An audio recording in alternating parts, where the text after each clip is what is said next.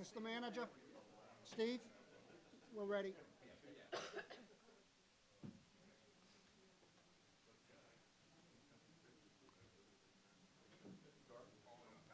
No, that's fine. That's fine.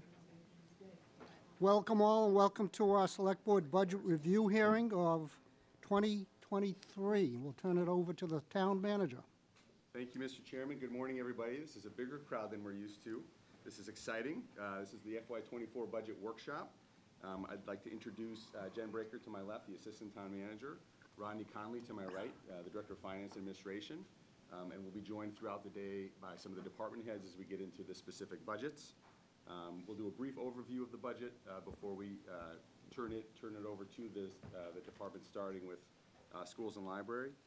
Michigan State won yesterday, which is great, and they don't play again until tomorrow, which is even better.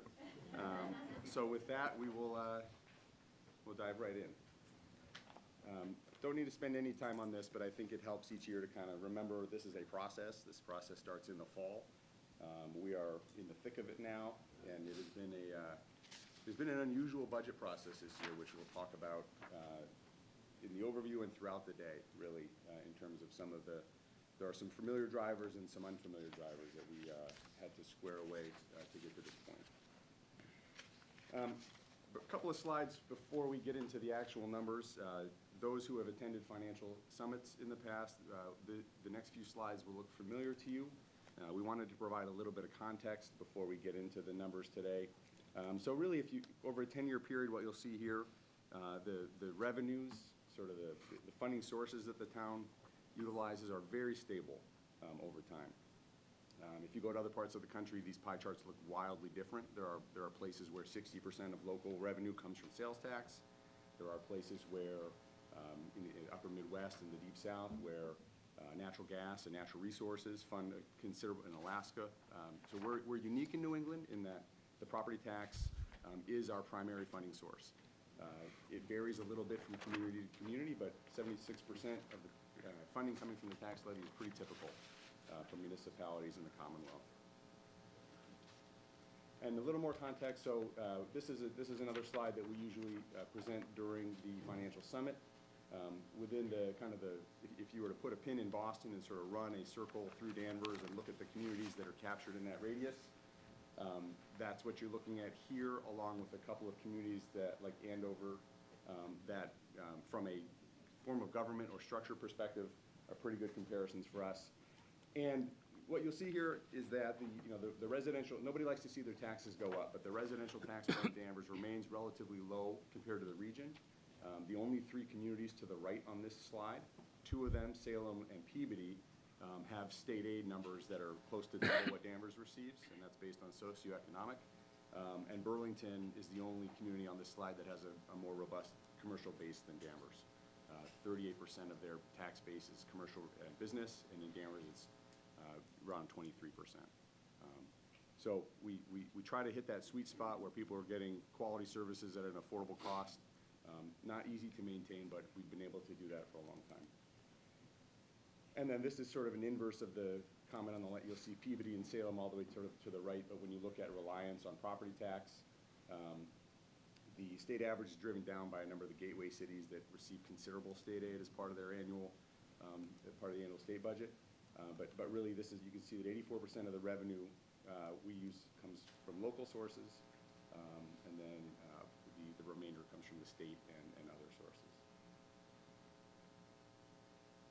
So that's the revenue picture. On the expenditure side, you'll see here sort of a 10-year snapshot.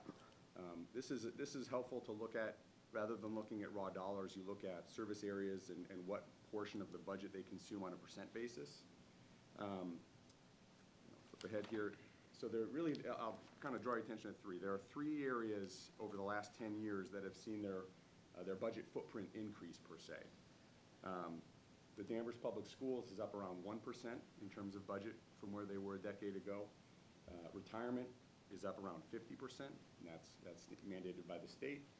Essex Tech is up 70% in terms of where they were a decade ago in terms of percent of budget consumption. What this means, all other budget areas, general government, library, police, et cetera, are consuming less resources as a percent of the total budget than they were a decade ago. And really the question we started talking about last year and that we're exploring in the strategic plan is how sustainable is this? We have certain costs that outstrip our ability to pay under Proposition 2.5.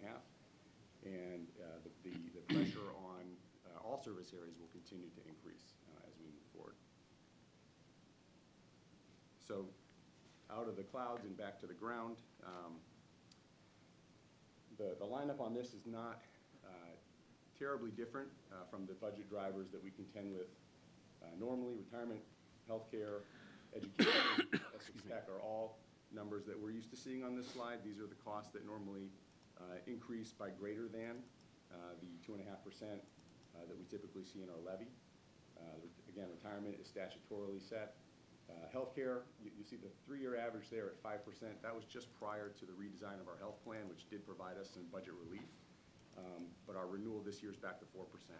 And everything we've learned from Maya and our consultants is that trend is only going to increase. That the prescription and the medical, and anybody who's in the medical field will understand that they're dealing with the same staffing crisis that local government is and everybody else, and so their costs are rising, and that will be transferred over to healthcare providers and organizations. Essex Tech, the 3-year average is 11%, and really the big one this year is trash and recycling. So we came off of a 20-year agreement with JRM, which was bought out by Republic last year, and we'll talk a little bit later in greater detail about that. But that is one of the major budget drivers this year that we had to work through, and it remains fluid. It's not a done deal yet, but we're getting very close. So this slide, snapshot of key reserves. These are the core financial policies that the town adopted, and that we're monitoring these off to the side while we're working through the budget process. In a few slides, you'll see that local receipts as a revenue category is up pretty considerably this year. And one of the cautionary notes there is that's essentially borrowing from next year's free cash number. So the certified free cash numbers the last couple of years have been strong, and that's driven in part by a couple of different factors. Number one, in the most recent year, Maya is the Massachusetts Interlocal Insurance Association. It provides property, casualty, and health insurance to towns and cities who are members, and they provided a 1-month premium holiday, and we had budgeted, that was decided very late in our budget process, so our budget included 12 months of healthcare funding.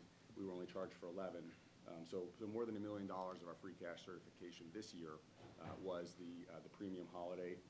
We're also still sort of coming out of the period post-pandemic where through hard work from our finance team, we were able to capture reimbursements for expenditures related to the pandemic. So the free cash numbers are strong, and that's really important for us because we rely heavily on those in our budget process. But we're not anticipating a number like that next year based on the premium holiday going away, the increase of some of the non-tax levy revenue categories, et cetera. Some of the other highlights on this page, you'll see there's a step down on the debt stabilization in terms of the balance. That you'll also see a decrease in the debt service in the budget, and that is related to the funding schedule for the Smith School project. General stabilization is the primary component in our unassigned fund balance, and we monitor that. The town meeting in recent years has been diligent about adding to that balance when it can. The idea being that at some point it will be the primary sort of rainy day fund when the town finds itself in dire fiscal straits. The OPEB trust, that's a number that we are continuing to grow each year. It's a number that the rating agencies are particularly interested in. The largest unfunded liability that the town of Danvers has is healthcare for its retired employees. And so, unlike pension, which has a state regulated funding plan, there is no plan requirement yet for OPEB, but Danvers is sort of right in, I'll say, the middle of the pack in terms of the town was very proactive in starting this process a long time ago. Several years ago, we converted the reserve from a special revenue fund to a trust fund so that we could invest the money and start to earn a return the way we do in the pension side. So it's a positive that continues to grow. And then the unassigned fund balance is really one of the most key numbers that we look at in our audit each year. Our on-paper policy is 8 to 12% of net revenue. We learned this year from the auditor that the GFOA is actually moving away from that. They're starting to talk about wanting to see 2 months of expenses on hand. So at some point, there'll be a conversation about potentially increasing that. But again, the cautionary note, you could really draw a line from the 8.3 million at the top right down to the 14.3 at the bottom left, and note that that number should decrease next year because of the items we talked about a few minutes ago, being the premium holiday and the work that we've had to do on the revenue side to balance the budget. So in the fall, as we were starting this process, the select board identified a number of key areas that they wanted us to be mindful of as we started down this road. The first was related to the trash and recycling costs. We knew that once it was clear we weren't going to be able to extend our trash contract, we would be looking at a cost increase. And again, the timing here is bad in the sense that it's hitting in the '24 budget, but towns and cities who have gone through this process in the last couple of years have seen the same thing, 30 to 40% rate increases just based on the collapse of the recycling markets, competition for staff in the trash companies, and the cost of trucks. I think the cost of a garbage truck, as I understand it, has increased from about $350,000 several years ago to $500,000 today, just based on demand. So it's really a perfect storm, and we've gone through a competitive bid process. We have four quotes in hand. We're still working to refine those. We will be most likely, David Lane will be here later today, and we can get into the weeds on this. But we will most likely be going to automated collection, the way that a lot of really is becoming the standard. There will be an article at town meeting to purchase standard bins for everybody. And as we'll talk about a little later today, we're starting to think about what sort of modifications to the current service level we might have to think about. Context here is that we have about an $850,000 increase built into the budget, and based on the preliminary numbers that we've looked at, that's low. But we're confident between tweaks to the services and then going back and negotiating with several of the vendors, the goal is to get it back to the budget. Second major driver this year, which I'm sure we'll talk about in a few minutes, was related to the rising costs associated with special education that we're seeing here in Danvers and most communities are seeing. This is a common conversation at the MMA Board of Directors meetings. Everywhere from Andover to Newton is seeing increasing costs. That's based on demand and the acute needs. That problem certainly wasn't helped this year when the state approved a 14% rate increase to the for-profit locations that are providing some of these out-of-district services. So we've worked with the schools since the fall. There will be several recommendations at town meeting to help close out the FY23 budget and position us to be successful in FY24 on that front. And as of last night, Governor Healy filed a supplemental budget bill. I was able to provide testimony last month at the Local Government Advisory Commission on the state of special ed. The MMA's position was requesting $92 million to fill what they're calling the pothole that was created by the approval of these rate increases.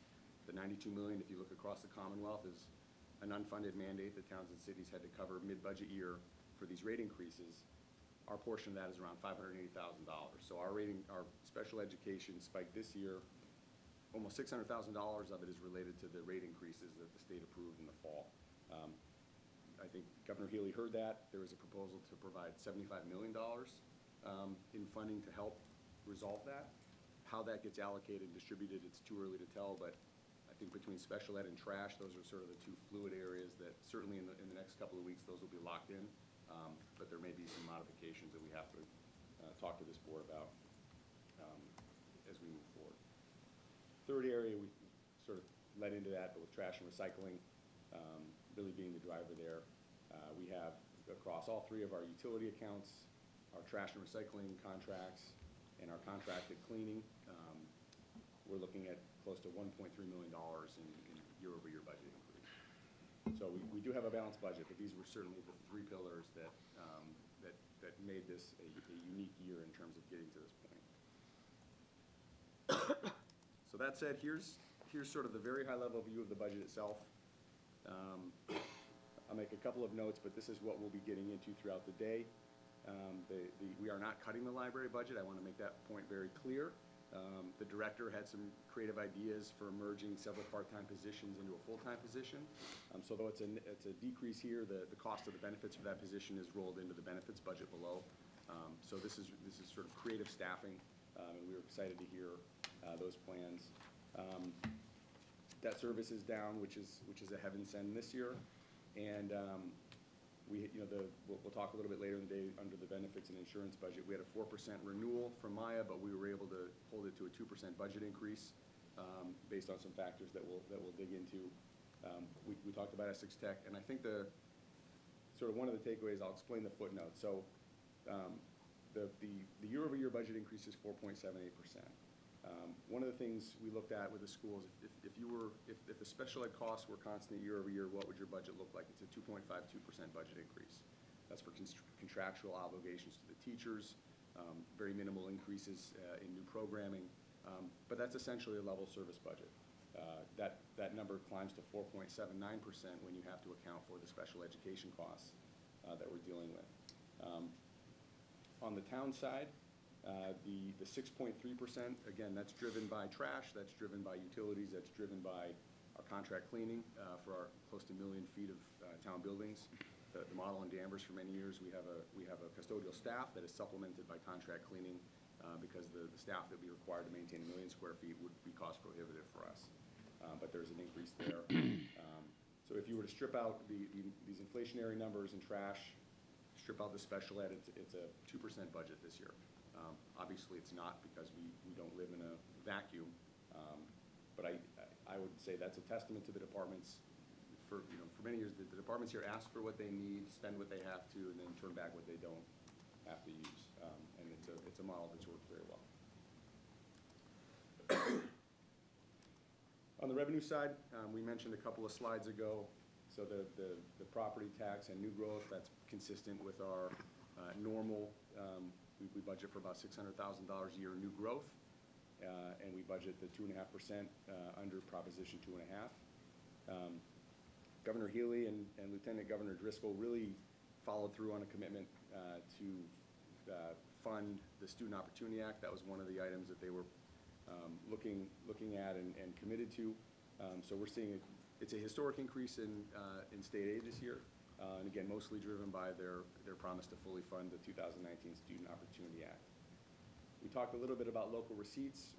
Year over year, we're up north of $1 million there. That's driven by a few things. Some of our local receipt lines are back to their pre-pandemic levels. But again, the cautionary note here, by increasing this to balance the budget this year, this is $1 million that won't be in next year's free cash certification. And that's the fine line that we walk, because we rely on those positive year-end results to fund things like police cruisers and our reserves and our OPEB liability. So it's critical each year that we have positive results to do that. So we had to bring these a little higher than we normally do to make that work. And then the other available funds down, that's in part related to the pulling back from the debt stabilization in this year's budget. I'd be happy to take any questions about the overview before we turn it over to the schools. Any questions, board members? Not at this time. Time out. Excuse me. We'll get to the public in a moment. We have no questions up here. And I just want to let everybody know, Selectman Mills is excused for a reason. Selectman Duggan, I'm hoping, is running late. Otherwise, he's MIA. And board members, at the end, do we want to take a vote on the table of appropriations rather than do it individually to save time? I would suggest, as in years past, we may, if there's no questions Yeah. That we want to set aside, then yes, we can do it as a whole. Yes. Okay, thank you. And public, you're welcome to speak, but through the chair. And you need to be recognized before you go to the podium. And now we'll hear the school budget. Go ahead.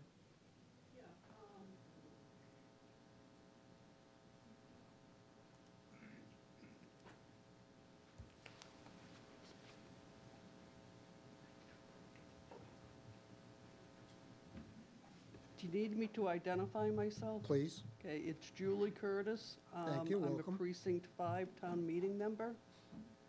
I have a question on, you were talking about the custodial services and how some of it is employees and some of it is a private contractor. We've been using contracted Okay, employees. have you ever looked into the cost of not having the private contractor and just having, you know, all employees, all town employees? Yes, as I mentioned a few minutes ago, it would be cost prohibitive to have a staff to Have you maintain. ever tried to see how much it would be? Years ago, David Lane will be here to talk about Okay, Public but Works. and he how can many certain- years, how many years ago? I can't answer that, Julie. It's been, Could you it's been look in- decades. It's could been you look- decades since we, I'm sorry, what? the model has been in place for decades, and we have about 1 million square feet. But David Lane will be here for the Public Works budget, and he can certainly provide a lot more detail than I can in terms of that. Yeah, I'd like to look into, see if there's any way that you could just have all, you know, city, We'll town. ask that question for David Lane when he comes. Okay, Thank you. thank you. Okay. Yes, sir.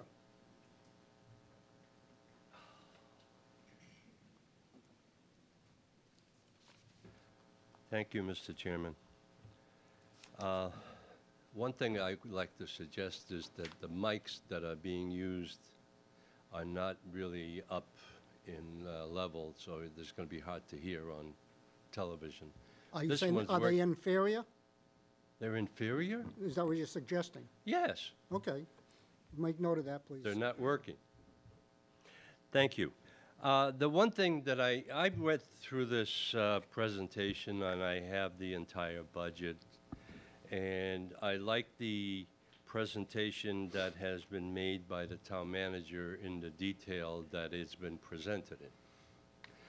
However, I noticed a couple of things that are outstanding to me, especially in the revenue that we are collecting.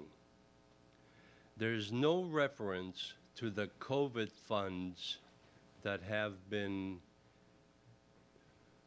sent by the federal government or the state government.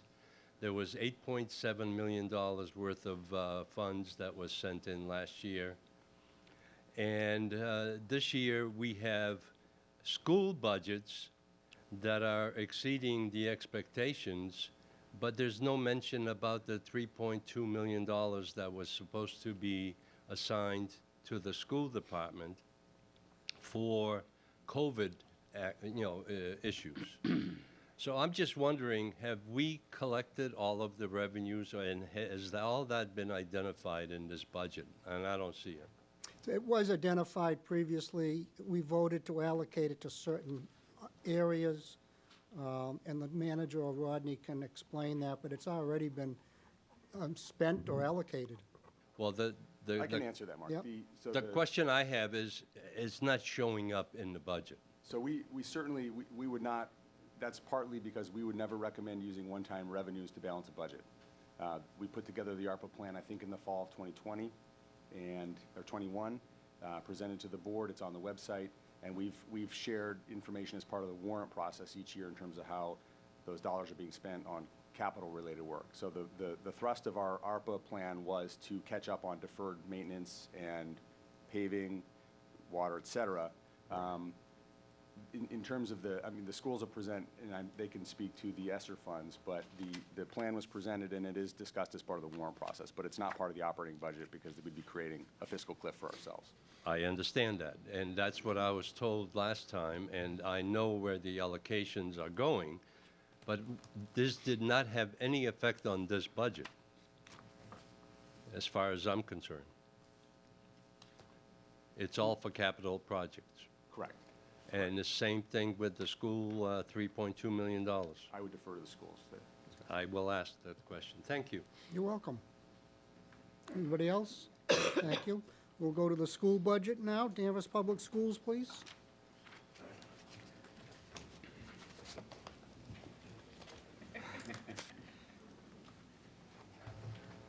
All right, good, thank you. Oh, welcome. We have a large group. Please all introduce yourself for the folks at home. Okay. Oh, you first, Eric, sorry.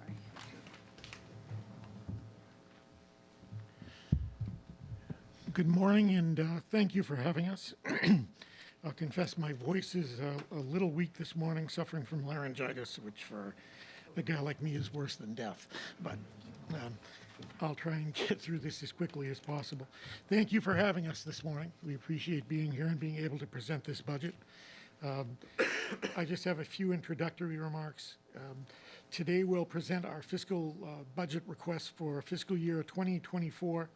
With me to present today, Acting Superintendent Mary Wormers, High School Principal Adam Federico. We have Pam Crum, our financial acting business manager, actually. And we have also Dan Bauer, our incoming superintendent. I don't know how many people have had the chance to meet Dan or talk with Dan, but we're very excited to have him starting. So we have a gang of people here. Excuse me. The request before you today is for a budget request of $48,858,819. It represents a $2,235,341 increase, which translates into a 4.79 increase over fiscal 2023. The budget, as it is every year, is a product of the work of the superintendent and her staff, and the town manager and his staff working together to arrive at a number that attempts to meet the needs of our students, but also works within the framework of the town budget. It's a collaborative process, and I'm proud to say we've been able to work this process for many, many years.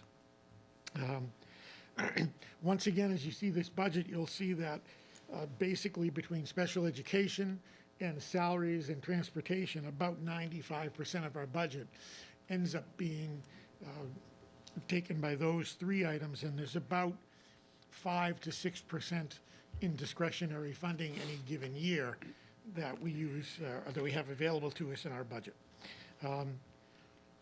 This budget has a proposed net increase of 2 positions entirely. One is a part-time speech and language therapist, and that position was formerly grant funded. The other is an executive assistant position in central office to support the new superintendent, and really is the replacement for a person who left who was effectively filling 2 roles.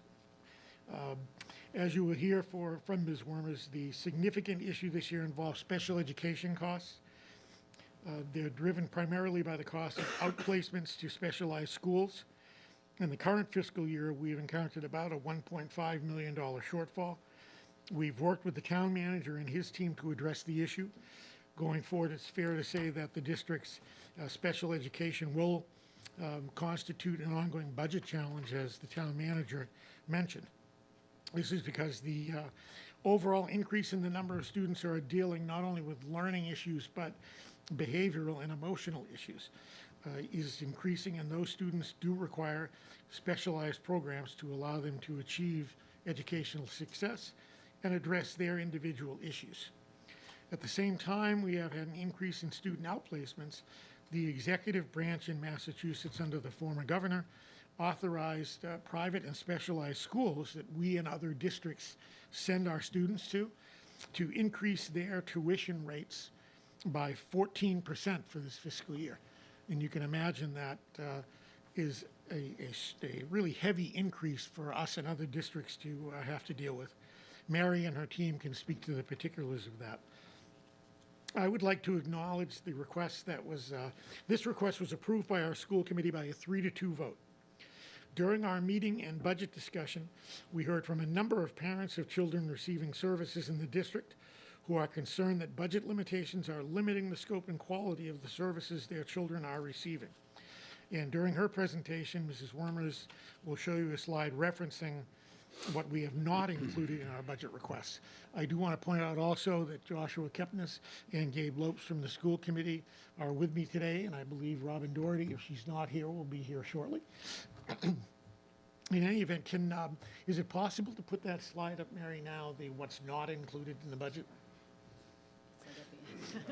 The reason I want to do this just briefly is to explain, and it was in all honesty, it was Joshua and Gabe who made the motions and supported that we request an increase.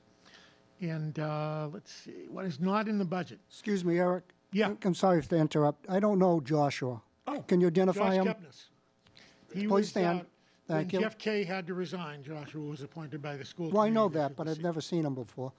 Okay, And Gabe, I know, but just stand to recognize for the audience. there you go. Thank you. Thank you all for being here.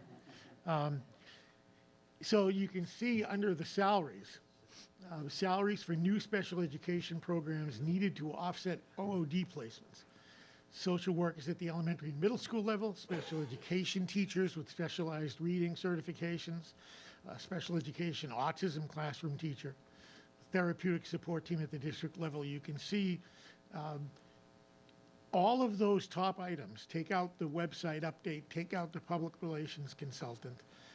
Everything else, the additional teacher aides to support academics and those other salaries, totaled approximately $525,000. And it was that amount to be devoted to special ed that my two colleagues wanted us to add to the budget.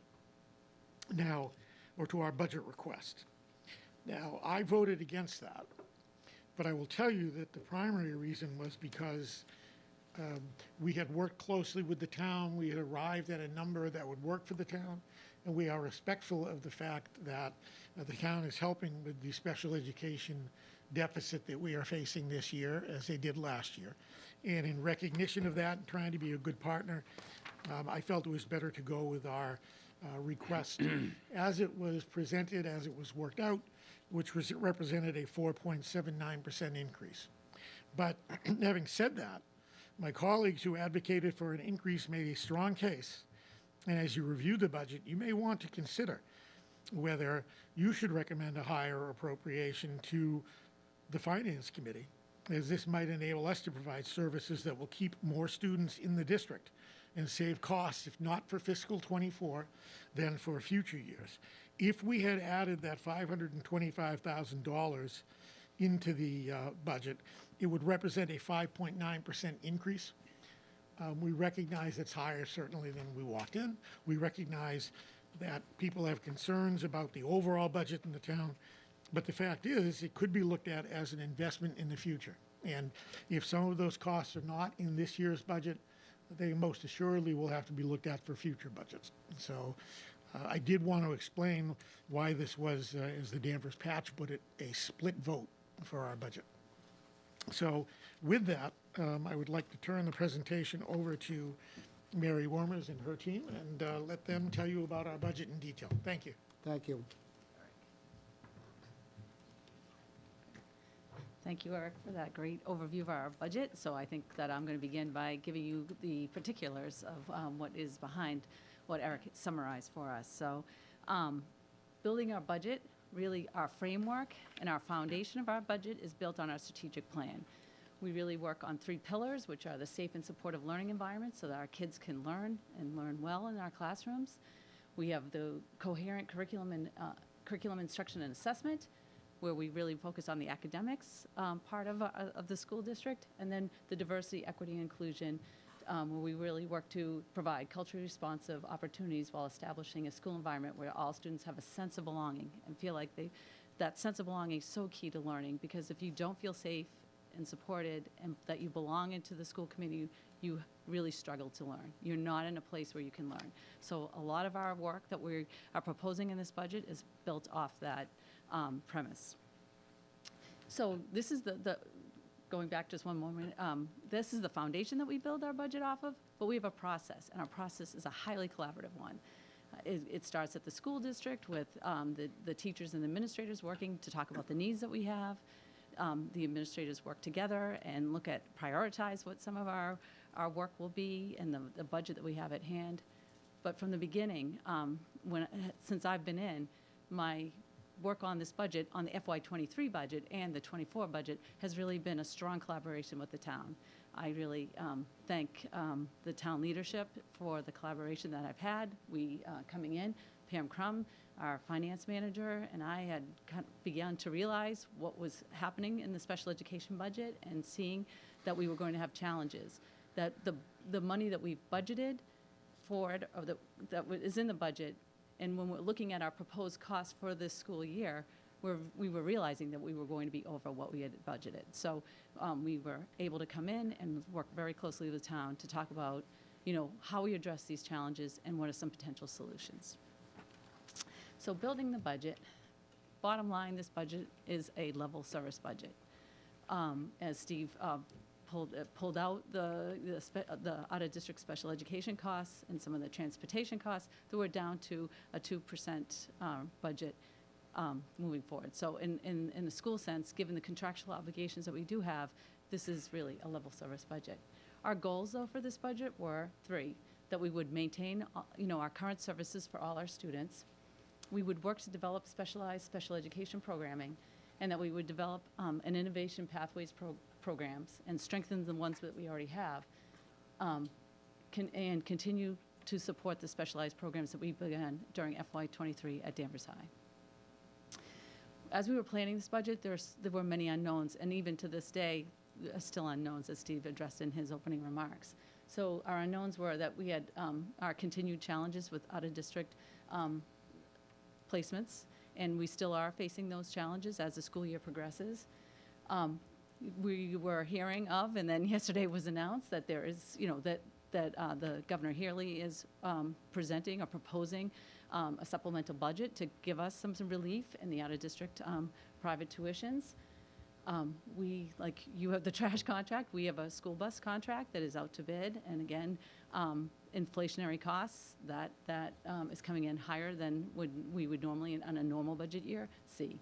And then finally, Chapter 70 funding is proposed at coming in at a higher level, which we're grateful for, but then also the FY24 circuit breaker revenue.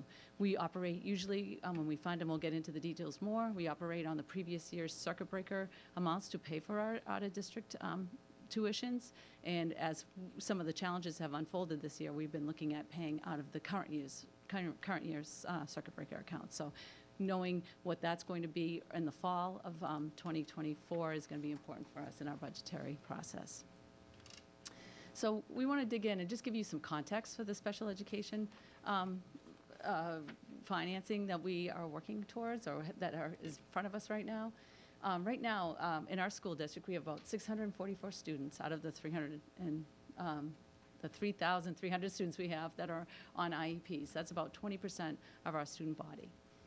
We have, out of that number, we have 69 students that are in out-of-district placements, which represents about 10% of that pool of IEP students.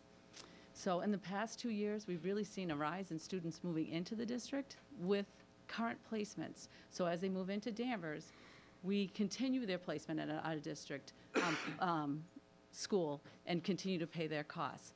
There's no opportunity for us to have them come into the Danvers Public Schools. We must continue to pay for their placements. The state, as we've all been talking about, the state has approved the 14% increase, which, as Steve talked about, represents a $580,000 increase in our budget. And as he also said, all districts in Massachusetts are facing similar challenges and have really difficult decisions to make in their budget because of it.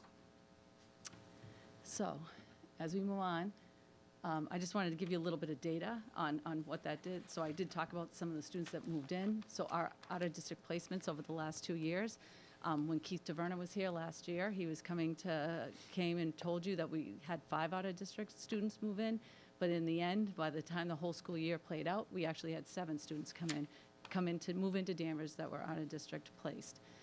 In that school year, we had 7 students that were students in the Danvers Public Schools that had needs that were so specialized that we needed to also provide them a placement at a school.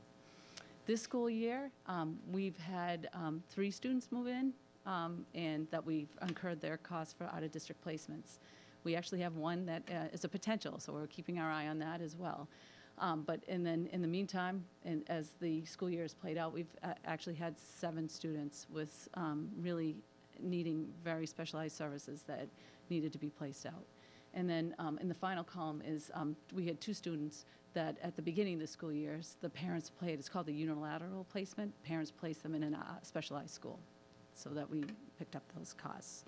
And I won't get into the details on that, but that was also an additional out-of-district cost.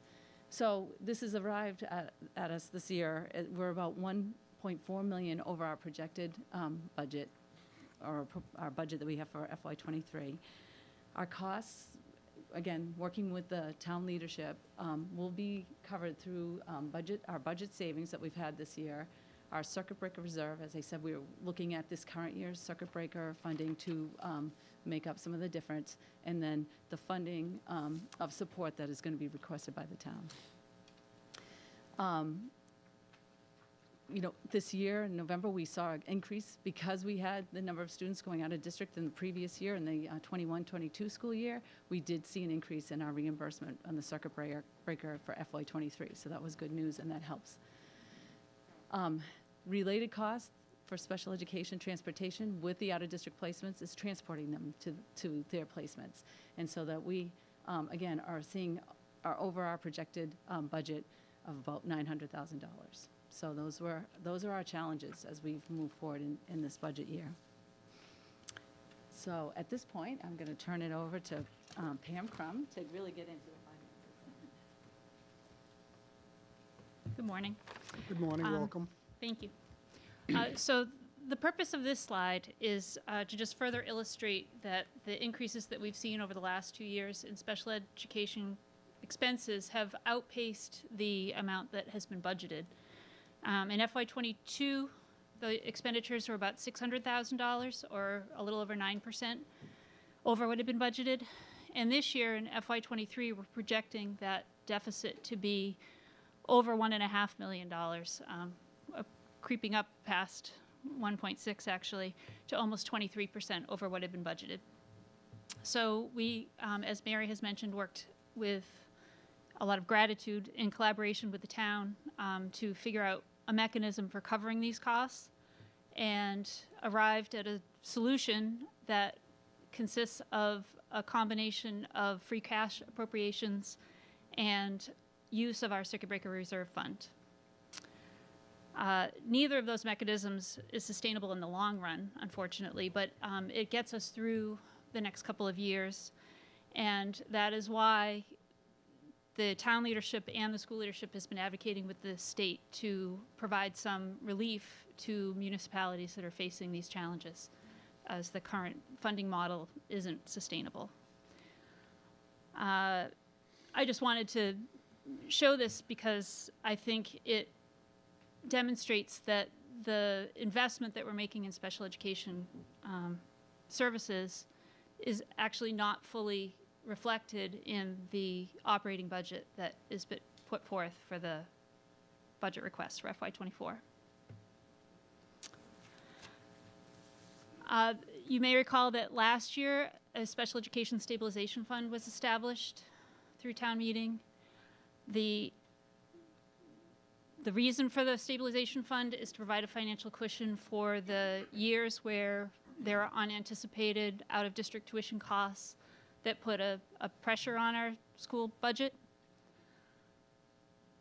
It was funded last year with an initial $150,000, and those relatively moderate, the idea was that a relatively moderate appropriation would be made every year, so that when a challenge occurred on a normal cycle of every 4 years or so, that fund would be available to help the school district deal with the spike without putting a major impact on the town's budgeting process. The goal this year is to request a $600,000 appropriation to that stabilization fund, given the current conditions that we are seeing.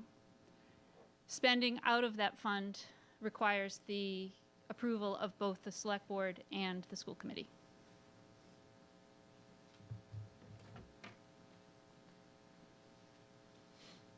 Thank you.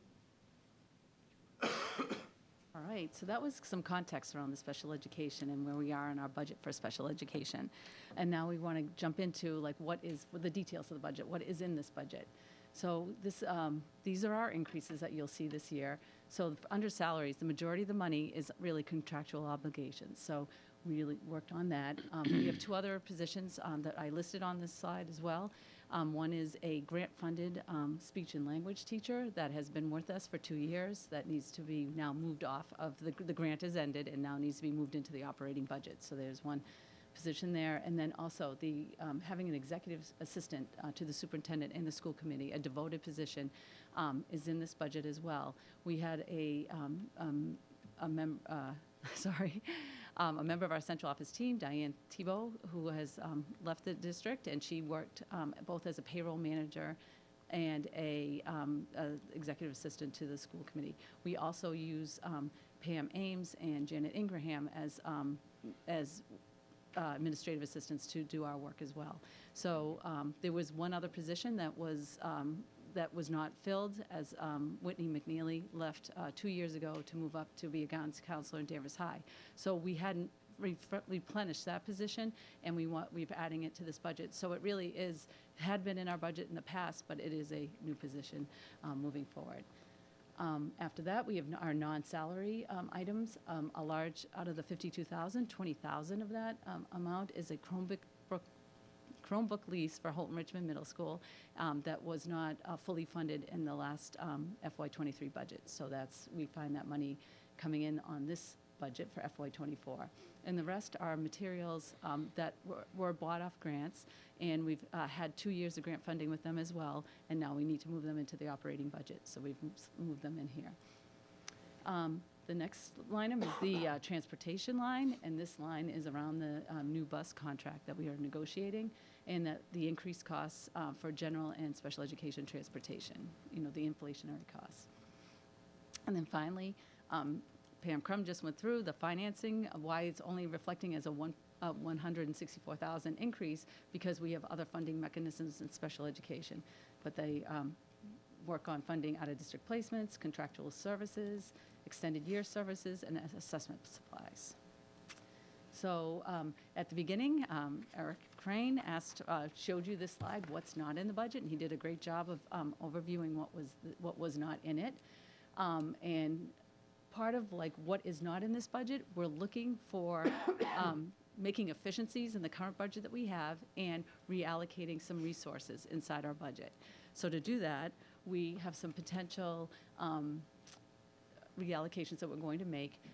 One is in the area of special education, and we really are working on creating a specialized program and strengthening those programs within the staffing that we have. So we are looking at the Thorpe School. We have a intensive learning center program there, and we're looking towards adding in another teacher, because as the parents came to the school committee, and I've met with parents and the special education director, Lynn O'Neill. The range of students would be from kindergarten through grade 5, so that's quite a large range of students to be servicing in that classroom. So we are going to, through some reallocation, have a second teacher in that program. And then there's some programming at Holton Richmond Middle School that we'll be adding as well through reallocating of resources. Also, we are working on the reallocation of resources at Danvers High School. We're looking, we are using a 1.0 FTE for our early college program, which is a program where the Danvers High School students go 1 day a week over to Northern Essex Community College and take a college level course. The professor is from Northern Essex, and we also have a partner teacher on Danvers High side. And it really, we've targeted students that would not be non-traditional college going students that would maybe been first-generation college students and not have an understanding of what a college campus is like and what it would be like to take college-level classes. So we're able to do that with support of this teacher to help them transition into a community college setting, so that when they leave Danvers High and they choose to seek higher education, that North Shore Community College is an option for them, and they have familiarity with it. So that's one program. And then we also have an Innovations Pathways program, which I'm going to have Adam Federico now talk about, and we're using about 6.8 FTE to cover those classes.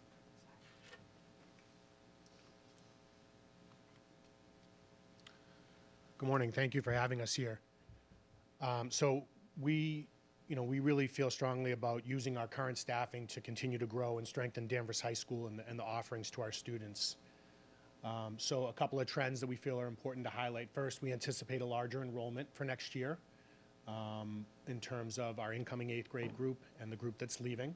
So we do anticipate being over 800 students next year. Using our staff in a variety of ways allows us to continue to offer 18 advanced placement courses. These are our courses that are, the highest courses, challenging courses you can take in high school. They allow students to take the AP exams and potentially receive college credit. So we have 18 of those, which is excellent. And again, by using our staffing in different ways, we can really keep those programs going. I'll explain what the 2 innovation pathways are in a minute, but these are really focused tracks of courses where kids can learn more deeply about the biomedical science fields and the manufacturing fields. And then the early college program that Mary previously referenced. Again, this is an opportunity. Any Danvers High School student can access this program. They get to go to North Shore Community College for free and earn college credit while simultaneously at Danvers High School. So the staff member that oversees this helps them maintain that balance of being both a college student and a high school student. So it represents tremendous value for our families. Given the cost of college these days, it's really a great opportunity. Both the advanced placement and early college programs allow for our families to potentially access college credits and college courses for no cost or minimal cost. So the pathways that we referenced, we're continuing at Danvers High School to diversify what our kids can access in 4 years with us. So these are just 2 examples of the pathways that we already have established. So these are current programs that we have that, because by staying with our current staffing levels, we can really offer the diversity of courses. So you can see that there's sort of a technical and an advanced side to these programs. The left side represents courses that all students can choose, whether individually or as a program. And again, the variety and the depth of those courses is fantastic. And they also tie into employment fields that are in dire need of people. So the state and DESE supports us in this because we're creating sort of the workforce for tomorrow. And then to come alongside that are the AP courses. And so kids can leave Danvers High School, be competitive for whether it's college outcomes, which many of these career fields will require, or employment training programs. But again, by having the staffing that we have, we're able to really offer these types of approaches for our students. And I think. Do you want to talk about the new pathways we're thinking about, the healthcare? So I'll just go back to the pathways. The last thing that we're doing is expanding the ability for students that opt into these tracks to also access certification programs, so that not only will they graduate with a high school diploma, potentially some college credit, they can also sit for certificate programs. So, working in, for example, the healthcare and social services field, there are a variety of certificate programs that you can access, whether it's an EMT license or medical coding or things like that. There are certificate programs that then we can have our kids access and sit for and leave Danvers High School both with options, which is what I think is really important. So it can result in meaningful employment or setting them up for the next round of study to be competitive in the larger work world. Okay, so this is our final slide that kind of summarizes what we're asking for. So as Eric Crane said, that we're looking for a $48.6 million budget, which represents a $2.24 million increase, or 4.79 increase over FY23.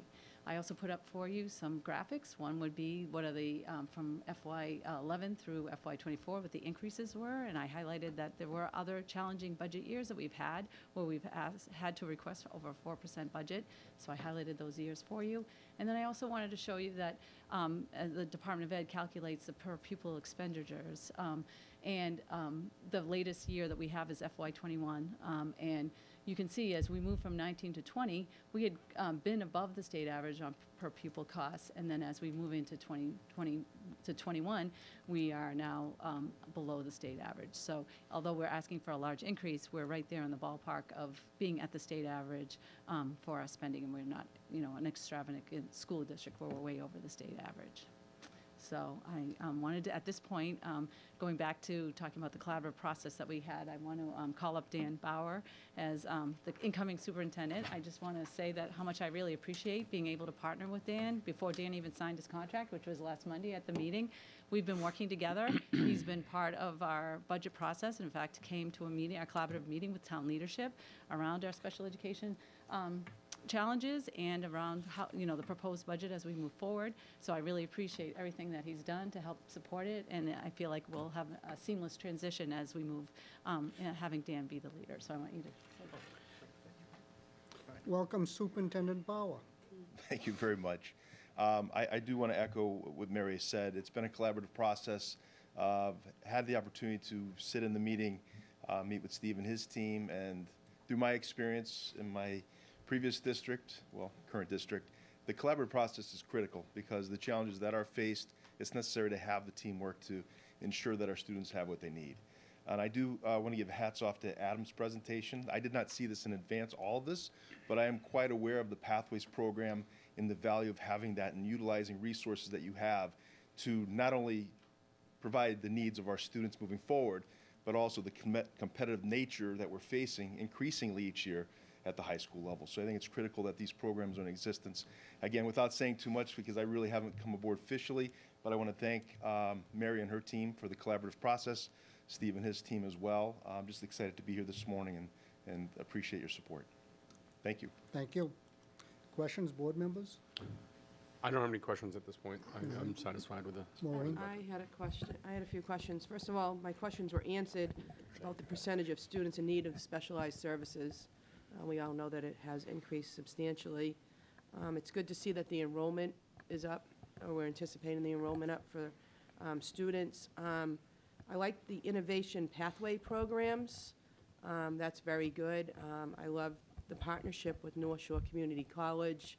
Maybe we can look at Salem State University also. My question is, our big question is that we want to keep our students here in Danvers at Danvers High School. So has the school committee and the other members looked at other innovation pathway programs? Naturally, we're losing a lot of students to other schools, Essex Tech, which is a great school too, but we won't be able to have as many of those classes as Essex Tech does have, but maybe we could mirror some to retain some of our students here at Danvers High School. Is that an option that we're looking at more, innovation pathway programs? There's a number of pathways that you can opt into. So right now, we have the two that we're currently in, and we want to ensure that those are in a quality place. And then there are opportunities to expand to other areas.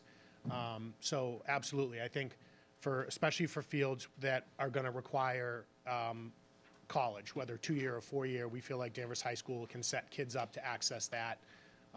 That level of education in that way. So we'll continue to look at the pathways.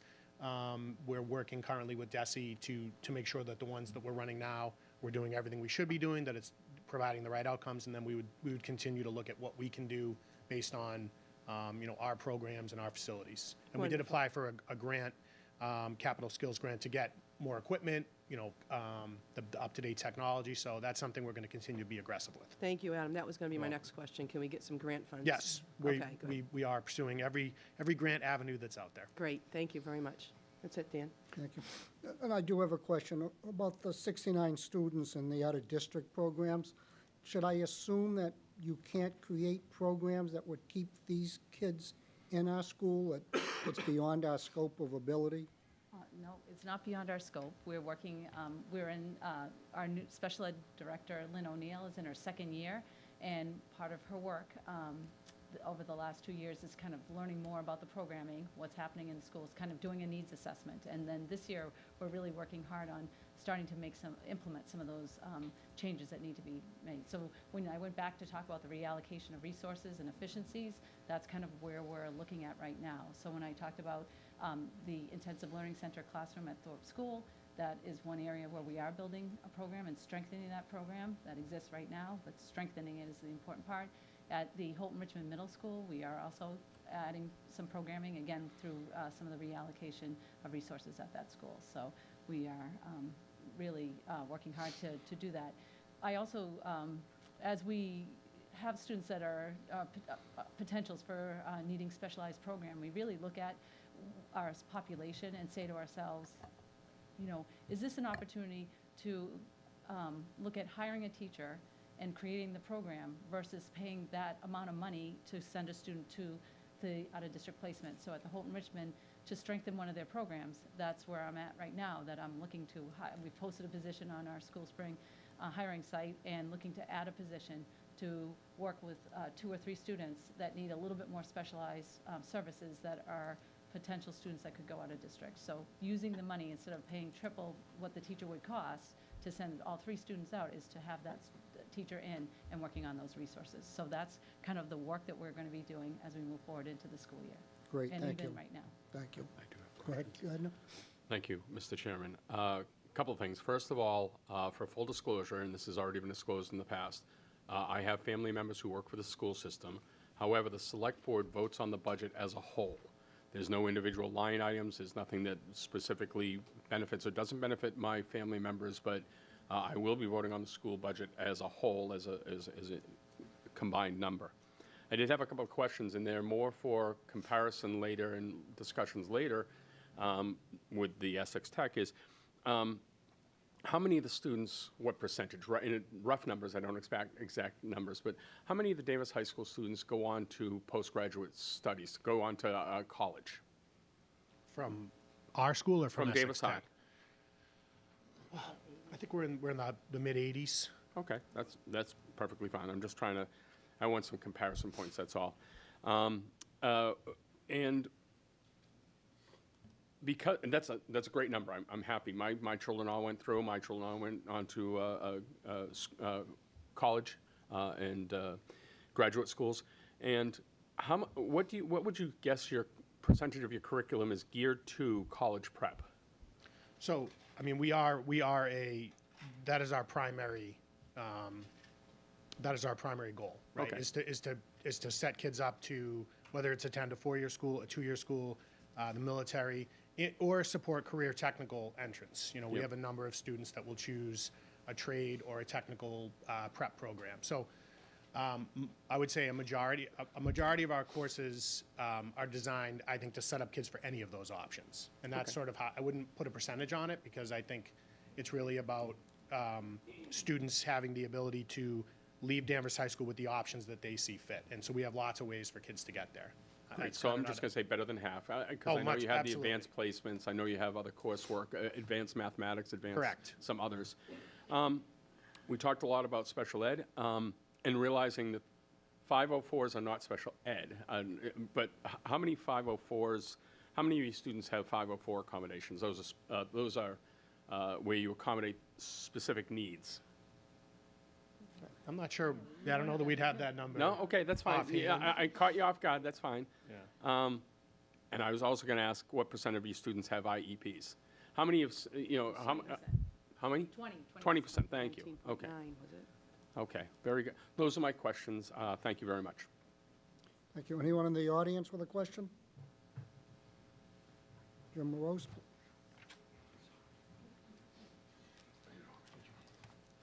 Yeah, Jim Morose, Town Meeting Member of Precinct 3. So, I mean, so, to Gardner's point, a lot of talk on special education. So, I was just wondering, I know that there's a specific formula to that standard to get the cost per student. But now that special education has been creeping up, and it almost looks like it needs to be its own budget item. I mean, have we ever done a, calculated the student cost per student, with, as it is standard, and then break it out, regular students, special ed students, because eventually, at some point in time, we need to, make good decisions on, and we need data to figure out where the money's going.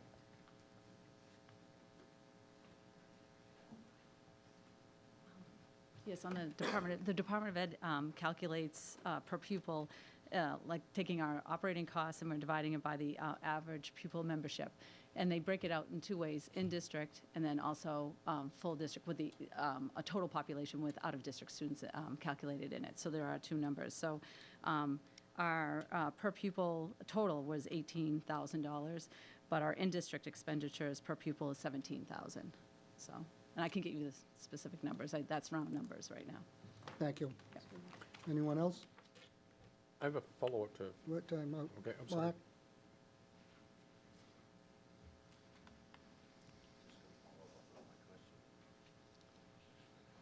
Thank you, Mr. Chairman. The question that I had originally is in regard to the funding supplement during as a result of the COVID, $3.2 million to the school department. Where is that being reflected in the budget?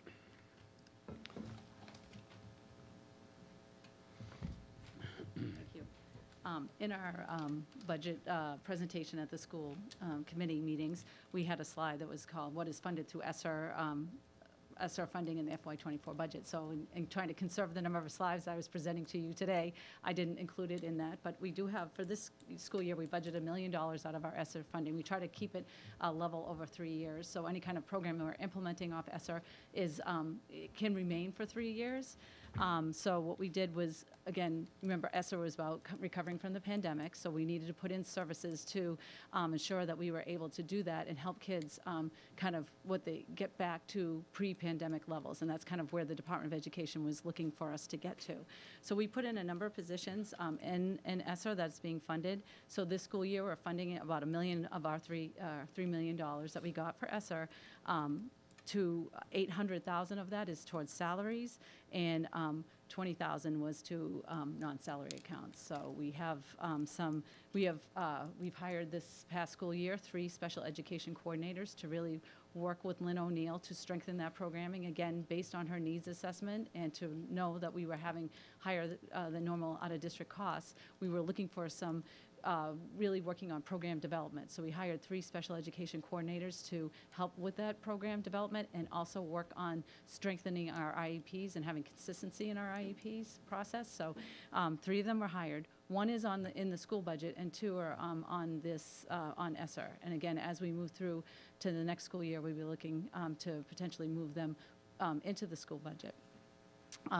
Then we have some other kind of support positions that are helping us recover from the pandemic, like reading specialists at the elementary level, a student support and attendance officer. We have instructional technicians at Danvers High School that helps with our early college and our ELL students, and then some intervention supports as well. Thank you. Thank you. The follow-up to that is really what has been reported recently is that these positions, and that's exactly where I was going, these positions are a one-time funded positions for the 3 years that we've had or experienced this COVID pandemic. Now, what I'm hearing and what I want to really address is, are these positions going to become permanent? And that's what I'm hearing right now, is that this is going to have to be rolled into the budget. That's, we've had reduction in the number of students and an increase in the cost of education. And what we're talking about, the cost of education, is $18,349 per student.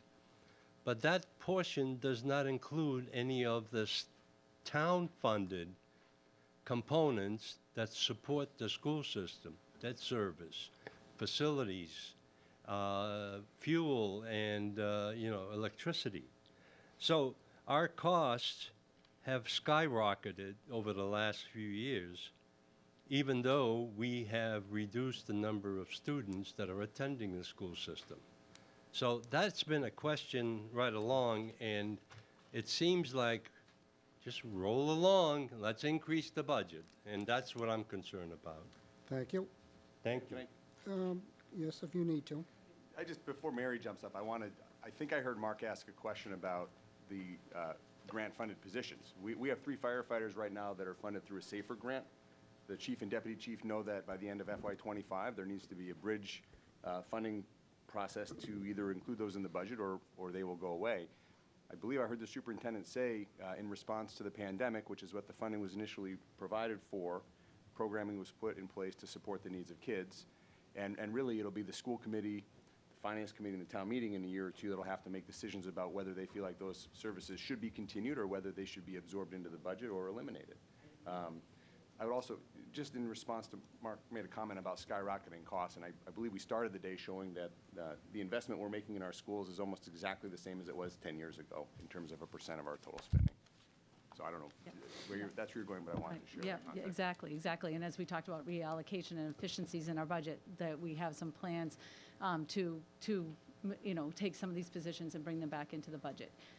Given the challenges that we found this year in the special education out-of-district placements, we did need to make some adjustments and have some of these positions stay on ESSER funding when we were going to bring them into the budget. But now that we have a solid solution to the out-of-district placements, and we're seeing that there's potential relief coming from the state, again, it's an unknown, but a potential relief that we are finding we're going to be able to find room for some of these positions that are needed to continue on in our budget for the FY '25. Thank you. There was a question over here. Please go to the microphone, introduce yourself.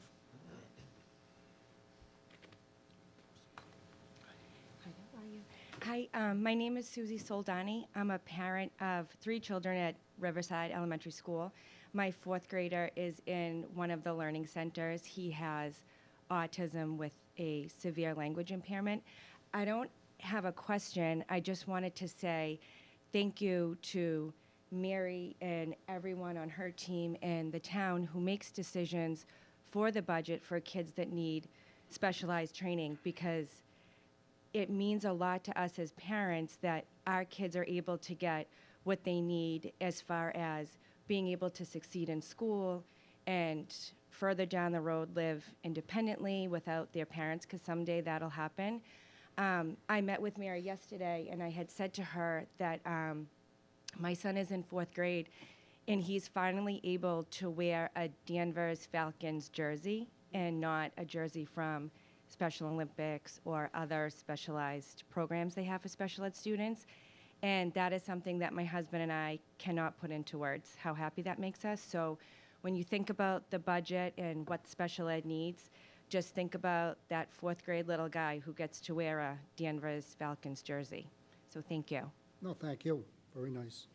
Yes, sir.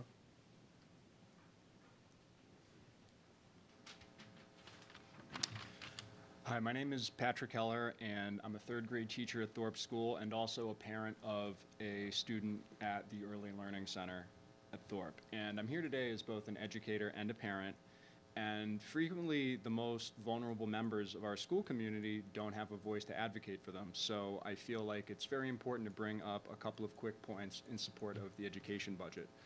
Strengthening and fully funding the special education programs in town will immediately benefit the students in these programs and ensure that students will have appropriate placements within the district.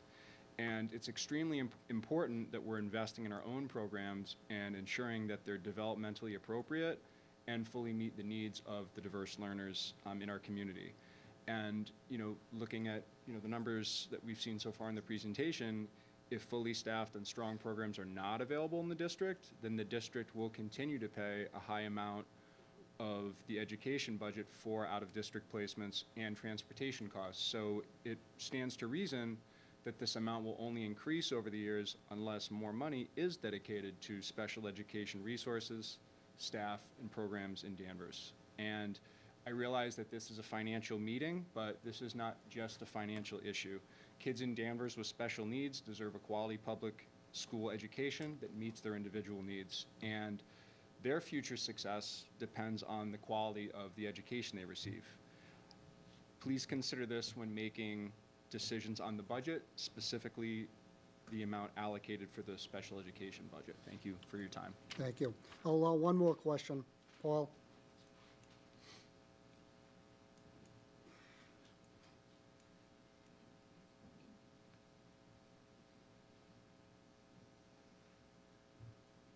Paul Pollack, I'm a member of the Finance Committee. It's a pleasure to support not only the school budget, but anything related to special education over the years. That's not my question, though. I just wanted to express that. My question through you, Mr. Chairman, is basically back to Mr. Crane. And I just want a clarification, maybe from Mr. Bartha. But there seems to be that the board had a 3-2 quasi-split vote. And I think it was $500,000. $520,000. And Mr. Crane mentioned there may be a possibility or suggested that maybe we could find that $500,000 somewhere, and I don't know whether we can or not. However, I would like to look very hard at that particular question and see if there's a way we could do that to support not only the schools, but the special ed needs. And I don't know where that money would come from, because I'm a little confused as whether Governor Healy's proposed increase would cover that, or whether it would. I think you've additionally taken money out of free cash to support the budget now.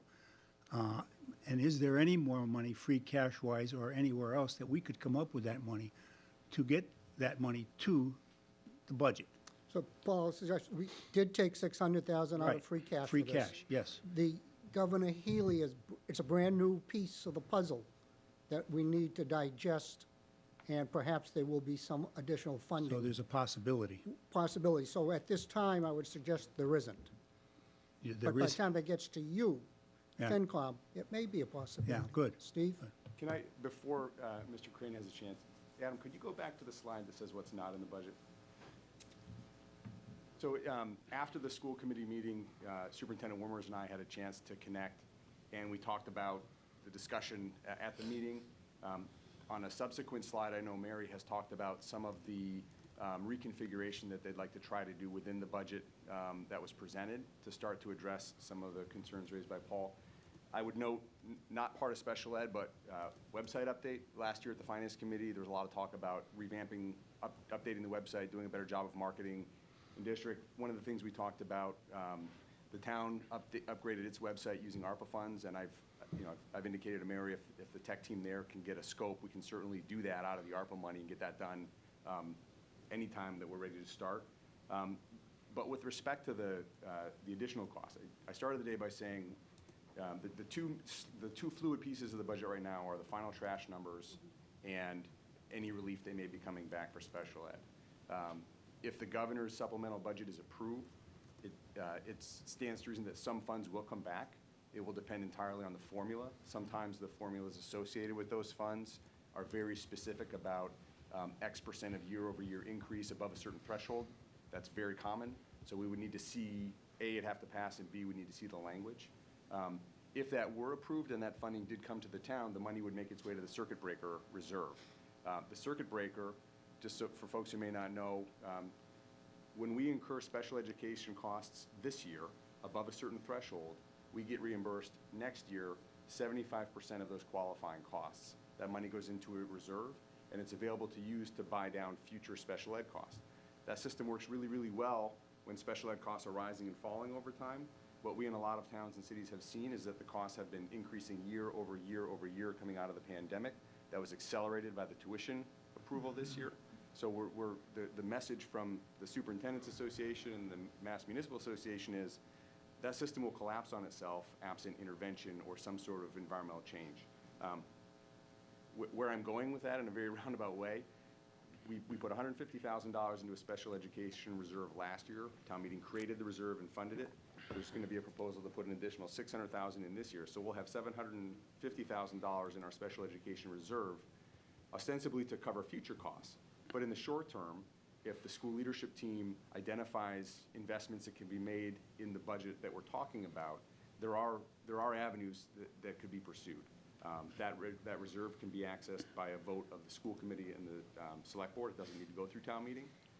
So as the costs this year get wrapped up and we get into next year, I think there will be a lot of opportunity for continued conversations with the schools about investments that they identify. So once Dan is on board, that they want to lean into, we can help them with that. I have more questions about the whole process, but I'll reserve the right at FinCom meetings. Thank you very much. Thank you, Paul.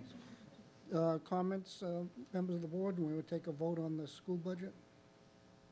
Or were we going to wait until? No, we'll do the school budget now while everybody's here.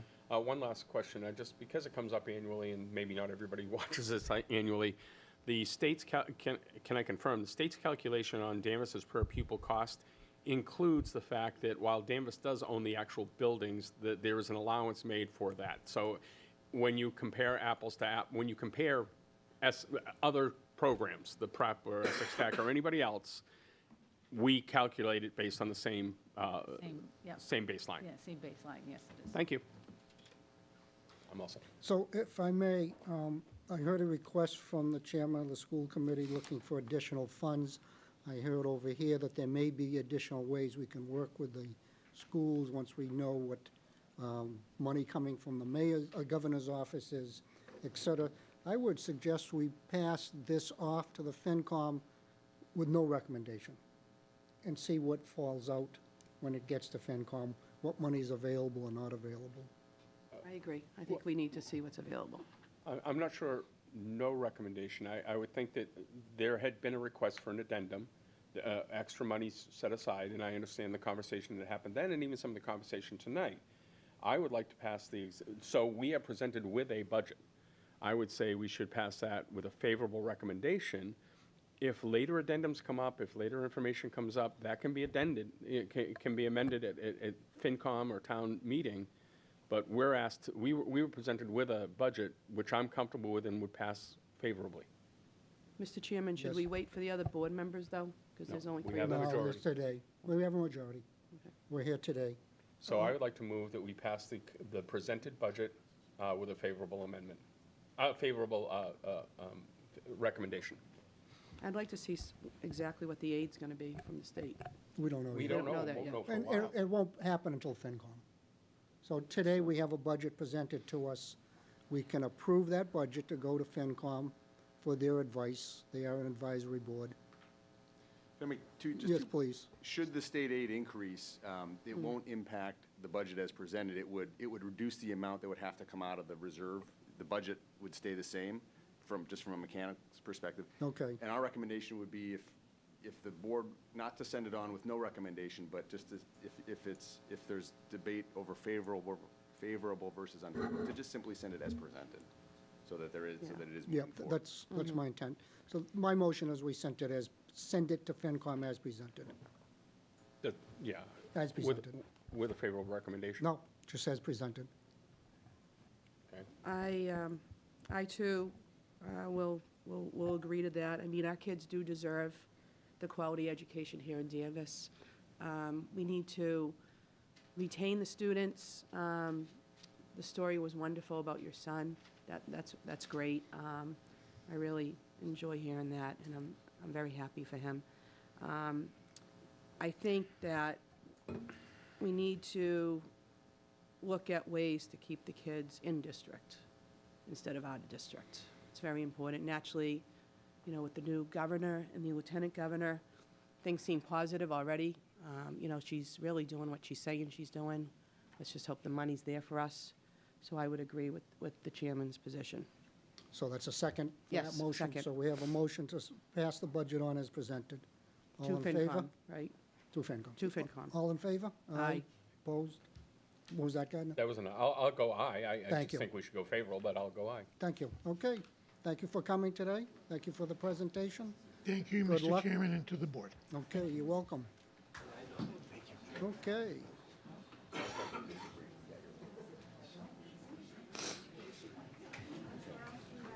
Library, get ready on your mark. As soon as we clear out, we'll go right to it. There goes our crowd. Good luck. Good luck. Nice to meet you. You're welcome. So thank happy you. to hear. That's good. Thank you so much. You're a good parent. Good. Stay on it. For the election for select board member, Maureen Bernard. Yeah, I really want to dig into the schools a little bit more. With the IEPs and the special accommodations. Because they're the children of the future, and the independent living. Yes, I'm gonna. In the library. It's scary. They're all just running away. Continue fighting for them. Ooh, Do you want me to do this, or do you want to you do it? can do it. Okay. I like controlling the town manager. The ladies are, Realize by law, you can't do this. You leaving? no, I'm going to the ladies' room. Quick. Quickly, I know. We're late. We're late. No. This was supposed to end at 10:30, then we go to Essex. That's right. We still got. See you guys. Okay.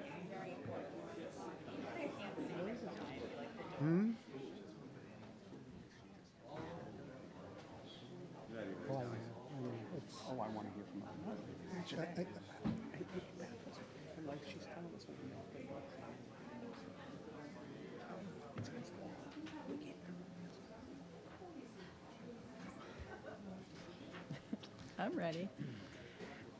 We're missing a select board member now. Yeah, we don't have a quorum, so you'll. Yeah, we gotta wait. It's all right. That's me, That's fine. I can't speak for the other members, I'm just in anticipation, maybe, Why are we doing a square? that's what we're gonna do, yeah. Thank you. We'll take turns. In addition to getting the That's- floor.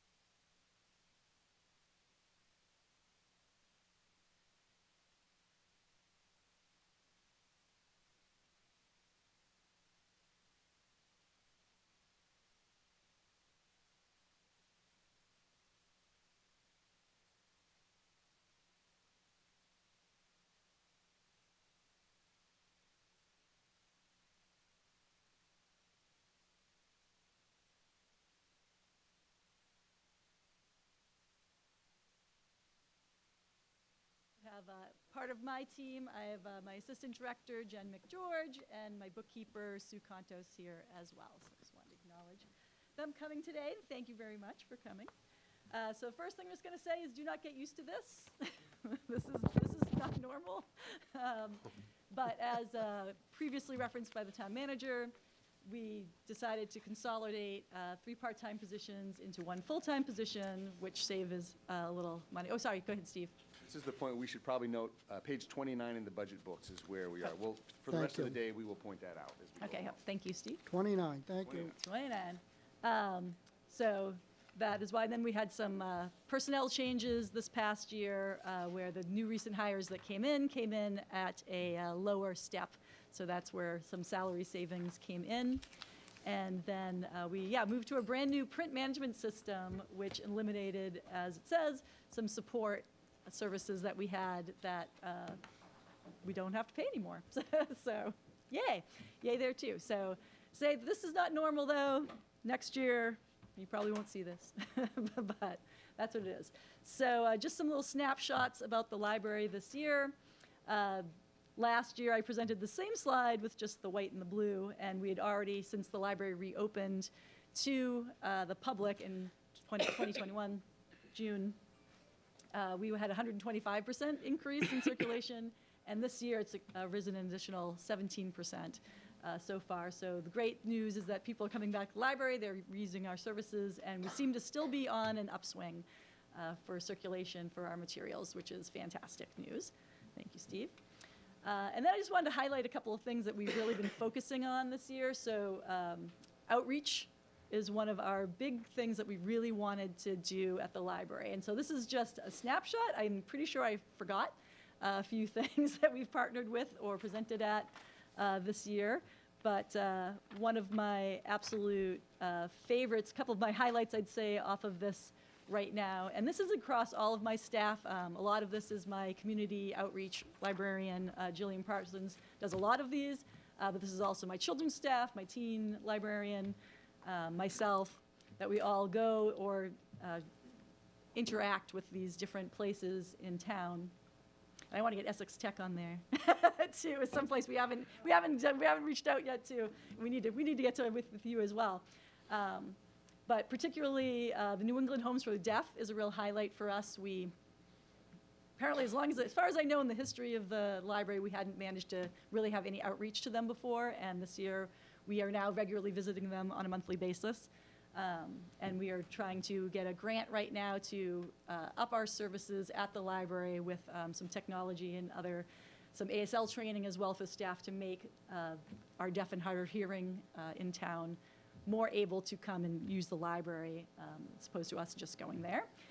So we're working on that And the Danvers Art Association, if you haven't been to the library recently, that's been a beautiful relationship that we've developed, is we're having quarterly now art shows in collaboration with the Danvers Art Association, which is open to anybody. It doesn't have to just be association members, but we've been doing seasonal themes right now. So we have a show that just started last week and is running through close to the end of April, which is called Spring Awakening. And so the first show we did last summer had 12 artists and 22 pieces, and this show had 32 artists and 58 pieces, all exhibited in the standing room, and we had to turn artists away. So we have a real wonderful local collaboration going on with the Art Association right now. And as you also see, we have a lot of work we're doing with different schools, and Girl Scouts, 4-H, we're really trying to go out and connect with everybody in town. So that's been a really big push that I've been working on the last year for everyone in the library, and so I feel like we're doing a bang-up job. We're just going to keep doing that. Next slide, please, Steve. And then I just wanted to point out some of the new things that's been happening in the last year at the library. So a lot of these are some programming that we have. So this is all stuff that we've added just within the last year, and there's more than this, but this is just a little bit of a snapshot of things that we have. And then we're improving collections, so we're really expanding our world languages collection. I have on my docket to create a Spanish language collection for adults that we do not have right now in the library. Local author collection, and everyone loves the Library of Things, so that we're continuing to add to that with some good fun and useful things right now as well. I wanted to add that we have therapy lamps too now. That was a new thing this year. And some services. So previously, if you needed to book the meeting room or study room, you had to call the library, or fill out a form, go through a whole process. We've made that all an online process now, making that really streamlined. As before mentioned, we have a new print management and system and mobile printing we had before, but it includes it as well. And we're looking this new year into new fax and scanning services for the library. And the Friends of the Library very generously donate to us. So they provide our museum passes. So we've added the Isabella Stewart Gardner Museum, the Salem Witch Museum, and the North Shore Children's Museum as other services that we have this year that are brand new. So that is just like a snapshot picture. Like I used to say, like nobody doesn't like the library. Usually everyone likes the library. I always think it's the best bargain in town because you can get everything for free, all these things for free at the library.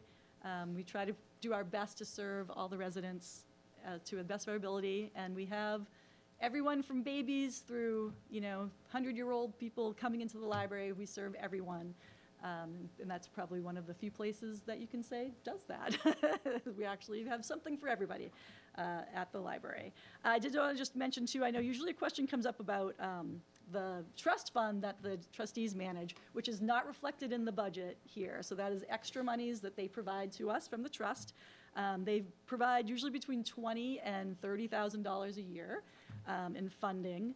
A lot of it's for us, our programming budgets all come out of the trust fund, so that is not reflected in our regular budget. They also provide staff development. They also supplement the budget for the archives.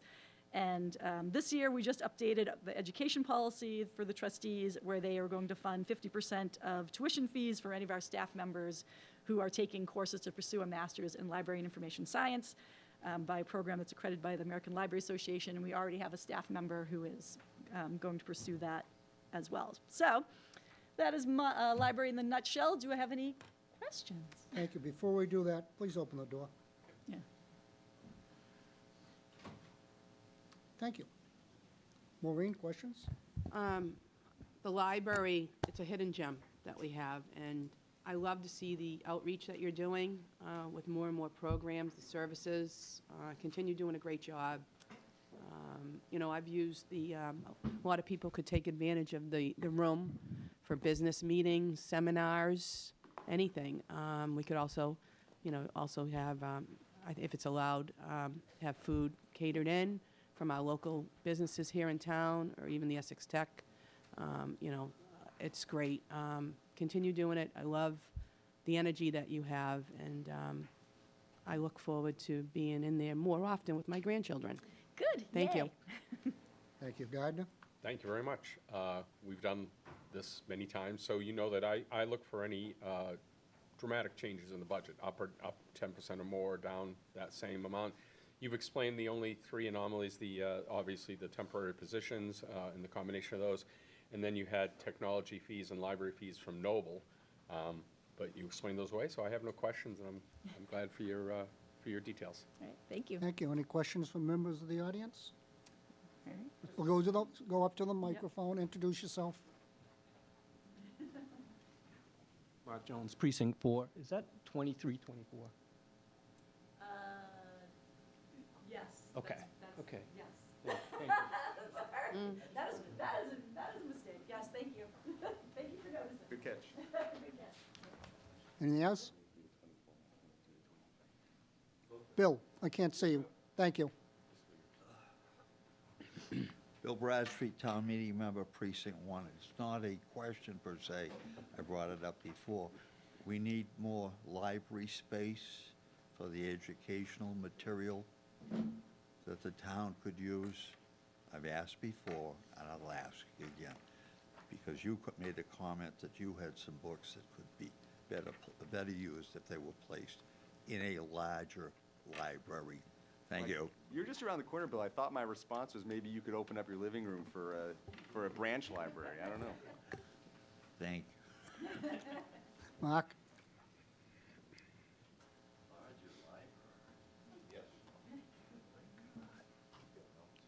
Keep my notes. Thank you, Mr. Chairman. I can't stand these glasses. But the question I have is that there's a reduction in the total value of the library budget. And I understand one of the components is that you've combined part-time to full-time employees. Where did the cost for the insurance, the taxes and all that go to? Does that go to the town? So there is really no reduction for the town, but there is a reduction for the library trustees or the library itself. Well, When you combine the just to positions. clarify, though, the budget is funded through the tax levy, not through the library trustees. So I know. it's all the same. I know Yeah, that. okay. But it's really rolled down into insurances and retirement and all that. Yeah, all the tax-supported employees have their benefits and insurance funded Right. through the benefits and insurance budget. So, okay, so that's the reason it went down for the library itself. Thank you. Anyone else? What's the will of the board? Let's Might as well, we started doing them individually, might Yeah. as well keep going. Mr. Yeah. Chairman, I move we pass with the library budget with a favorable recommendation. Is there a second? I second it. All in favor? Aye. Opposed? None? Thank you. All right, Thank you very much. Good luck. Thank you to all the library people that are here.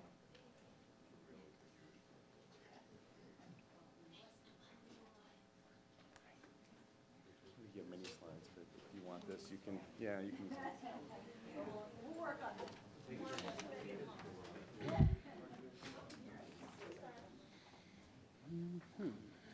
All right, that got us almost on schedule. Thank you. Okay, yes, please do. Thank you. Is that the same as this? Okay, thank you very much. All right, Essex Tech, welcome.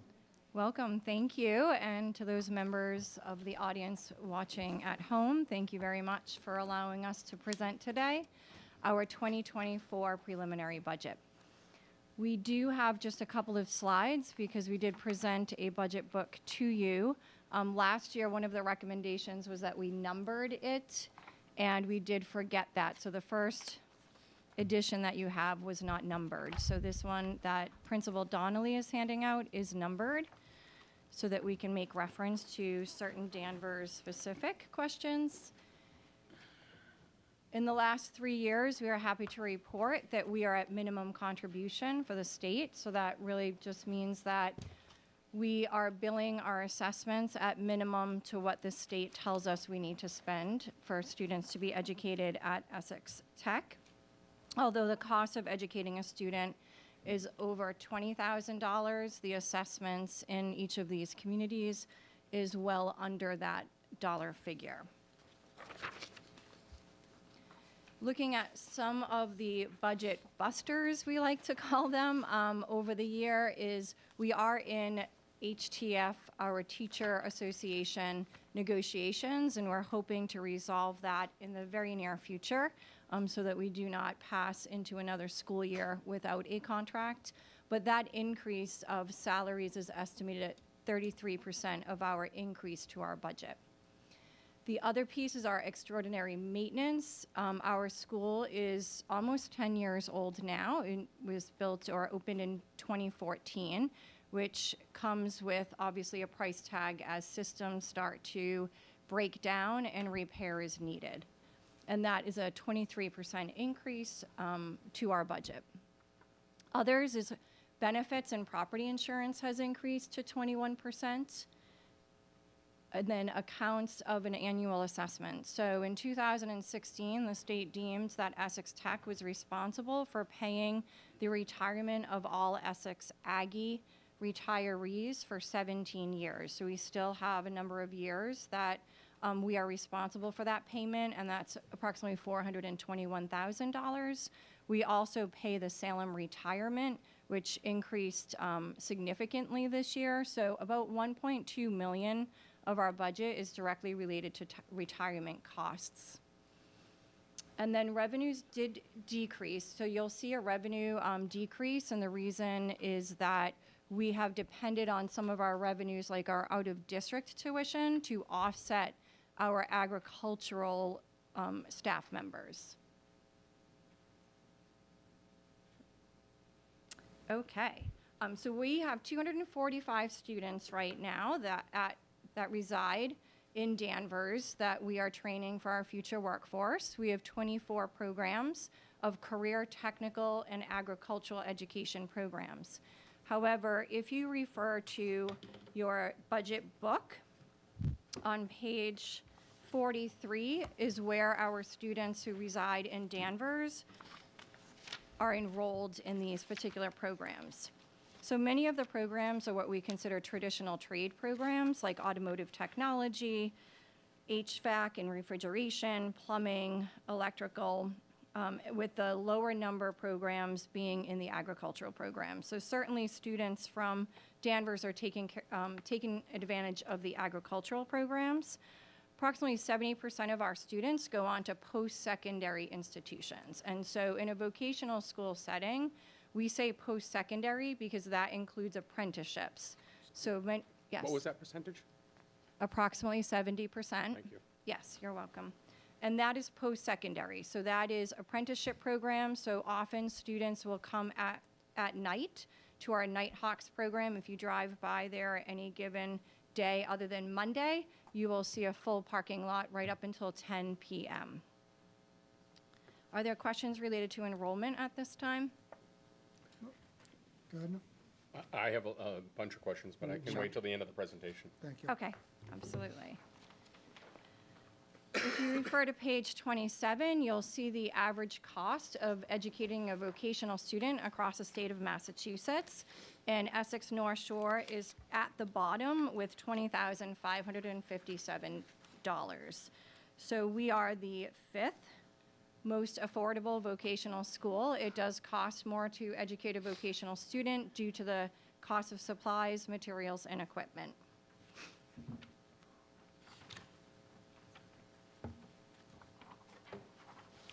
And at this time, I will entertain any questions that you Just may have. continue on, please, Heidi. Okay, sure. So if you look at page 3, which is the beginning of the budget narrative of where we started our budget process in November, where we hand out or give out spreadsheets to every department across our school district, and they place in what they believe they need in order to support the students being educated at Essex Tech.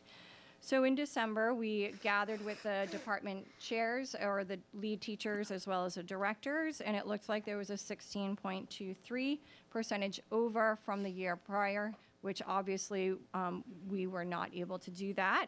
And so that's where our reductions start. So we meet monthly and regularly to reduce budgets, look for grant opportunities. We have been very fortunate at this time.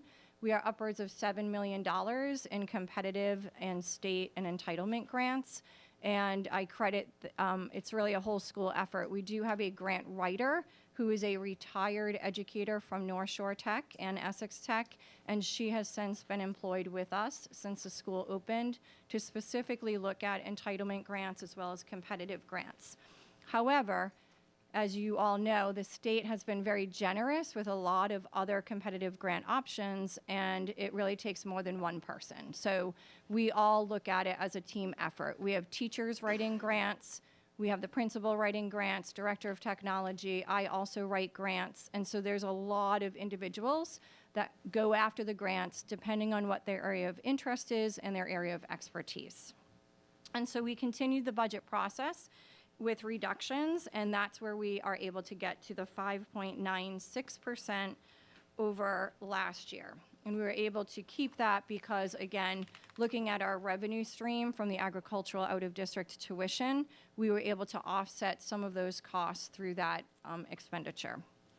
We did get over $900,000 in Student Opportunity Act out of Chapter 70 funding, and as I'm sure you also heard, through the Danvers Public Schools budget, it was significantly higher from the year prior. However, that money is earmarked for specific improvement areas that we need to work on. And so it's not extra money per se, it is part of our Chapter 70 funding that we receive. Instructional supplies have significantly increased, so if you go to Home Depot and get a sheet of plywood, it's probably 3 times what it was pre-pandemic, so that comes at a cost because all of our construction programs have to learn through authentic learning opportunities, and therefore the cost of instructional supplies have increased. However, we do look for donations of materials from other sources to try to keep that budget down as much as we can, and then look at competitive grant funding. We do have an After Dark program, and these After Dark programs is a partnership program with a number of different communities, and this includes Marblehead, Beverly, Gloucester, and Swampscott. And so this is where students come in at 11:30 in the morning.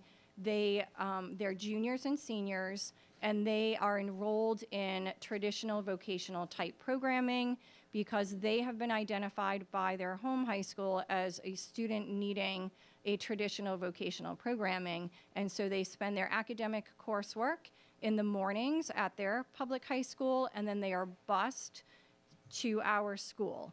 We have been very fortunate that the state has supported this through grant funding at this time, and then there is also a fee that we do bill to each community based on the number of students. So for example, our construction and craft laborers program, we have a number of students in there, and that's a direct pipeline into the trade union upon graduation.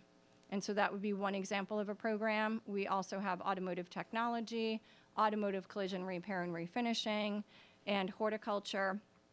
And we are phasing out advanced manufacturing. It is very difficult to find an advanced manufacturing teacher, and so we really had to prioritize our day students with the instructional staff that we have. So we are phasing out that program. We do have 2 new programs starting next year, and that is the marketing program as well as early education and care.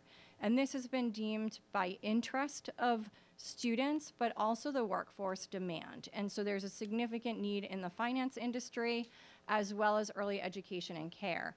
Some of our parents actually have, not parents, but some of our teachers left the workforce because they could not find affordable care. So we felt as though, although when you first begin in that career pathway, it may be at a lower wage, we did feel as though it was really a necessary workforce trend for us to be able to support those students. Those 2 instructors will be paid for by Perkins funding, which is an entitlement grant. So we did not increase our operational budget to support that program. And the materials and supplies and equipment will also be funded through the Perkins grant in order to jumpstart that program.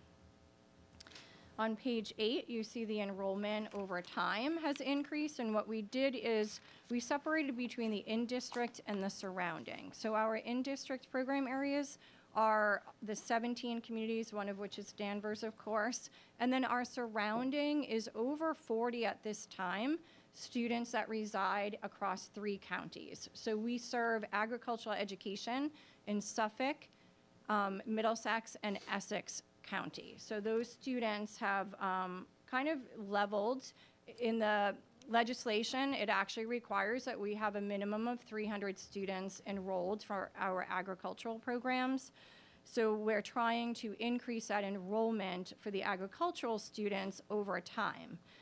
For example, we did receive a Skills Capital grant to expand our veterinary science program because it is the largest program in our school. And part of that funding is to expand it for agricultural students. So for those students from our surrounding communities to be able to increase the enrollment in that particular program. Technology, as you know, is fast and furious. It changes often, but we do still have some teachers and faculty and staff that have the same computers from 2014. So we are investing in a rollout periodic over time of new computers. And then obviously the technology and the vocational programs have also increased. So we have to, in order to meet the demands of the workforce, stay up to speed. We do offer 27 varsity sports, and we have about 300 students that participate in those sports. We are adding, we did a co-op with Georgetown for field hockey. However, there are more Essex Tech students playing field hockey than there were Georgetown. So we have made the commitment to offer field hockey to our students next year, that they'll be able to play on their home field. We also offer, much like most other high schools, a rich array of other activities after school for our students. And that just allows them, whether it's a drama or we have a gaming club, we have a UACT club, which celebrates the diversity of all students in a variety of different areas. Next year, we will be moving some of our program areas to the Gallant Hall, which sits behind Smith Hall. It's an old Aggie building, and currently right now, the Sheriff's Department is leasing a section of it.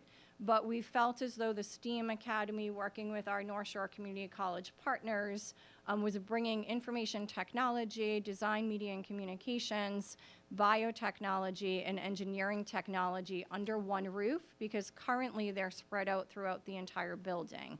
And so industry and workforce demands, the biotechnology and biomanufacturing industry is changing. They actually say that they have enough PhDs. What they really need is the line workers to be able to. So we're going to be offering additional certificates and credentials for our biotechnology students.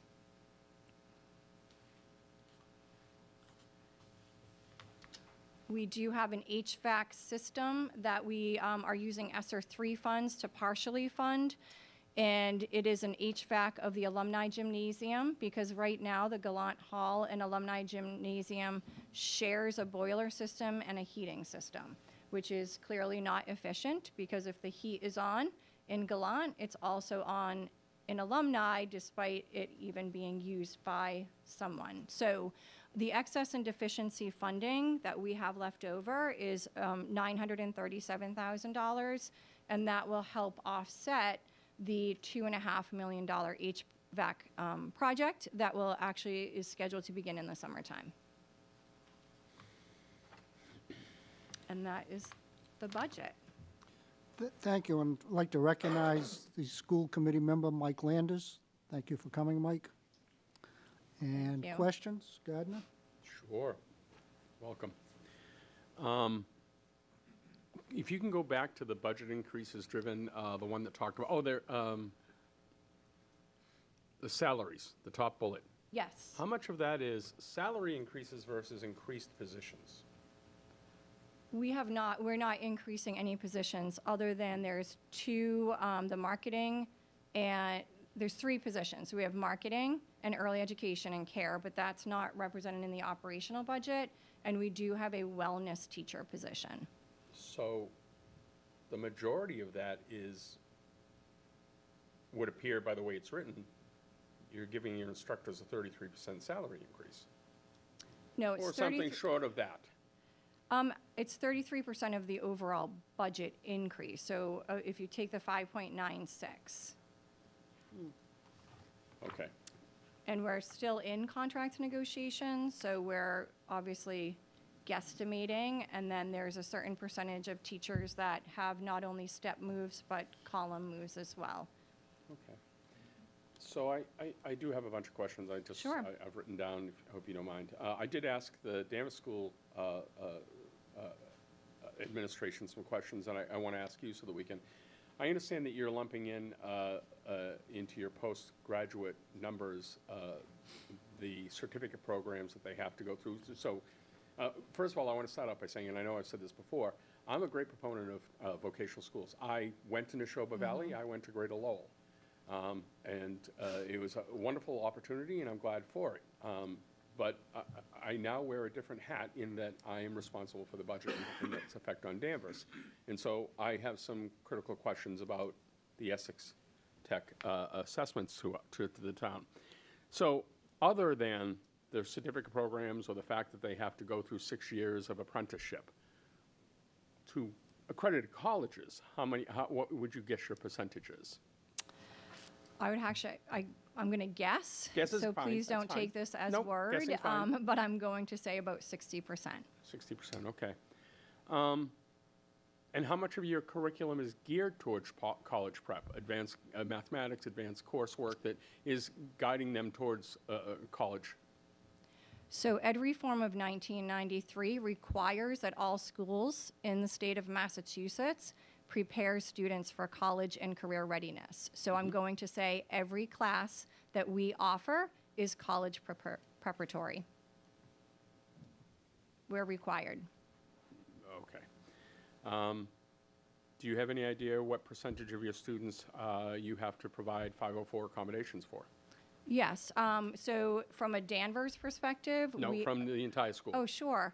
So we have approximately 18% students are on an IEP, and we have about 8 to 9% who are receiving 504 services. And in a high school, that's typical, meaning that usually when kids enter elementary school and at 3rd grade, they may be placed on an IEP.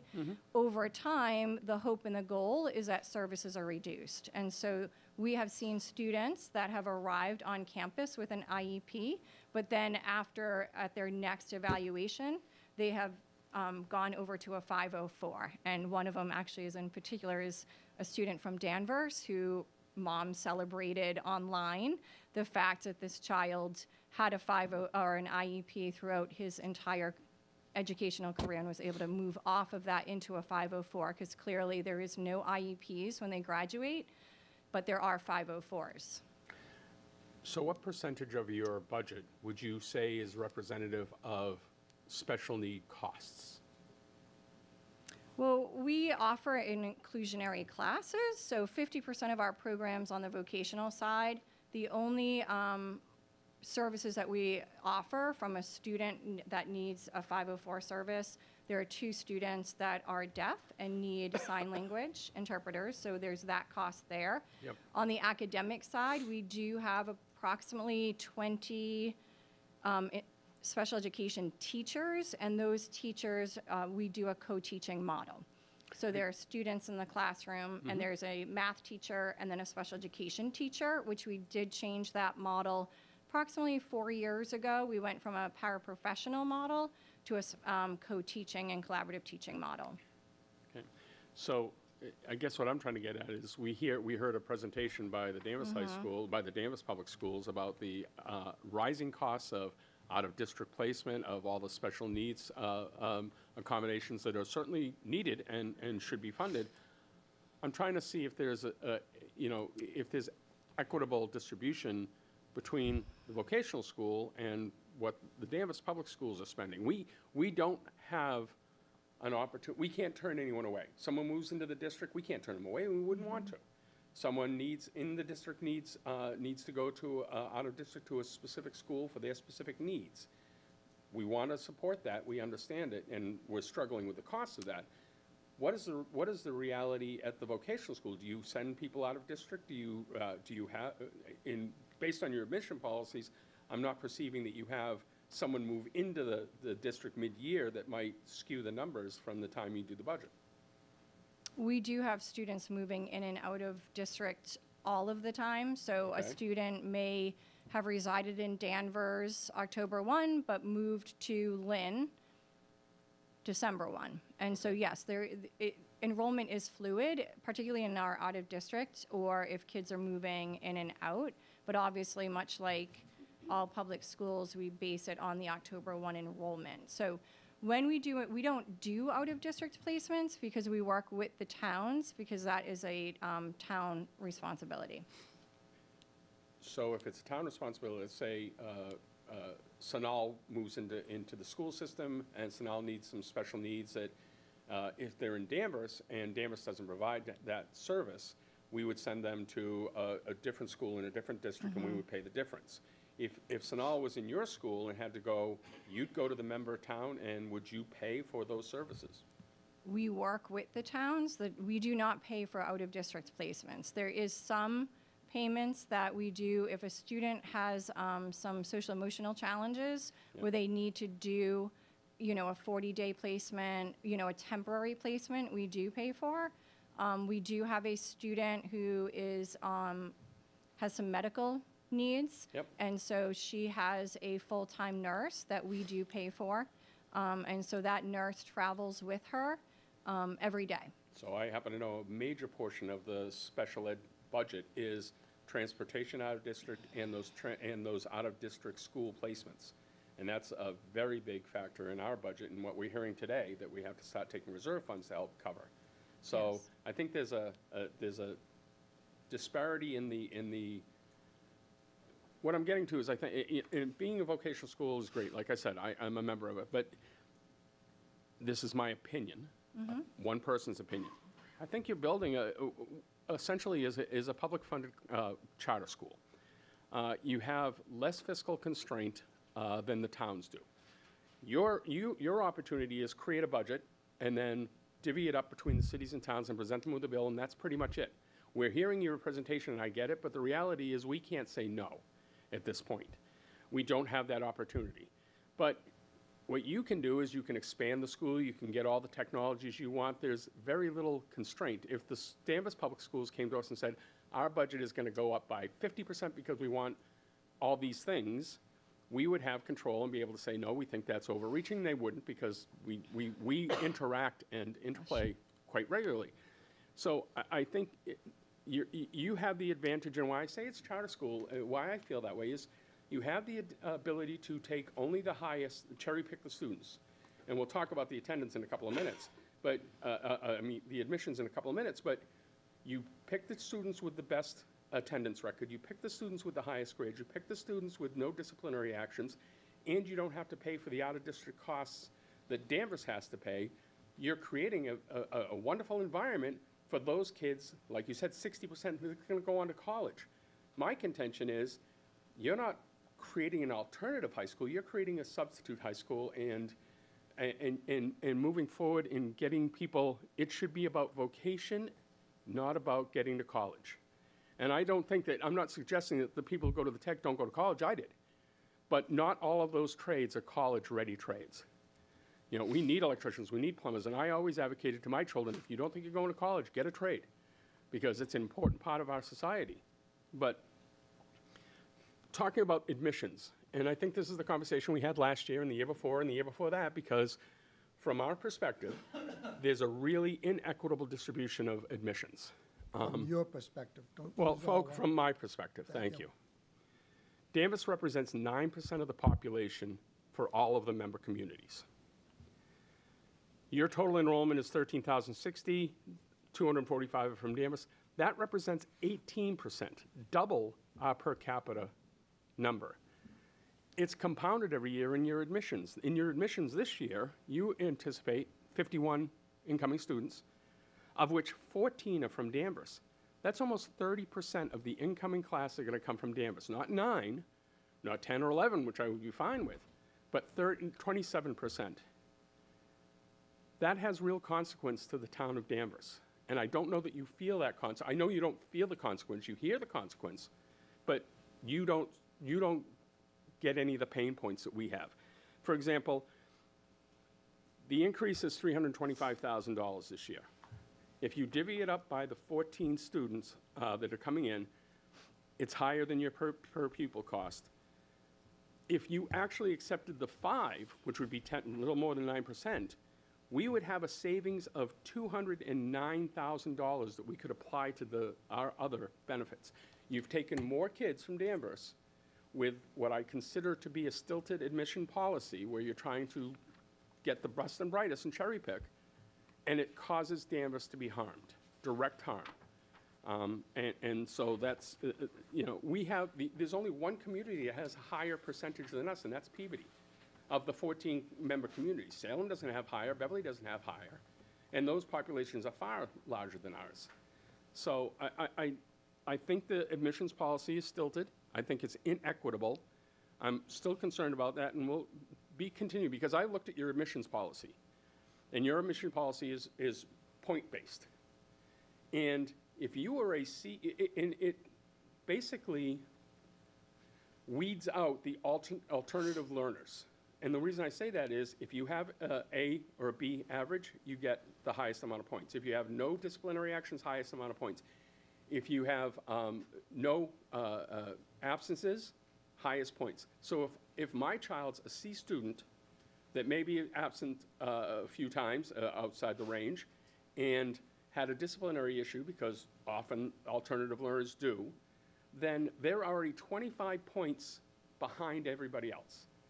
And I have a strong feeling that you're cherry picking, and it's into the detriment of the town.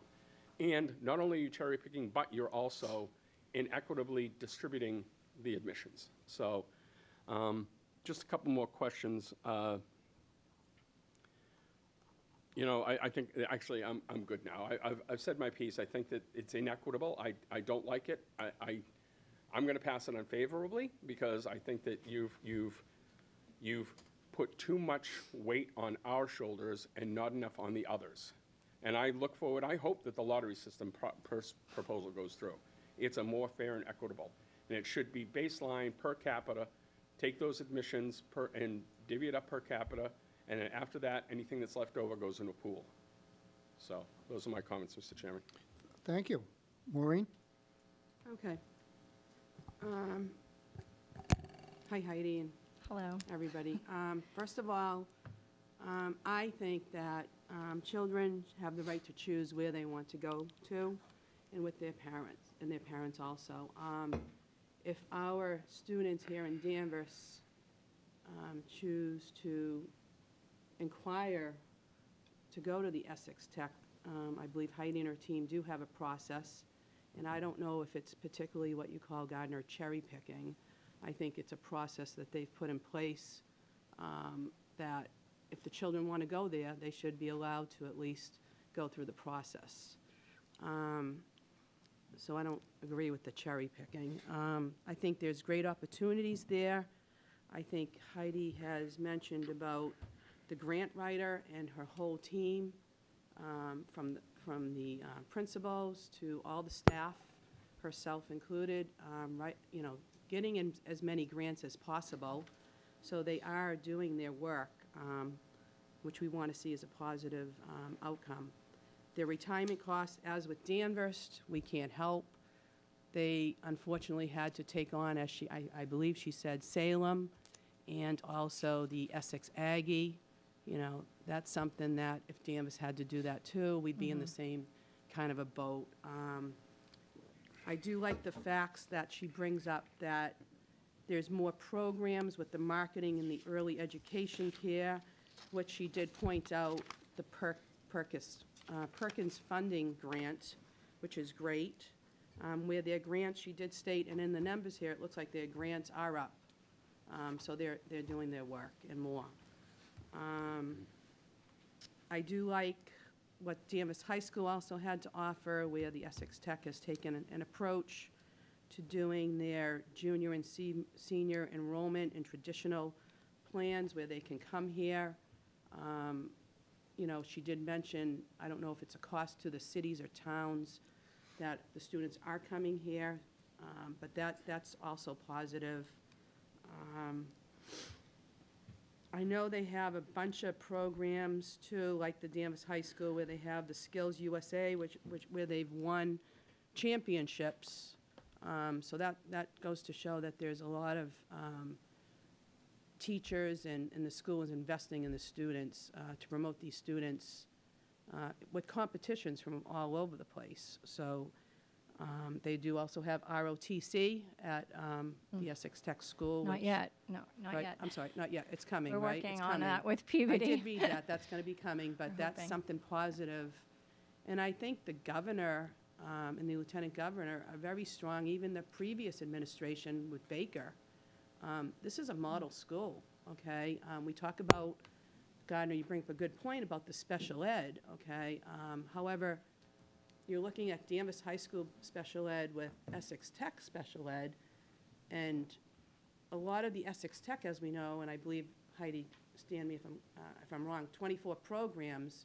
Of those 24 programs, there could be half or more than half that aren't, special ed is not required. I know their budget is up high. There is cost. She talked about supplies in the industry. You know, the cost of plywood is 4 or 5 times, anything with petroleum. You know, pipe for the plumbing program, HVAC programs, extremely high. So I think they're doing a terrific job where she did mention, I think you said 60, but I think she said possibly around 70 postgraduate go on to secondary education. You know, it is expensive.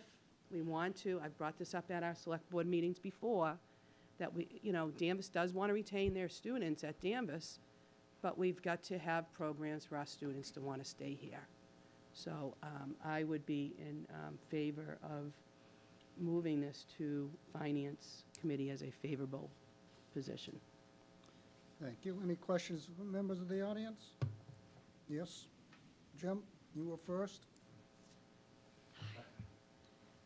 You know, I was just, Jim Rose, town meeting member, precinct 3. I just thought it was interesting that Essex Tech has 18% IEPs and Danvers has 19% IEPs. But yet the cost of the Danvers IEPs is through the roof and Essex Tech is not. And I just think it's like conflicting it's a legislative mess. I mean, I didn't know that until town manager Bartha said that there's a circuit breaker, so that when Danvers hits a point, then we get some kind of relief. I think that's what you said. So maybe we need to do the same thing with Essex Tech. I mean, Essex Tech is working to the same laws that they're given to run by. Not necessarily, Jim. Well, okay, well, Jim, just okay, as a point of they're not in jail, so they're following the law. Their laws, right, it's their laws. It's different legislation. Jim, Well, just well, as that's what I'm saying. Wait a So minute. that's Steve, why, go ahead. No, I'll wait. that's why I brought up the point about the cost per student per the, you know, the standard formula, and then then why not break that out? How much is IEPs or special ed versus regular education? And then that expense, which apparently there's a circuit breaker for that. But conversely, now that she brought up that point, I just thought it was interesting. Well, maybe we need to have some kind of circuit breaker. If we have so many students from Danvers at the Essex Tech, then we should get some kind of circuit breaker from the state. Because, you know, I don't know if that makes any sense. But just as a Go point, ahead. you can't compare the 18% and the 19%. We have students in Danvers who are going to private facilities that cost the town $300,000 a year plus transportation. Right. That's very different than a co-teaching model. So those percentages are interesting, but you really should talk to the schools about the types of placements. And the circuit breaker for the tech doesn't exist in the law. Again, but that's my point. It's the percentages doesn't mean anything. It's the circuit breaker. It's what does that 19% or 18% mean in money? When we hit a certain point of expense, then we get a kickback from the state, right? So, yeah, just Okay, not to okay, go too okay. far afield, but the way the circuit breaker works is the town is responsible for the first, I want to say $45,000 or so for all special education costs associated with a particular student. If I'm being placed out of district and my cost exceeds $45,000, the state will reimburse the town for 75% of those additional costs 12 months later. So what I was saying earlier, the circuit breaker is a good tool when your costs are increasing and decreasing because it'll smooth out over time. Yeah. But if it's going up and up and up, you're getting a reimbursement 12 months later that doesn't cover the cost. Yeah. So that's where it gets tricky. And again, that goes to my point, I mean, as far as cost goes, I just thought it would be nice to, you can't make a good decision if you don't have the data. So if every school, which they do, we had a statewide median, how much cost per student, and it's all, it jumbles in special ed and regular ed. So you can't tell which school systems are really suffering. But that's all, you know. And the other point, we'll let that go. You guys, I think that there should be, you know, that's just something we should do in the future. But another interesting point I thought was when we're talking about admissions policies and merit-based versus, you know, what other kind of Lottery. yeah, a lottery. But I was just interested if you had or I don't know, like, you had the after dark courses. There was like, you know, 500 seats and you had 17,000 people apply. So I'm wondering, do you keep track of how many people apply every year to get into Essex Tech and from what towns they're in? And just so that we can, you know, do we have that feedback? Let me get my stuff off your stuff. No problem. So there's a great dashboard on our website that has it over time. And then you can actually change the data based on the communities.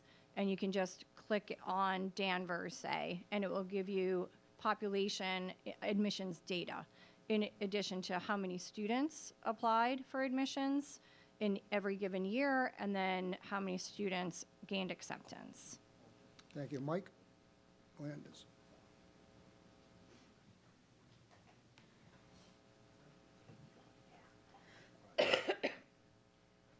Thanks, Mr. Chair. My name is Mike Landers. I am the representative from Danvers to the Essex North Shore Vocational Technical School School Committee. It's been an excellent experience for me. I haven't had the opportunity to talk before the Board of Selectmen or the Select Board about that role. I did have an opportunity earlier in the year. I apologize for my cold, but I did have a opportunity earlier in the year to go to the school committee and give the school committee an update. I'm more than happy to do that as well with the select board at any point. I will tell you this, that I've looked at my role in that respect as sort of two sides to it. One is that obviously I represent the citizens of the town of Danvers. And as the representative of the citizens of the town of Danvers, many of the issues that Gardner brought up are very, very pertinent and very significant. I will tell you, and Heidi will be the first to tell you as well, I voted against the budget and I voted against the admissions policy. I did not vote against the budget because I felt there was anything in that budget that was problematic. I believe that the job that they did in trying to put that budget to where it was excellent. I really applaud the effort of Heidi and her entire team in trying to get that budget down. But the truth of the matter is that, as Gardner said, we represent a far too high component of that. I made that point to the school committee. The administration understands our position in Danvers well from as far as me representing that. More importantly, I also represent both the students from Danvers and all the students that are at that school. And I can tell you, from what I've seen over the 6 months that I've been there, that the job that gets done up there is excellent. And the commitment to education that the administration has up there is fantastic. And it is a very good program. Again, I too, like Gardner, have issues, and I've had this discussion with the superintendent about college placements and about the programming and about the curriculum, but it's a policy that's being worked through. I will also say that the school committee, and I think I don't want to speak for the town manager, but we have, it's an open door policy, I think, in terms of trying to address the concerns that we have. I think there's been some excellent communication both ways. One of the things that I really want to try to make people recognize is that that school is not leaving the town of Danvers. That school is going to be there for a long time. We are going to have to partnership with that school, and we want to try to develop a relationship with the community and with the school that is very cooperative. And I think that that is something that we're really every day trying to do. And you know, going forward, these financial issues, they're aware of it, and they acknowledge it.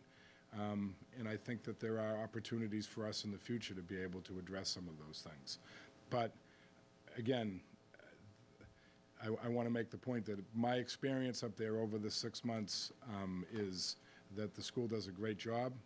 They do a wonderful job for the kids that are up there. But we do have the issues that Gardner said. It's a very difficult situation, unfortunately, from that standpoint. But thanks. Thank you, Mike. Katie?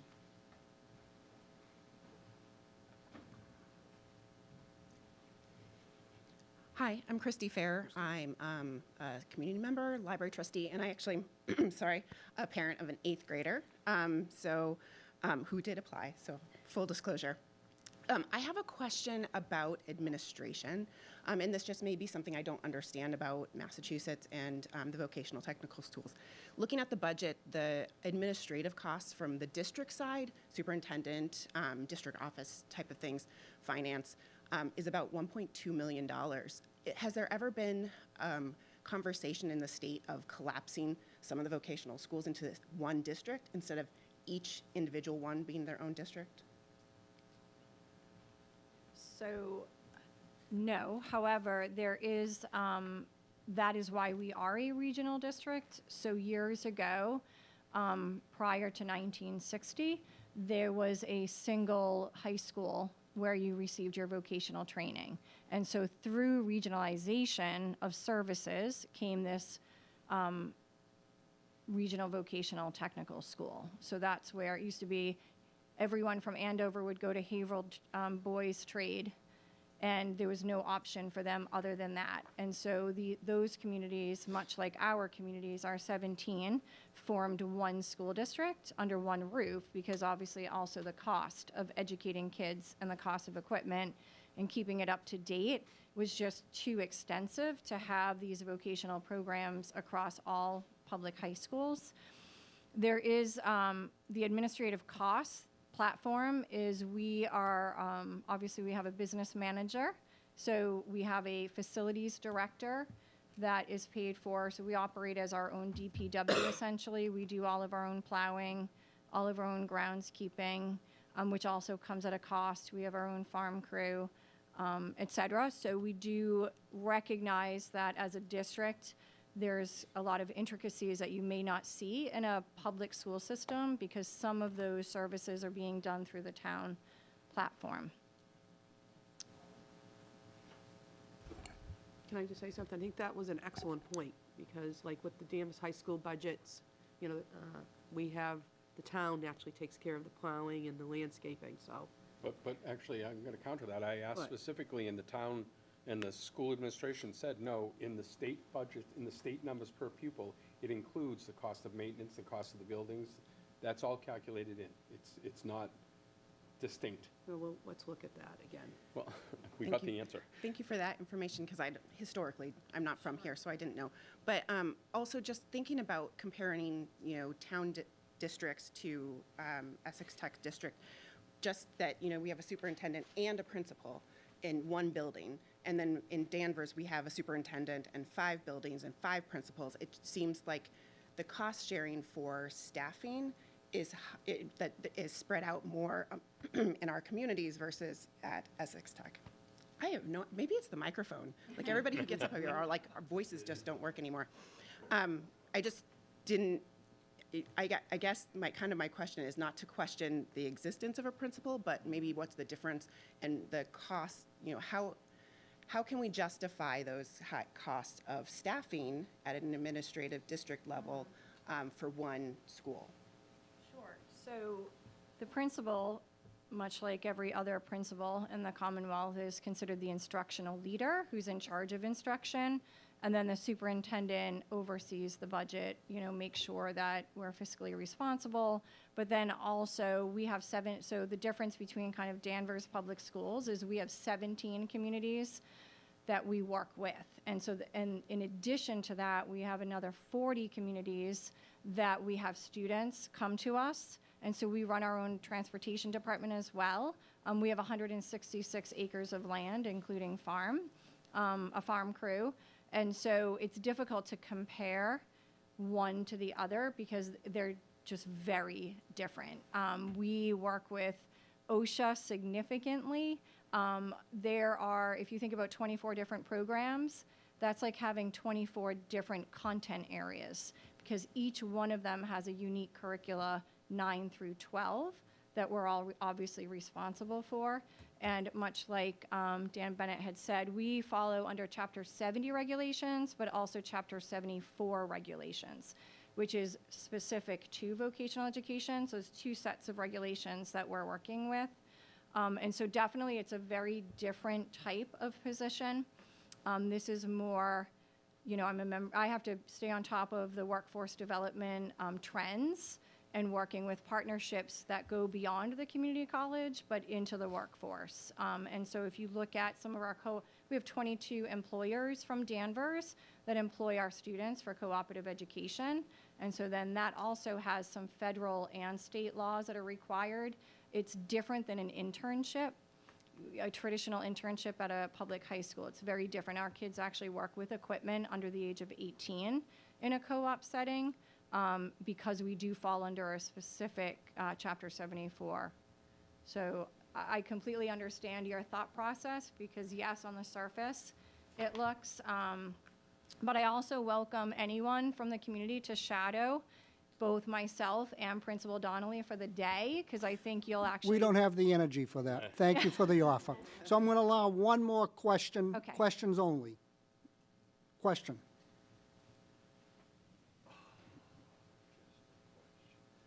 Just a question. Thank you. And these mics are inferior.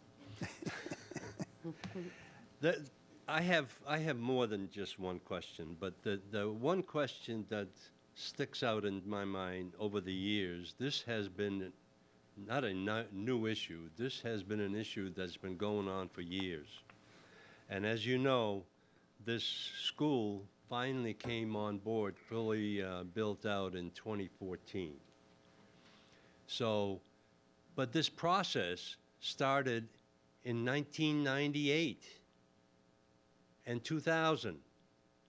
I was on the committee to merge Essex Aggie and the North Shore Vocational School. That was an asset that we had in our town, even though it cost us a lot of money. But this is a charter school, whether you like it or not. Not a question mark. A question, please. A question is, what is the per student cost that's being charged by Essex Tech versus what's being charged by Danvers per student? That's my question. Are you asking the difference? Are they different? Yes. I don't understand the question. The question is, what is the per student cost that is being charged by Essex Tech versus Danvers School She System? can answer to Essex Tech, perhaps. Yeah, so the preliminary assessment is on page, let me just grab it, is on page 24. So Danvers preliminary assessment is $17,214 as a per pupil cost. And that cost is inclusive of capital costs, operating costs, facilities, everything that's needed to run the school. It is part of our budget, yes, the operational budget. So my follow-up is that I have noted from the Danvers School Department, the cost per student of Danvers students is $18,349 per student, but does not include the facilities, capital cost, operations, and everything else. Mr. Chairman? Yes. Mark has answered that question multiple times, and it's been answered multiple times. And earlier today, the school administration said that when the Schedule A is prepared, all of those costs are built back in. I would refer the select board and the audience, I won't go back on the slide. It was reported by the school administration today that the FY21 per pupil cost in Danvers is $18,349. And I believe on page 27 of the Essex Tech budget, if the question is average cost, not assessment, it's $20,557 at Essex Tech. That would be an apples to apples comparison. Well, I still say that we have a good quality education for our students. And the one thing that we're forgetting is how do we retain our students from going to Essex Tech by offering the programs that they need.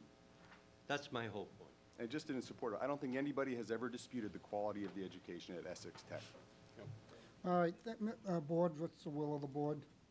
I want to vote to pass it to the Finance Committee with a favorable commission their budget. Make a motion.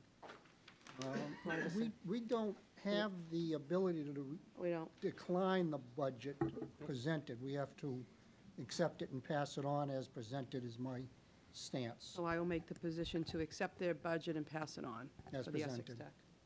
I'll second that. Comments? You may make comments. Thank you. Concise. So one is, yes, excellent education, no doubt about it. They do a wonderful job of educating tradespeople. I get it. That was never a question. And the budget is well prepared. And you call for partnership. I honestly don't feel we're a partnership. I feel we're being given what it is because. But I did have another question because this is going to be pertinent in future years, which is every year we ask you what's the capacity for growth, and you tell us it's limited, it's not going to grow very much, so on and so forth. But last year when you asked, you were in the middle of applying for an MSBA grant or MSBA funding to expand the school. How much larger are you going to make that school? Are you going to double the enrollment? What is your intent? Because if you double the enrollment, you basically, and to Mr. Zubarik's point, if a child leaves Danvers High School and goes over to the Tech, that $18,000 per pupil cost doesn't leave Danvers. We still have teachers that have to be paid.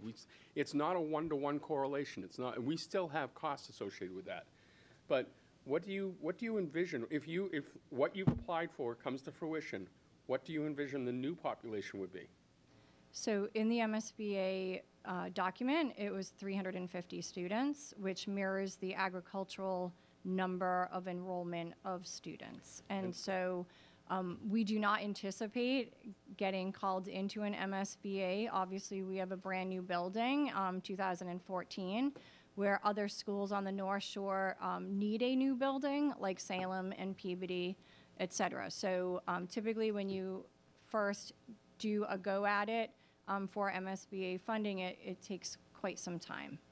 I understand it'll take time, but if you're going to go up 351 at the current acceptance rate for Danvers, which I again consider inequitable, that means you're going to add 100 students more per just from Danvers out of that 351.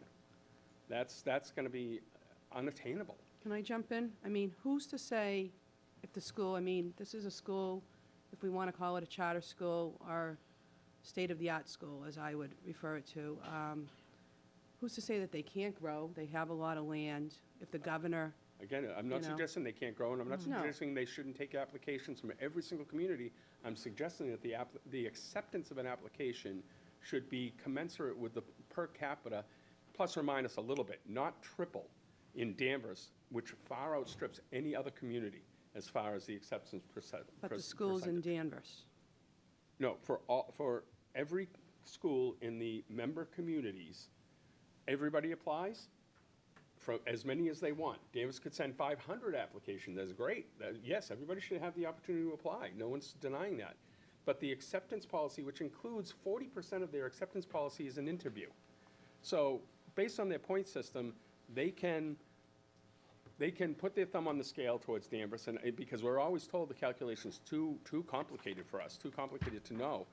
And I just feel that it's inequitable distribution, and if they continue the inequitable distribution, we're going to get 100 and something more students above what we currently have.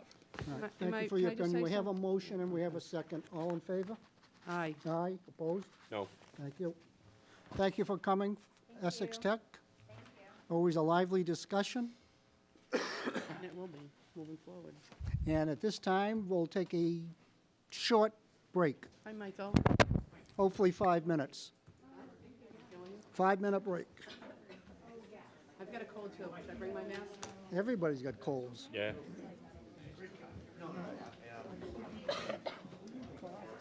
I gotta hit the men's room. Yeah, I had to go 15 months ago.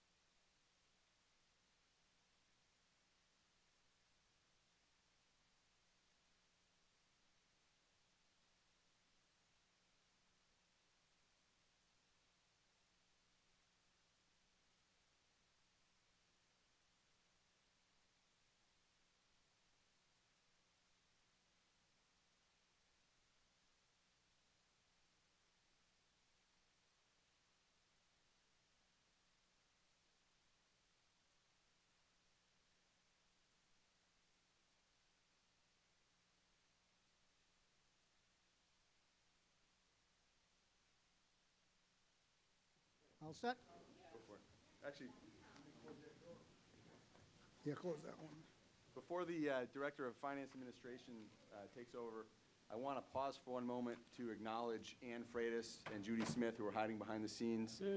Judy's very involved in the budget, and Ann orchestrates the day, coordinates the food, and makes sure everything is set up and ready to go. So Thank you. thank you to both of them. Thank them. What page do we want? Page 12. Thank you. So after an eventful morning, no better palate cleanser than a 1.4% increase to the accounting budget. We have no notable changes. The salary and wages increases are contractual, and the operating expense, again, they submitted a level service budget and a level expense budget. The $1,000 reduction, again, was every department trying to chip in to balance the budget. So with that, I'm happy to take any questions, but again, level service and almost level Questions? funded.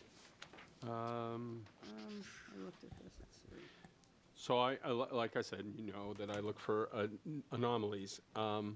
Why did the longevity go down 50%, 53%? We've had turnover in the office. Oh, okay. So, yeah. Perfect. And also, the consulting services went down 14%, roughly. Just not using consultings anymore, or did you replace it There's with still hires? some need for it, but again, when we went back to departments, when we had to come into balance, even Okay. after the Chapter 70 numbers came in positive, each department was asked to contribute something to reduce the deficit, and consulting seemed to be at least the most flexible line to try to hold off on. We still anticipate using the amounts. Very good. All right, those are my questions. Thank you. Maureen? No, those are the same I had as Gardner. Thank you, Rodney. All right, assessing? Assessing on page 13, you'll see here again, salary and wages, contractual obligated,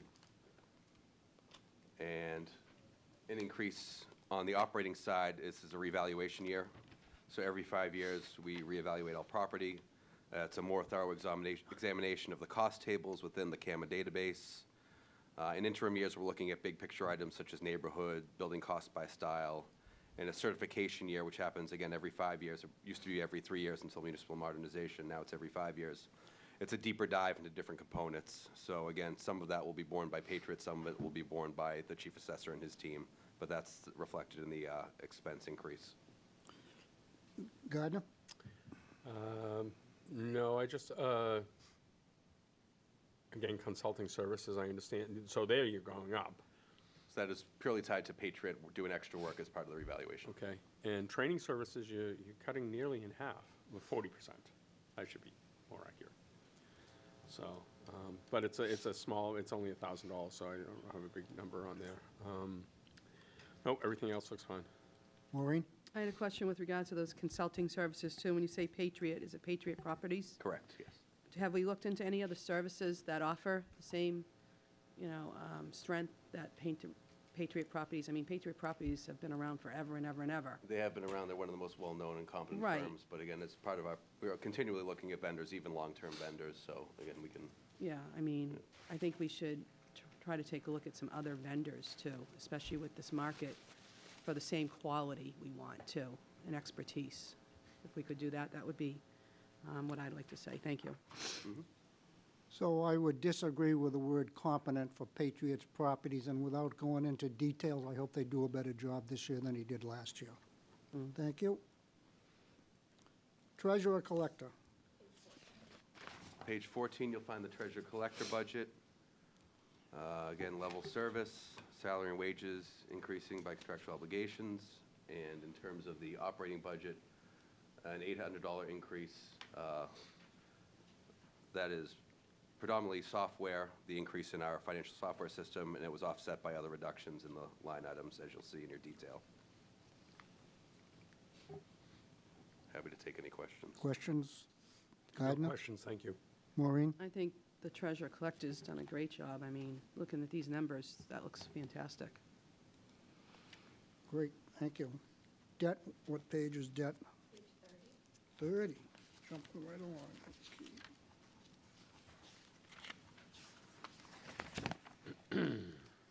Okay, In debt service, as in previous years, we show the actual debt budget as well as the net debt service cost to the tax levy. You'll see a slight increase in principal and a decrease in interest. And again, this is part of our long-term financial planning, and the next slide actually shows that in graph form, which we can talk about. This is all planned debt, which we've bonded. The biggest project we bonded recently was the Smith School. There's still a small portion left in outstanding short-term notes as we near the final closeout and final MSBA payment. We expect that to be permanently financed in the summer. Our use of the debt stabilization is going down in line with our debt peak analysis, which we do each year to absorb some of those costs related to the Smith School now. Previously it had been the high school, and in future years it could be other large projects such as a DPW facility. Slip fees is coming off as we've now retired our debt related to the last dredging. And that results in a net debt service increase of 3.46% just purely from the tax levy. So you're not putting money into slip fees for future dredging? This is the money that comes out of slip fees to pay Comes the out debt of- service related to the dredging. To the dredging? Yes, so the Are we previous- still putting money into that? Correct, Okay. yeah. There'll be another warrant article adding additional. Okay, thank you. And what is our total debt today? Our total outstanding debt? Sure, just bear with me.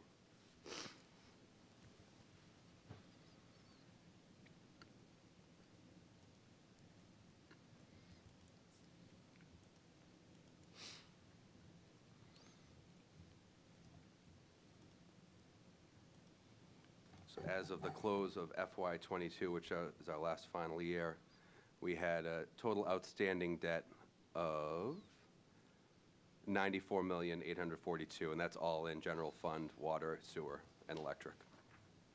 Do you know what that interest payment is per year, or, well, we have it per year here. Yeah. Projected over, what is the life of this debt on average? So it depends upon the issuance, so, Yeah. for example, like the Smith School, it was There's 25 years. there's no definite answer. It's- Yeah, in the actual budget book, we will have the breakout that we normally have where it shows the life of each specific issue. This graph right here shows you, so the blue is our total existing debt. So as you can see, it will be winding down over the years, but as we've talked about in previous years, by level funding some of those larger projects, that big chunk of blue runs all the way across for the next couple decades. Is this sustainable? I'll answer. Is this the elephant in the room, or one of them? Well, it depends. I mean, I want to answer the first, so Well, over yep, the, please. across the 94 million, we would have to go issuance by issuance, but if you just use the FY '24 budget as a proxy, roughly 39% of our total debt service budget is interest. 60% is principal. So that's in the $6.4 million. So help me understand, well, the low interest rates that we've been getting and paying, But the low interest over the Yeah. life of the bond, just like with a mortgage, your mortgage rate is not reflective of the total amount you're going to pay over. no, we life pay of the interest up front. So after some 11 years or so, after a 30-year mortgage, now you start paying principal. Is that the case with our debt? Yeah, yes and no. I mean, I think as we've talked about in the past, if you were to put a dotted line across that thick blue rectangle at the bottom of the total existing debt service, those are the level funded debt services. So in a mortgage, your year one payment is mostly interest. Your year 30 payment is mostly principal. That would be similar to the way that a level funded debt is done. But unlike a residential mortgage, the way you want to see municipal debt structured is that you're paying more of the debt up front. So it's a level principal payment, meaning that your first handful of years are going to be much higher annual payments than your last 5 years. This is why when Zach was here from the auditor, you know, they like to see X percent of your debt being retired in the first 10 years of any debt plan, because that's a sign that you're paying the debt down to avoid the long-term interest costs. We haven't been doing that. And I think as we talked about with Smith School, that's an easy decision now because it keeps taxes low for taxpayers today, but it's putting a burden on taxpayers 20 years from now who are still going to be paying those residual costs, but they will have new debt in front of them that they have to contend with. Is it sustainable? The debt model that we have in place has worked in part because we have funded the debt stabilization fund, and we've been very judicious in new issuances. It is not sustainable forever to level fund debt and expect that the budget years out will be able to absorb that. And at some point, if we continue to level fund debt, the rating agency will start to flag that. Our percent of debt being retired in the next 10 years is below where they want to see it. Certainly, it's not in a danger zone. The next big debt issuance that we'll be talking about is related to the Public Works yard. We anticipate, that's a process that's been in place for a while. David Lane has provided some updates in terms of property. Maureen worked with the committee to look at some sites in town for that. Fortunately, that's a project that will be shared by the general fund, water and sewer, and electric. There's also a conversation for later about whether any of the abandoned properties can be disposed of to help buy down that debt service. So, as Rodney said, we're reevaluating this with our financial advisors each and every year.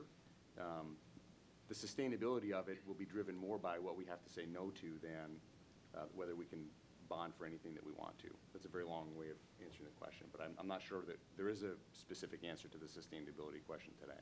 So can I ask a question, please? Rodney, like Dan's question, why aren't we paying down? I mean, we're level, you're saying level debt. Why aren't we paying down as much as we can, now? Or over, yeah, I say 5 years, 10 years. Before you were on the board and the question of how to finance the Smith School came up, we showed the modeling a couple of different ways. The short answer is that it would require debt exclusion, and this town has never been supportive of a budget override or debt exclusion. By financing it level funded for the Smith School, it meant that we were able to do it within Proposition 2.5, but ultimately we're carrying probably, at the time, the estimate was about $16 million in additional interest payments over the life of the bond because we could not afford to front load the debt without pursuing a debt exclusion. So the answer to your question, I mean, if we were to restructure our debt, the two things happen. You'd probably have to have a conversation about a debt exclusion to be able to afford those early year payments, but the benefit would be avoiding millions of dollars in interest payments at the end of that, at the end of that model. Okay. So that's a policy question. Okay, anything else? Retirement. Retirement. Page 33. So here we have the Danvers Retirement System budget for FY24. This was adopted by the Retirement Board back in January. As we've talked about in prior years, we're on a funding schedule that caps the increase year over year to the general fund at 8%. So what you see is a 7.86% change from 23 to 24, and that's with the goal of investing the funds and being fully funded by 2035. We just had our most recent valuation effective January 1st, 2022. Our funded basis went up from 60.3 to 64.1%. We were also able to reduce our assumed rate of return from 7.5% to 7.125%, which ratings agencies were pleased to hear. And it also still maintains our schedule of fully funding by 2035. Questions, Maureen? No questions. Gardner? No, I don't have any questions. Actually, I have one quick question. Why was retirement not included in the Excel spreadsheet? I said there was two spreadsheets. Oh, it's a in that separate email, one? yeah. I'm sorry, I apologize. Thank you. No, I have no Theirs is questions. calculated a little bit differently, so I like to show it on Oh, a different right, Excel okay. sheet, yeah. Got it. Thanks. No, I'm all set. All right, so we just heard accounting, assessing, treasurer, collector, debt, and retirement. Can we have a motion I on I those? move we accept accounting, assessing, treasurer, collector, debt, and retirement as presented with a favorable recommendation. Forward with a favorable recommendation. Is there a second? I'll second it. All in favor? Aye. Aye. Opposed? None. Thank you. Let me just mark off my sheet here. Counting, assessing, treasurer, collector, debt and retirement. Steve, how do you want to proceed with the time? What do you want to do next? We could, well, next on the schedule would be the chief of police is here, but next on the schedule would be a brief lunch break. We can continue on if you. Can we knock off some of the ones from 3 o'clock, like the moderator and selectman? We can do the moderator and selectmen, do a few, because lunch break isn't for another 10 minutes. I would suggest we bring the chief. The chief is. Bring the police in. Let's hear from the chief. Okay. I'm gonna grab a water.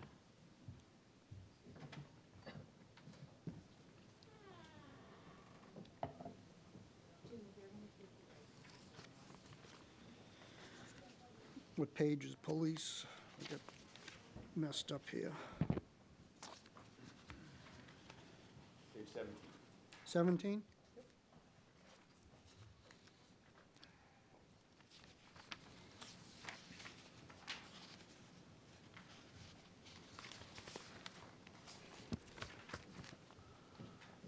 Police is page 17.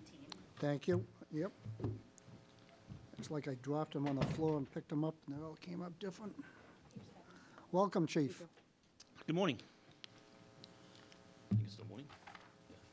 Got a minute.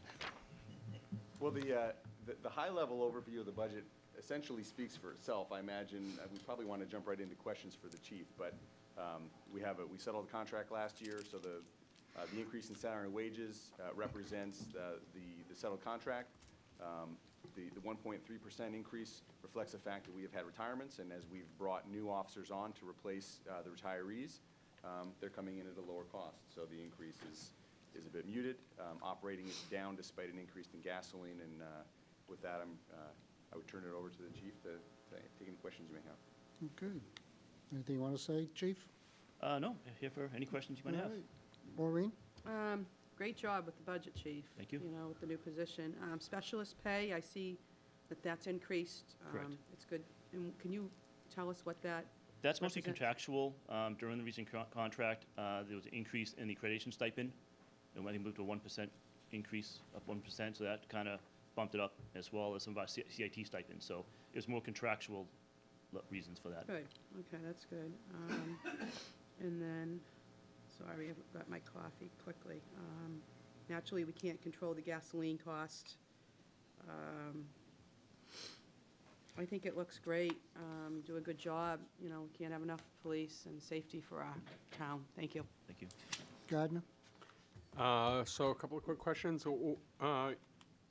Did the sick leave incentive get repositioned someplace? Again, It went to zero. Again, contractually, that annual stipend or reward for sick time was changed into a future stipend upon retirement, so Okay. it wiped that section out. Okay. And I also noticed a decrease in the EMT incentive, same thing? Correct, same thing. We had a small amount of EMTs. One person let their certification lapse, which resulted in a $1,600 reduction. And then probably next year, we'll lose another person as well in the EMT stipends. And I always take a point of pride in our accreditation history, and I notice it's dropped. by It 20. has. The reason for that is that we are not on a certification year, so we're not traveling to a conference. Our conference last year we were supposed to attend. It was at the tail end of COVID. Things flared up in Florida, so they canceled the conference and made it a virtual conference. So that $5,000 roughly deduction is a result of not traveling to a conference. Very good. Those are my only questions, Mr. Chairman.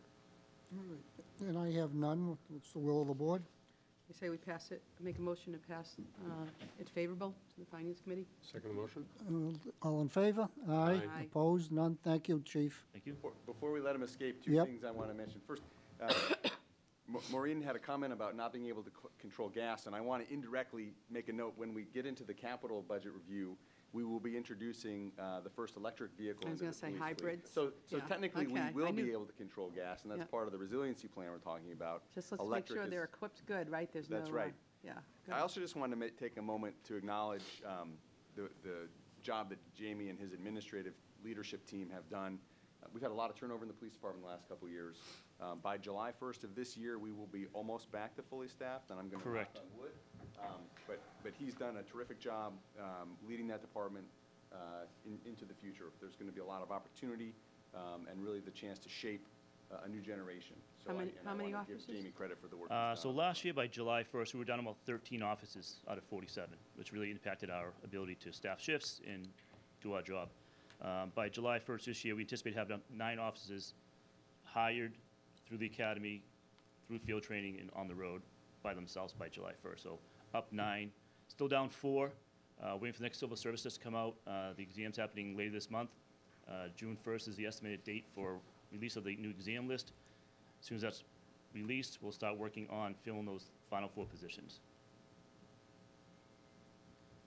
In regards to the vehicle, as town manager mentioned, we will be purchasing 2 hybrid frontline cars, also purchasing a Ford Lightning pickup truck, which will be 100% electric, and that will be a frontline car that will be used on the road, equipped, transports everything, and it will be hopefully on the road by next year.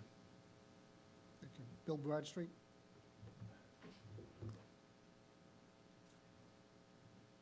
Bill Bradstreet, Town Meeting Member, Precinct 1. Are we relying on, and I'm not questioning it, electric vehicles? Because I think in the past it was Topsfield was operating one. Did they have successful results by doing that, which makes it easier for us to go to these type vehicles? I'd like to save gas money like everybody else would, and I'm certainly hoping that these electric vehicles will be a benefit to us, but is it related to the other department using one? Good question. That's a good question. So Topsfield does run a electric Ford Mustang Mach-E. It's a smaller sedan. It runs on patrol and for special services. Salem also purchased a Lightning pickup. They received it 2 months ago. They run it for the traffic division. It was actually in town yesterday. They brought it over here to us to look at and check it out a little bit. We're hoping that with the extended battery, we'll be able to get 2 shifts, probably the day shift, evening shift on that vehicle, charge on the overnight shift, and have it run through 2 shifts a day. That's our hope. Worst case scenario, it'll be every other shift. We're running a shift, charge it, run the next shift. It's kind of an experiment, but it's an experiment to see if this is a way of the future. We are equipping it as a frontline car versus administrative car to get a better return on our investment, and we're hoping it'll be successful. Very good, thank you. Okay, anybody else? No? Can I ask a quick question? Do we get any grant money for any of those new cars? I mean, that's my, I yes love and no. grant money. Yeah. Grant writers, Jen, you want to write another grant? Oh. Well, so the electric department has been very aggressive in pursuing grants. Okay. But given the unique relationship we have with the electric department, they will be incentivizing the purchase of these vehicles. Good. Because they will then turn around and install a charging station and collect revenue. So the real benefit for the town of Danvers, which is unique in that regard, is when we fill up a patrol car with gasoline, the profits are going to the vendor who sold us the gasoline. By installing electric infrastructure and starting to electrify the town fleet, those dollars, rather than going to a gasoline vendor, will be going to the Danvers Electric Department, which will help their bottom line and help the town's bottom line. So we'll be keeping the dollars locally. That's what we want, keep everything local, right? As much as we can. Thank you. All right, thanks, chief. Thank you. And I saw the fire chief poke his head in. See back here?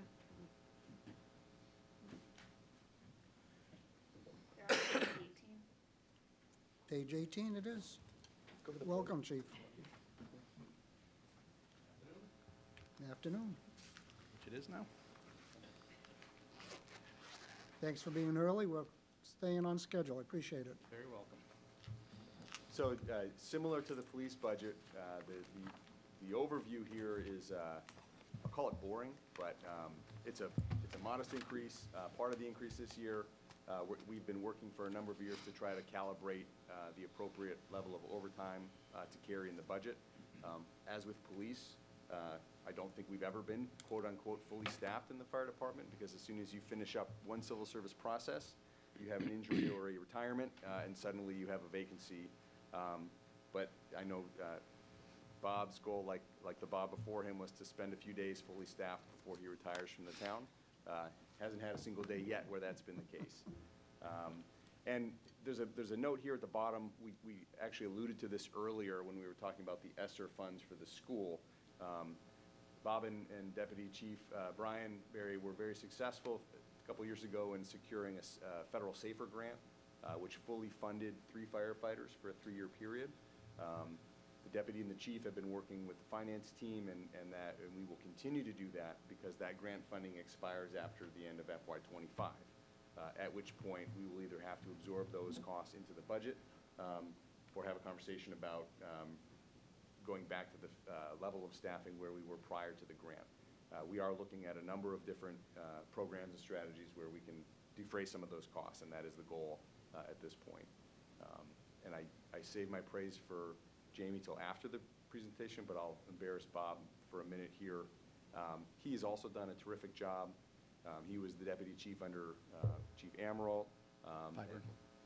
Well, you are chief. Yeah, that's true. Too many. The Bob. We had the Bob. So it used to be the Bobs. Now it's the Killer Bees because we have Bob and Brian. But when Bob and Bob were running the show, they really introduced a culture that is very high performing and collaborative in that department, and that has certainly continued under Bob and Brian. And I think Bob sometimes feels neglected because I don't pay much attention to them, but that's because they run a terrific ship down there and do a really good job leading their department and providing service to the community. So I wanted to thank you. Make you blush a little bit, Bob, before you start taking questions. Thank you. Questions, Gardner? Sure. Thank you, Chief. I'm presuming that the sick leave buyback drop is contractual, just like the police chief mentioned? Yeah, the sick leave buyback drop is, what we do is we calculate and we estimate for that upcoming fiscal year the potential retirements. Okay. So within next year's budget, I believe there's only one firefighter that's eligible for retirement under like normal circumstances. So that's why this year there was two. So it just knocks it in half. Traffic controls went down 60%.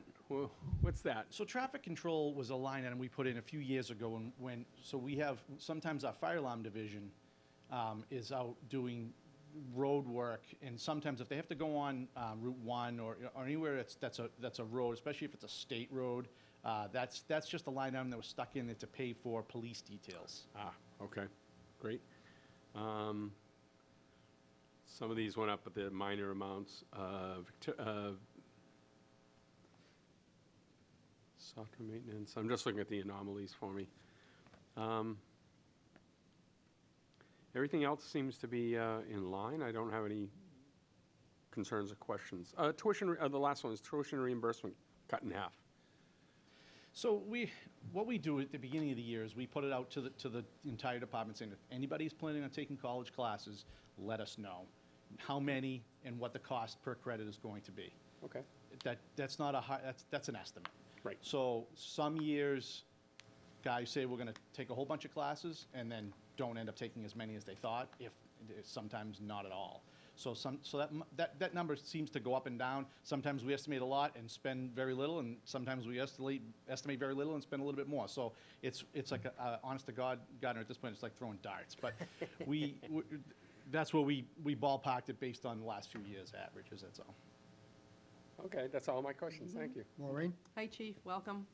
These chiefs seem to be doing great, Steve, with their budgets. Great budget. Because they don't fund the trash contract out of the budget. Well, we'll save questions for that much later. But thank you. Great budget, numbers look good.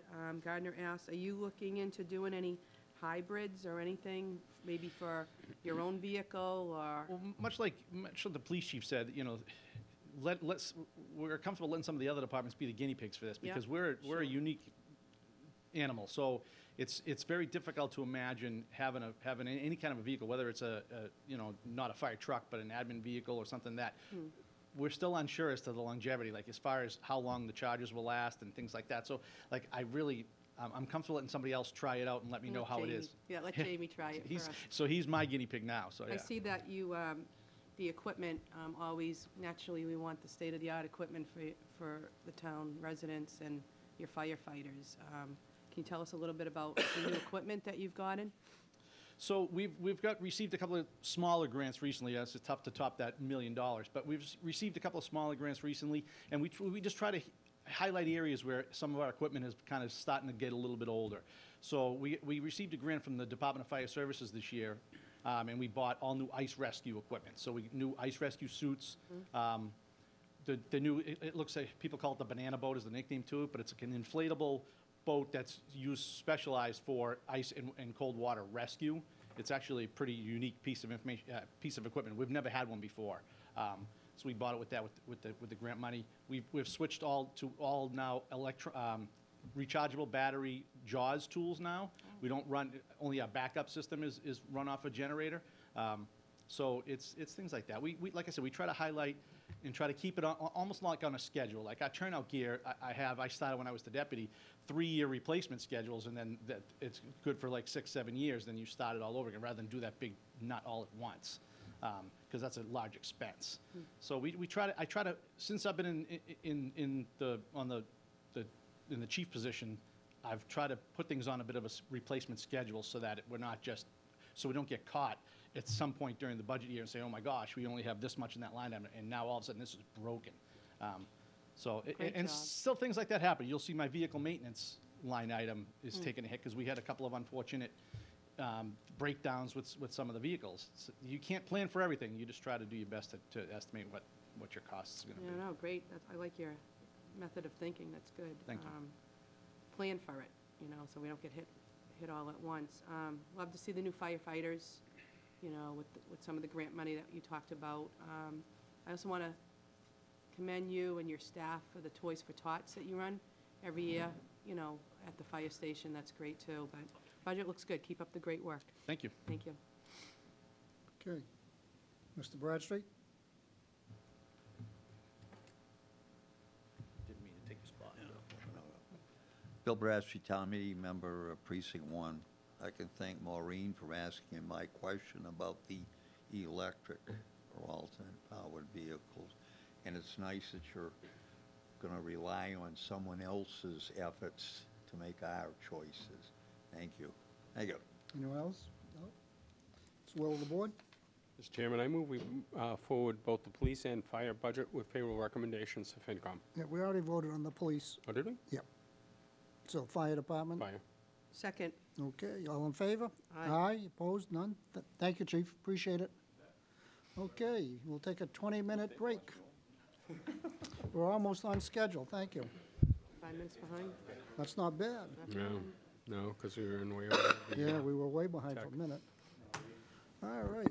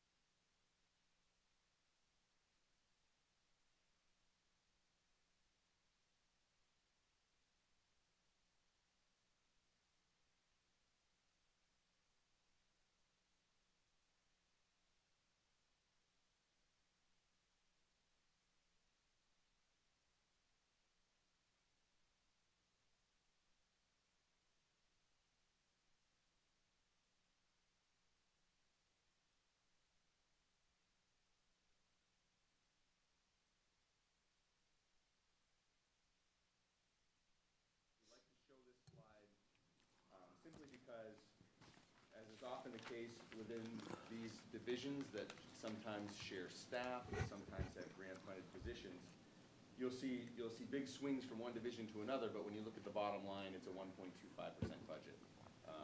And we will get into some of the details in the slides to come, but we'd like to start here just to show that across the 5 divisions, the total budget is up 1.24%, even though there's some volatility within the division. So we will start with inspectional services. And the high-level view here, salary and wages is up close to 10%, but that is driven mostly by 2 things. One is that we have the assistant inspector position is currently vacant. Tim Hudon is our building commissioner. We are trying to backfill that position, so that is currently budgeted at top step. That's consistent with policy. The library director noted earlier today, once we fill those positions at a lower step, you'll see the budget decline, but in this market, you don't know what the candidate pool is going to look like, so you want to be prepared across the range for the position.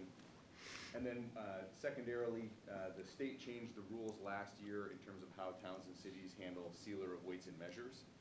We had historically contracted that out to an individual who provided those services on behalf of several communities. The state changed the regulations, and now communities within our population range are required to do that through the staff rather than through a contract. So smaller towns are still able to contract. We were able to work with our inspector of plumbing and gas, who agreed to take on the duties of sealer of weights and measures. So an adjustment has been made. So part of the increase in the 44,000 is related to that, and you see the offsetting decrease in operating expenses where we used to contract, pay for the contracted services. So with that, Aaron or I would be happy to take any questions about inspectional services. Gardner? Nope, everything seems to be fine. Maureen? I have a question. Sailors supplies, what's that? That was the expense line that we formally paid the weights and measures contractor out of. So Okay. essentially, that's moving, that $10,000 is moving up to salary and wages to pay for that position on staff as opposed to consultant. Okay, and I'm always one for training. We want good people. We want to invest in our people, but training services, it's not a lot of money, but it is up substantially. Can you tell us what that is? Is that because of staff leaving, Yeah, or- with the amount of turnover, we felt that we needed to be prepared to invest more in training. Tim's been on the job 6 months, has been in the field for 3 years, is still pursuing some certifications that we are desirous of the position, and so we felt that with more changes coming at the time we developed the budget, we felt it made sense to put a little padding in there for additional training for inspectional services staff. So with the training services, is that with education too? Mhm. Okay, so I have a question, maybe it's for the town manager and our HR director. When we hire people and we send them to school naturally on our budget, we offer that as a benefit, is there any kind of a recourse that we say if you leave within 3 years, you have to pay 70% or tear it down on what the town has spent on education costs? No, that has come up in the past. The town so we do have positions where certain licensure may be required in order to apply for the job, although in the labor market in the last couple of years, we've been more creative. If we find a good candidate, we'll bring them on and then get them trained up once we have them, because it's getting harder and harder to find people coming in with the licensing. The philosophy for long before I got here has been we'll invest in employees who want to pursue education. We try to keep them, but we have had employees come to us freshly educated elsewhere. I won't say the department. We had an employee wanting to come work for the town of Danvers this past year who was facing a program like you're describing. I guess my personal view is I don't know that you'd want to have an employee necessarily stay under duress because there would be a financial penalty for going if they wanted to pursue an opportunity No, right, but we want to invest in the employees, but we also want the employees to invest in our town too. Yeah. So I just don't think that, in industry, I mean, naturally, we all get our master's degree once we get our jobs, and our employees will pay for it. Sometimes there's tiers that, not to be hard, but, No, stay at least 3 years or something like that. In this case, I just, Do other communities do that? Well, Well, I suppose they could. And I can't think of examples where somebody has received a degree and then immediately left. I can think of examples where people took on additional responsibilities, got a degree, and then within a couple of years were able to move on and do something else. But Right, but I'm thinking just pertaining to like classes, you know what I'm saying? To, you know, seminars. Yeah, I guess generally, we've never asked employees to either agree to stay for a time certain or face a clawback. Yeah, the only reason I bring that to you, the question, is because it seems like we've had a lot of turnover in the town, and we don't want our taxpayers, you know, to be paying for people that aren't investing in our town, that we're investing in. This So- is, just as a sidebar, this comment has come up a number of times, and I just want to, I shared this information with the board a while back. The local government industry has seen a turnover close to 20% across the country in the last few years. Our turnover is below that. I know there's a narrative that the turnover here is unique, but I would challenge anybody to go to any town and city in the Commonwealth right now and talk to their HR departments about recruitment and retention, because it is a challenge that everybody is facing. I understand particular employees have left that people were fond of, but that is not the same thing as having a retention issue. And I want to be very clear about that, because those comments have a negative impact on staffing, have a negative impact on the employees who show up every day and work really, really hard. It's nothing personal. I'm not comment. taking it personally. It's just what taxpayers are saying to me. I understand that, but I just want to say that notion, I think, is misguided. If you look at the landscape, if you look at the MMA website, if you talk to other towns and cities. Yeah, and they Everybody's can- in the same boat. Yep, We're they going to can talk in a check. few minutes about a change in the senior services department, because you can't hire drivers anymore. So it's a difficult situation. I think it's everywhere, corporate-wise, you know, in the world, but I just wanted to make sure that if, like we said, if we're investing in the employees, that they're investing with us too. just a little clarification for inspectional services in particular. One of the other reasons that we wanted to pad that a little bit is because we have, in that office in particular, so this year there's a new energy code coming into play. The new building code clicks over, I think, on July 1st or something. You know, in addition to, it's a slightly different when we say education and training in that instance, because again, the inspectors need to know and have access to the new codes that, you know, those are trainings that are put on by the state to make sure that all local inspectors in the Commonwealth understand the new energy code, understand the new building codes, electrical codes, et cetera. So in that case, that's what we're doing here. I think your comment is more broad, but just as it relates to this budget, it's specifically to understand the new codes that are coming into effect. Yeah, but I just see that the number increased, that's what triggered the question, Aaron. Thank you. Absolutely. Thank you. All set? Anyone else? I'm all set. Okay. Next. Next is the Public Health Division. I guess we'll call this another boring budget. Essentially level funded. Frank Calgione, sorry, I always call him Cal. I want to call him Calzone. Giacalone is our health director. We are fully staffed there. There's a note here, part of the reduction over time. We're seeing the demand start to tick down after the pandemic. A lot of those costs were reimbursed, but knock on wood, things are starting to stabilize a little bit. And he and his team do a really good job. Questions, Gardner? I see, and this is, I'm seeing a pattern of software maintenance going down. Do we centralize it under IT? Yeah, go ahead. So you'll see in both the inspectional services and the public health budget, a zeroing out of that line, and that again is that we are doing the centralized e-permitting system. So those costs that would have been borne by those departments will now become part of the IT budget. Very good. There's a couple of bumps, but the small money except for travel allowance I see is increased pretty heavily. Is there any particular thought That was for this? part of the offer for the new health director position. Okay. All right, that's all the questions I have. Thank you. Maureen? No, I think the budget looks good on that category. Thank you. Anyone else? Okay, next. Next up is planning and economic development. Really, the changes here are in the operating side. The decreases that you'll see are related to a program called CoStar. which is a commercial real estate tool that the former director of planning liked to use. Our new planning director is not interested in that. We do maintain a license through the assessor's office, so we still have access to that program when it's needed. But that is driving the decrease in the operation, operation expenses. And then there is an increase in the budget, which is not noted as a bullet, but that is related to some of the costs in terms of restoration of particular parcels and properties that come along from time to time. So again, Aaron, I'd be happy to take line item questions on the planning and economic development. Gardner? Nothing, thank you. Maureen? Nope, that looks good. All right, next. Next is senior and social services. This is one that Aaron and I would want to talk about for just a couple minutes. There is a on-paper decrease here in the budget, but it is matched by a decrease in the general revenue.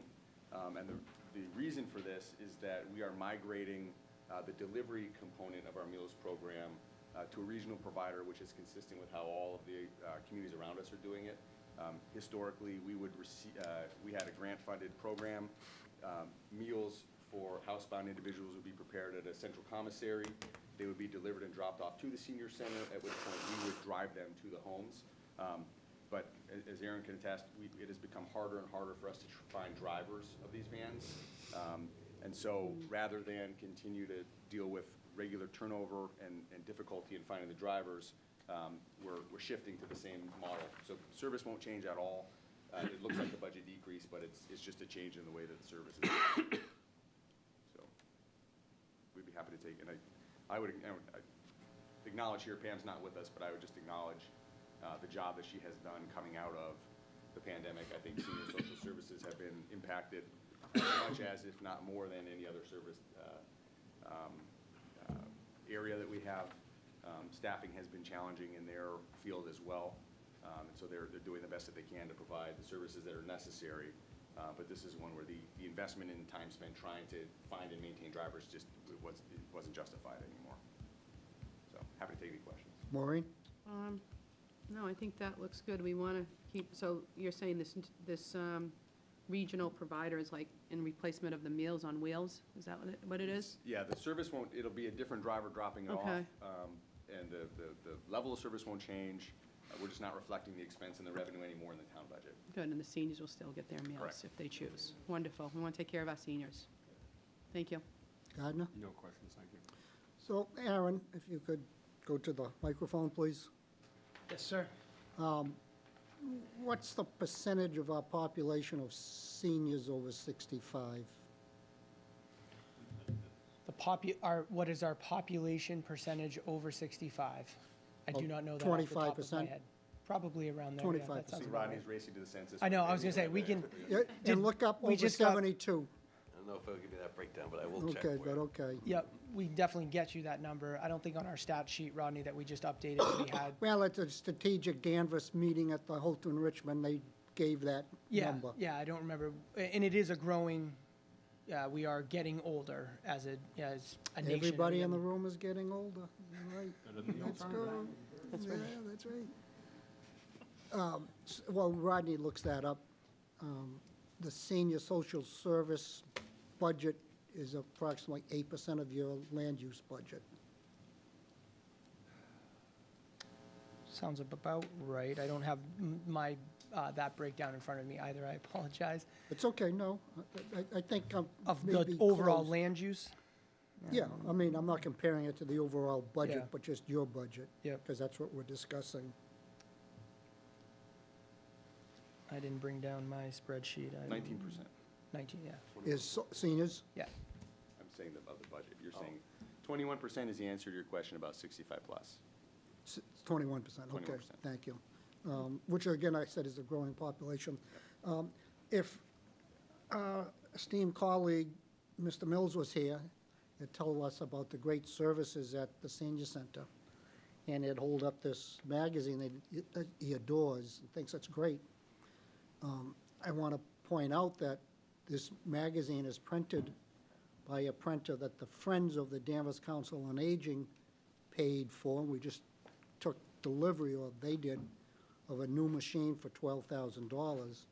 The old one printed out more than 1 million copies. It's amazing. So they certainly got their money's worth.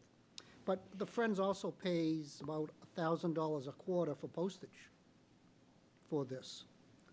And the Friends are very supportive of the senior center, and we try to do as much as we can. The other day, we approved $1,500 for garbage disposal, $1,400 for a treadmill that's on its last legs. They want to send out a mailing to some residents about the cutbacks in SNAP programs and asked us for $100 in postage. And I don't see postage as a line item in the budget. And then they asked us for $39 for 3 clocks at $13 apiece. I really think that we're under budgeting for services and equipment at the senior center. I mean, I was okay with the garbage disposal, came up quick. The money is, she's already spent her money that was allowed for those things at the last quarter. Treadmill, that's fine, but postage, clocks, I really think that we're underfunding the senior center budget and social services. I don't know that Aaron can answer that. I can share thought. I think one of the goals that Pam had adopted for herself just prior to the pandemic was going through the process to have Danvers identified as an age-friendly community. It's a similar process to like an accreditation process. And I think that, the senior social services, they also have a revolving fund similar to recreation where they can look for some of these things. It's a constantly evolving and fine-tuning process to determine cost sharing between the different revolving accounts, the tax levy, and the Friends groups. But I think the points are well taken. We do have a growing senior population. The quote-unquote new senior center is now 30 years old. And I think on a moving forward basis, there's work that needs to be done to figure out whether the services we've been providing are the right service mix and funded at the right level on a moving forward basis. I'd be happy to have more money. I mean, I get it. There's only so much to go around, but if things are that tight that we got to buy clocks Yeah, I'm and surprised. postage, I was not personally aware of that no, request. but she didn't have money in the would've- budget. So it's all spent. Yeah. So, I mean, it's the last quarter, I get that. And I know if there's anybody's got money left over, you'll take it back and put it someplace else. So, my point is made. Thank you. Thank you. Anyone in the, Bill?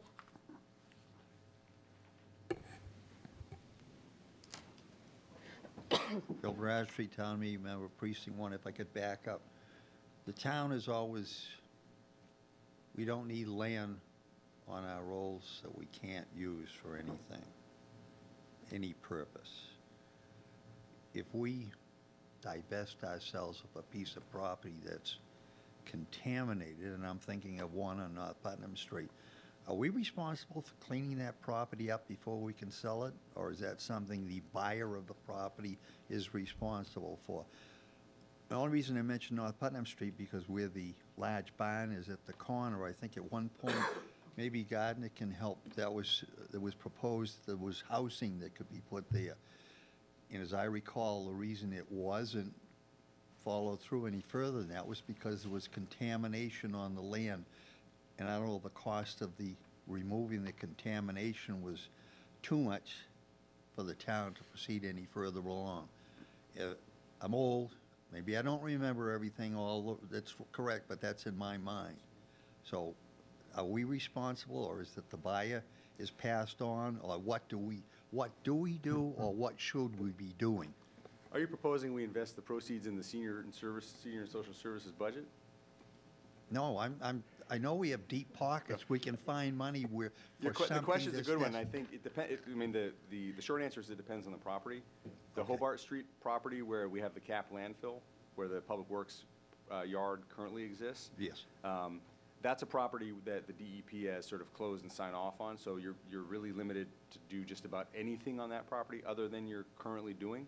With respect to North Putnam, if the town declared that property surplus, either the town or the potential buyer would want to do some environmental testing, and that would be reflected in the purchase price. We wouldn't have to do the cleanup first.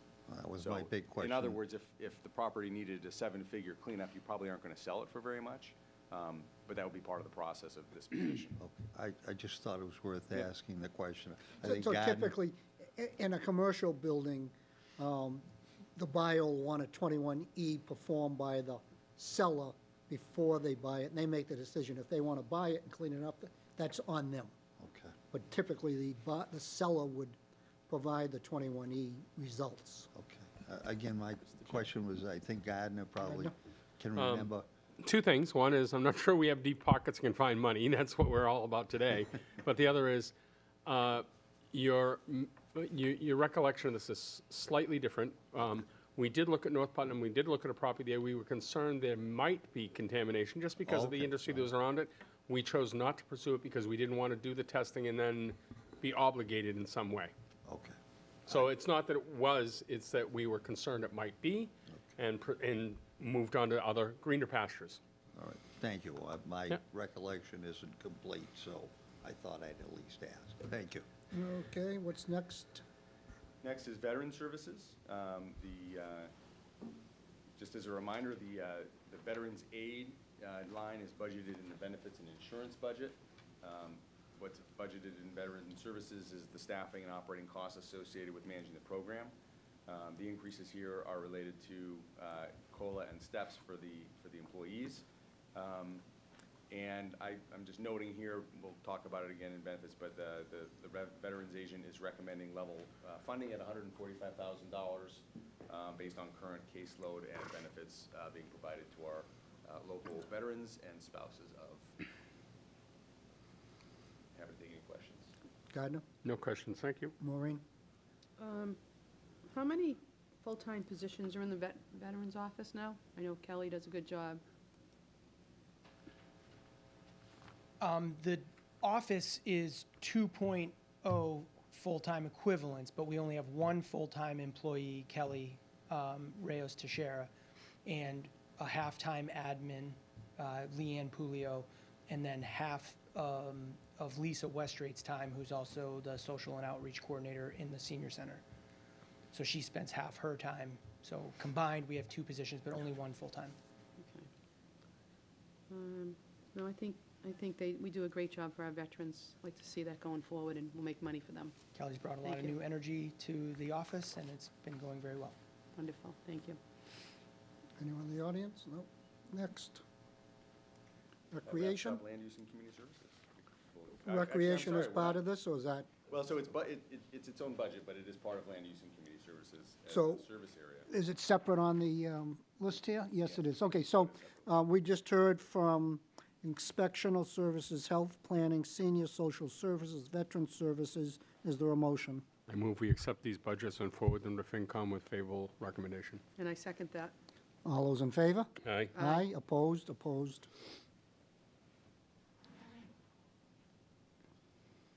Okay.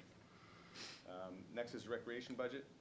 The reduction here is a software, and that's really, we're upgrading the permitting system that we use in recreation, but we're also splitting the cost between tax-supported and revolving fund based on the fact that this program is utilized by both service areas. And the increases here are related to, mostly, there was a market adjustment made for our Director of Natural Resources in fiscal '23, and we're seeing an uptick in the hourly rate for summer temporary help. Gardner? No questions, thank you. Maureen? No questions. They do a good job. Thank you. Anyone in the audience? No. What's the will of the board? I move we accept the recommendation, we accept the recreation budget as presented and forward it with a favorable recommendation. Is there a second? Second, please. All in favor? Aye. Aye, opposed, none. Okay. Well, moving right along, thank you. No, thank Thank you. you. Thank you, Aaron. You grab a cookie for the road? You don't have Public Works here, so what do you Should we want go to on do? to, They're on their way down. They're on in their the way building. down, Yep. okay. have a good weekend.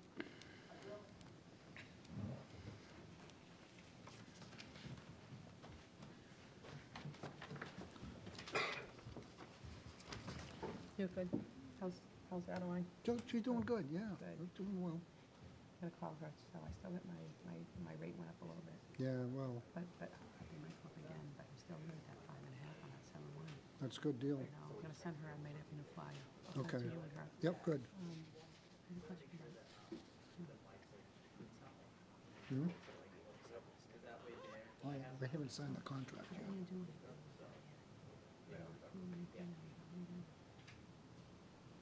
Yeah, what they have to say. But it's still, they haven't signed a contract yet. Well, it'd be good to do like they did with the school budget, sent it along as presented, subject to, right, what FinCom getting more detail.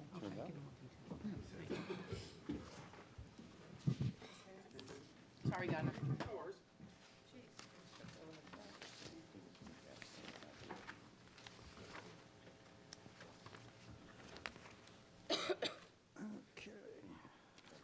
I'm not catching, I'm coughing. I've had this for about 2 weeks. Notice how we're standing, I don't have my mask, but we're.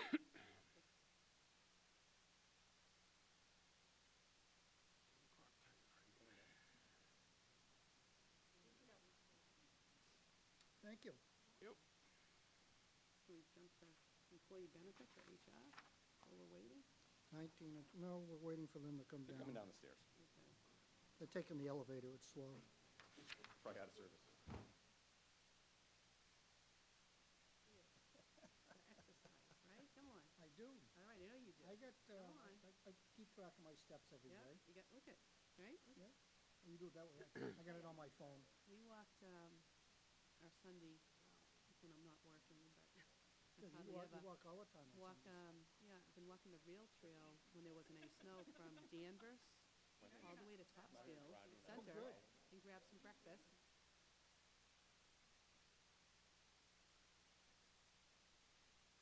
I know. Oh, no, I get a coffee first. Okay.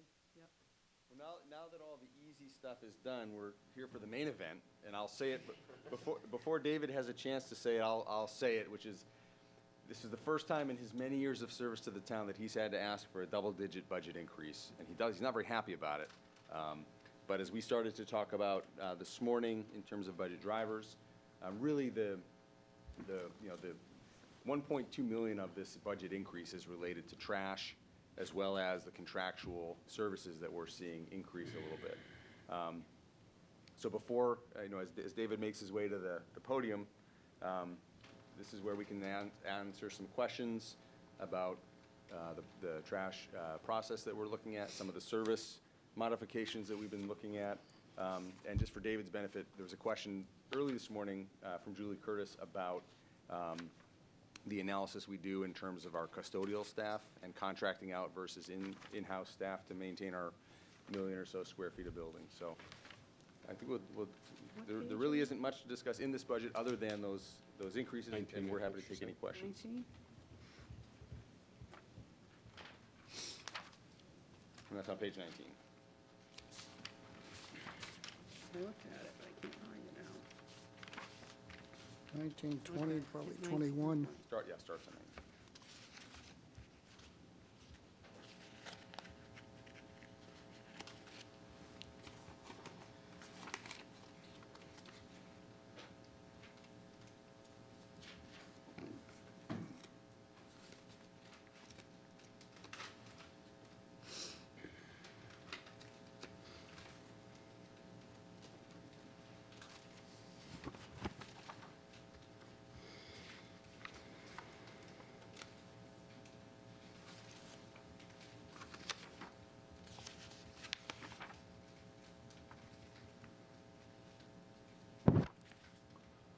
Okay. You have a question? Do you have an answer? Would it be helpful to start with a kind of a overview of the trash contract that we had and then where we are right now? Well, just answer the contractual service one. Sure. Julie asked the question, she couldn't stick around. She wanted to know if we had done an analysis of the cost of keeping it in-house versus using contract services for our 1 million square feet of building. Is that what it Specifically was? cleaning.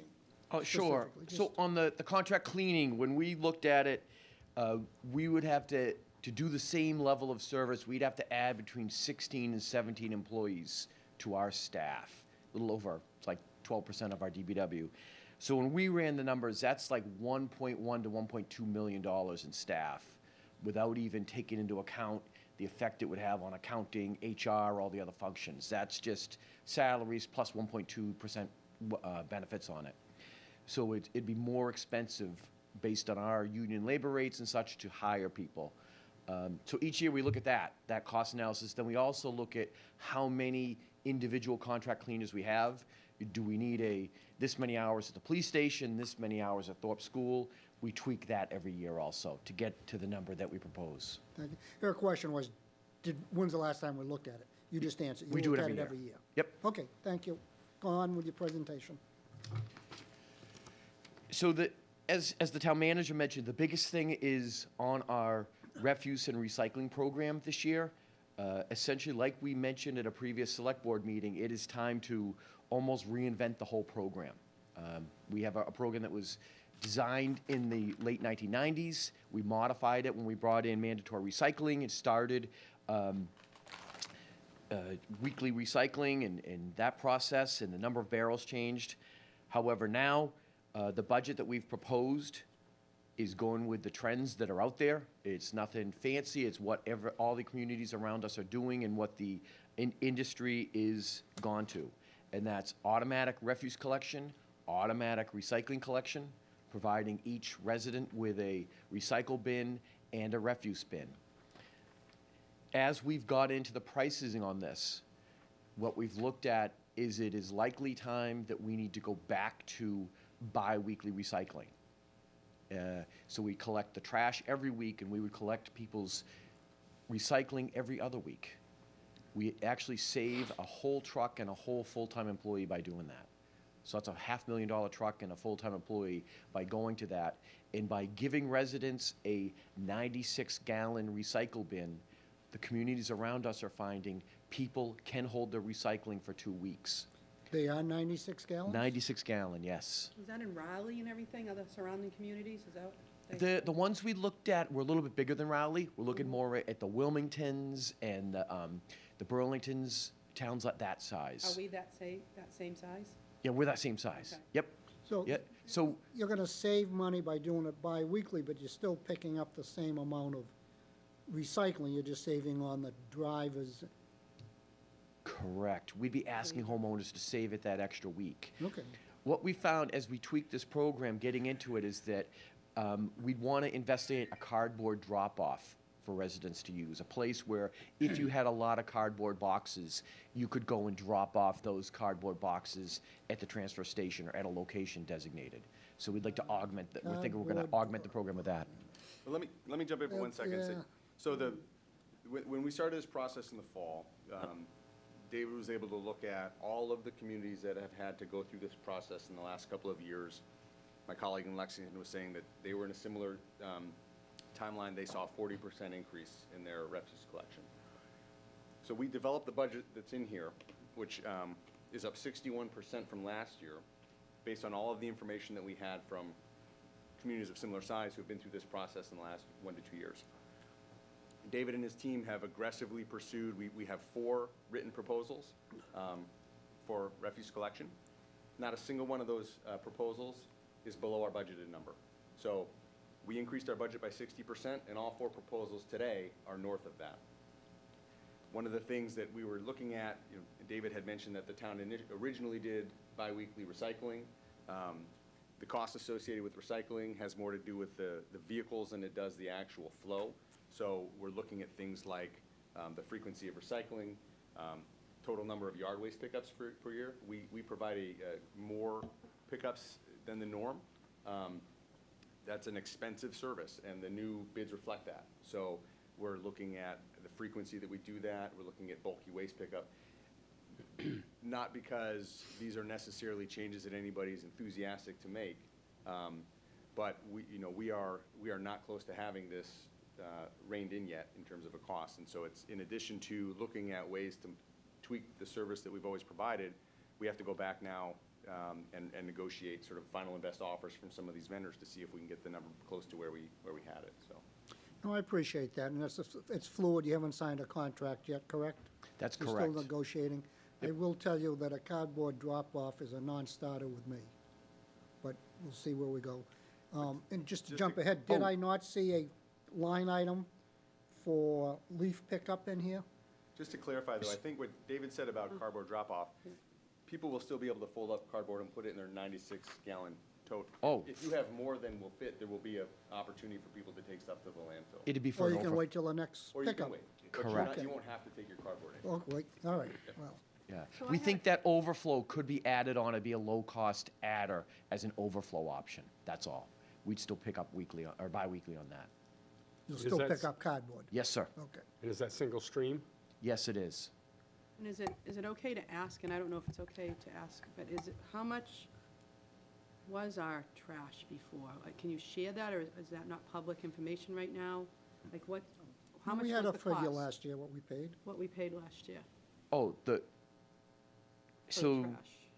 Like, we're in a new contract, right? July's gonna come fast, right? So, It's $673,000. your budget sheets have the numbers. where is that? No, Refuse 19, collection. right? Okay. I can answer that. I have Oh, I that see in- it right here. Yeah, so we look at a couple line items in the DPW budget, one of which is the 52901. So, 19? Is that what it is? So can I have the summary right here. oh, you got it right there, Steve? In last year's budget, we had a $518,000 line item for disposal, Okay, $673,000 line item for collection, and a $208,000 line item for recycling. okay. In the preliminary budget, we have $565,000 for disposal, so that's a modest increase. That's for the management Yeah. of the transfer station. Yep, The collection is going from 673 to 1.2 million, and that number, as it sits today, is light. It's not enough. Recycling is going from 208,000 to 509,000, 150% increase.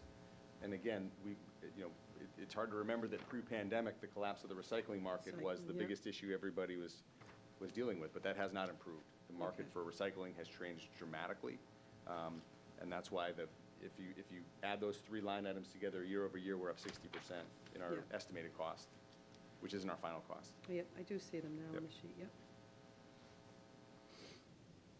So, when you say we're gonna be putting it out to bid, right? We have 4 contracts, or 4 Four- people we're looking at? Four contractors, correct. Contractors that are coming to Danvers and saying, we wanna do this. Yep. And naturally, we don't wanna know numbers, because we want competition. But will that be shared with the board on those numbers, so we can help you make a decision, or how does that work? I believe how it would work is we would get everything down to the most advantageous proposal to the town, and then that one would be presented to the board. Okay. Right, because it's a big nut for us. I mean, we. Correct. gotta be ready. Yep. And, I want to have more conversation maybe with you. I'll come see you, but, do we keep the trash in-house for ourselves, like Judy said, or do we contract it out? And I guess I'm more of a number person. Sure. Like when you say, I understand the cost of the rubbish trucks, probably, I think he's correct, 350,000 to 500 now, employees, opportunity for town employees. I just want to see the numbers a little bit more. Sure, and back at the beginning of this, looked at, is there anybody, other DPWs in the state doing it in-house of a community our size? Yeah. There's 2 that Yeah. I'm aware Which of. ones? Who are they, David? It's Stoughton and a town down on the Cape. It's, so Stoughton is the one. And we're in a position where we'd have to add a number of man-hours, we need a mechanic to do it, and we also, right now, don't have a garage equipment bay that would fit the truck. We couldn't bring the truck in to work on it, which would be a difficult thing for us. Right, So- but we're looking at hopefully a public works facility. Yep. Can relieve some town property, so I don't think we should maybe rule it out yet. Yeah, that would be Down the road, we might have we would likely have a garage that we could service the trucks. If we started doing trucks in-house ourselves, we'd have to rent a garage space or hire mechanics to maintain them. And the refuse and recycling trucks are would be the highest maintenance vehicles in the fleet. And what about, like, just to compare, like, in our peers? We always talk about peers. Yep. What's our peer, Steve? We bring up Burlington, maybe, I mean, Reading. Lexington, but Yeah. Lexington, I don't consider that really our peer, but. Reading would be one. Reading, Burlington, what other, Linfield? Andover. Andover. We're bigger than Linfield, be more like Andover. Yeah. We're a little smaller than Salem and Beverly, although we're comparing to them. So what are they doing now? Are their contracts running out? Have we looked at maybe their contractors to maybe get them in the game a little bit? Yep, we have copies of all their contracts, and we use that to mold our request for proposals. Okay. And then we've talked to all of them about which hauler they use, and there's a variety of haulers in use, and compared prices. Prices are a little difficult to compare town to town because it depends on what year you signed your agreement. 3 years ago, people that signed an agreement got a much better deal than the ones that signed last year. They don't put an increase in their contracts? They per year? had cost of living increases, but nothing to take into account the inflation that we've seen like the last year. Like Steve mentioned, those 3 years ago, they bought the same truck for $350,000 that for Danvers will cost over $500,000. Do you know of anybody that maybe has owned a trash company? It seems like a lot of being built are, bought by other trash companies that could be like a consultant to us, to help us, because we really don't know about trash. We get So the. Can I jump in for? Yeah. We know from some of our colleagues who have tried to use consultants to negotiate on their, so we use, in the past, we've used brokers for things like healthcare. What we've learned from our colleagues is that in some cases, those results were not any better or sometimes worse. We have between David and our deputy ops director, Rob Dever, they have a lot of experience. The 4 vendors who have submitted bids are 4 names you would recognize. Those are the people doing business all over the North Shore. There aren't any other vendors sort of hiding out there. Right. And when we reviewed this in the fall, the direction from the board, the goal for the year from the board was recognition that trash collection is not a business that we want to get into, but there was guidance to bring somebody in to help us evaluate whether long-term we want to manage the transfer station. The transfer station, right. For that component. Yeah. But between staffing, vehicles, vehicle maintenance, as David said, there are really 2 communities he's found in the Commonwealth that are similar to us who do this in-house. And Stoughton have they turned profits, David, those 2 communities that you looked at? So on the collection, Yeah, no. no, losses. No, they find it a real burden to the town Burden to do the it. town, okay. So And I'd hesitate to hire a consultant that knows a lot about what these companies do because of relationships built up over the years. Those are the people that know the business. Right. So they're not going to necessarily be taking care of our needs as well as the trash hauler. But to expand right on where Mrs. Bernard's going, what we did is had the companies all submit proposals to us, and then we had multiple face-to-face meetings with each of them and asked them for ways that we could refine or make our program more efficient. And we took all of those different suggestions from all 4 of those contractors, and then we took a hard look at what would fit for Danvers to get our costs lower. One of the things I haven't mentioned yet is we have dumpsters around town. We have a dumpster in back of Town Hall. We have one at the Holton Richmond School. Those have to be picked up. Are those the right size dumpster? Is the right frequency? We need to audit that whole collection process because now it's a separate truck picking that up. It's it's like a commercial account. That was identified as a need. We need to refine that, audit that whole process. The biweekly recycling was brought up by our haulers when they looked at how many trucks we were going to need, how many employees, and then we went back out and talked to the towns that are doing biweekly recycling to see if it was working there. Those things were leading us to recommend things. On the bulky item sticker program, we talked to the haulers about how they do it in all the different towns. We have an efficient program how we do it, except that bulky items, right now, we pick it up on the same day as your trash. It's going to be more efficient under the new contract if we just pick one day a week, and that's when your stove or your refrigerator gets picked up no matter where you live. It's one day a week. So working with That's what you're doing with the mattresses. it's just like we're doing with the mattresses. fine. Yep. And so if we change the bulky item program to like we do the mattresses, we'll be able to save collection costs, Smart make it idea. more efficient. So that's where we're going. The bad side on the bulky item we found is that our sticker program is outdated. Things are costing more to get rid of than what we're paying for the stickers. So it's not supporting itself right now. So we need to take a hard look at that. Do we want, when a resident buys a sticker for a TV, a CRT we call them, should it reflect what we're paying or should it be a discount? We need to do that because we have the real numbers on disposal of those items now. And This should be what it cost us, right? I mean, that's the original thought. Kind of, perfect world, it was right? designed originally as a pay for what your item is. cost is, Yeah. And so if we want to get to that, we're going to have to revamp the price of our stickers and how that sticker works to make it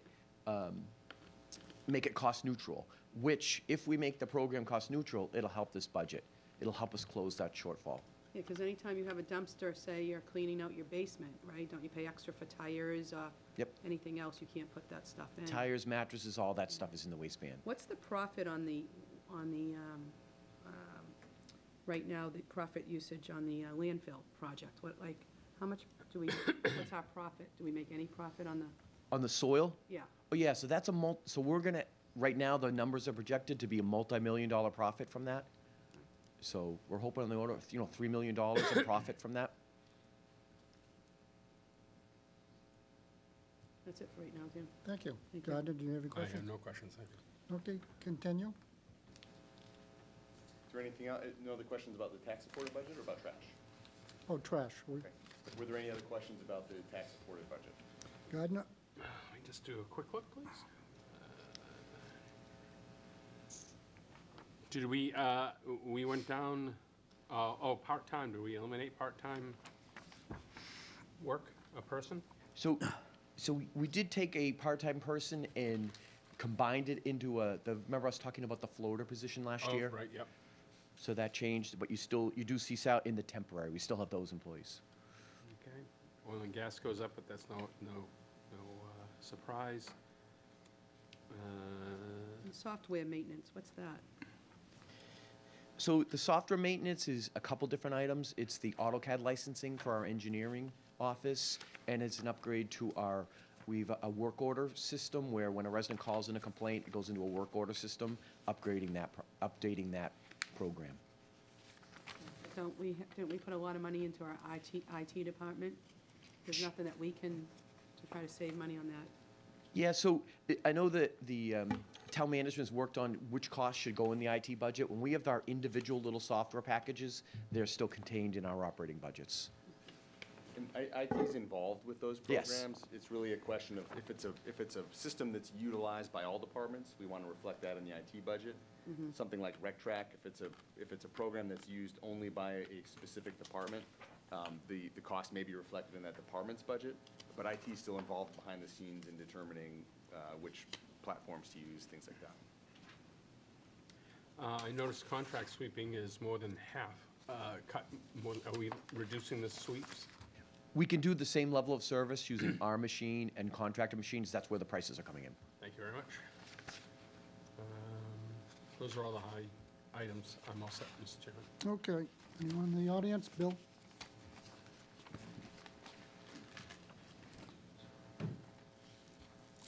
Bill Bradstreet, Town Meeting Member, Precinct 1.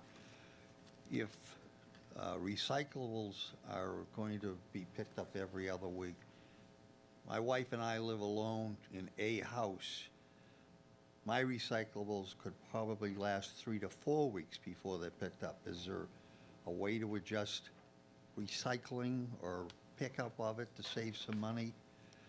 That, and the other thing is if we were to purchase, I don't recommend it, a trash truck, if you drive around behind them The smell is awful. The trucks need to be cleaned. If they were to be cleaned every other day, or how they be cleaned, would we be required to set up a site that can absorb the contaminants that are gonna come out from cleaning one of these trucks? I don't know that I can't see, or I can't tell that the trucks that come around now are cleaned very often. And if you get too close to them, I'm really sympathetic to the people who work on them. I certainly wouldn't want to live next to their yard, but it's just, it's a cleaning thing and a smell thing. Would that come into play if we were to, or can we tell them to clean their trucks so we don't have to?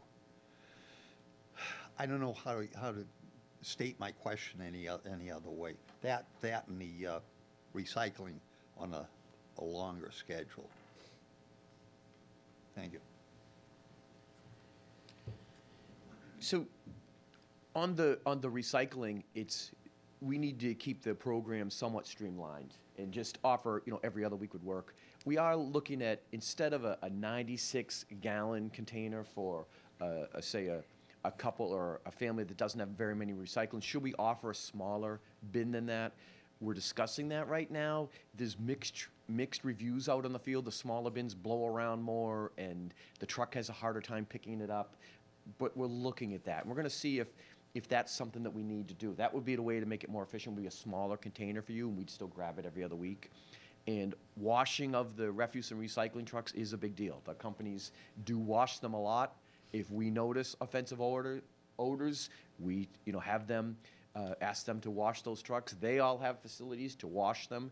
That would be one of many things that we'd have to add to our facilities if we had trucks. We'd have to add a special truck wash place to be able to wash those trucks out.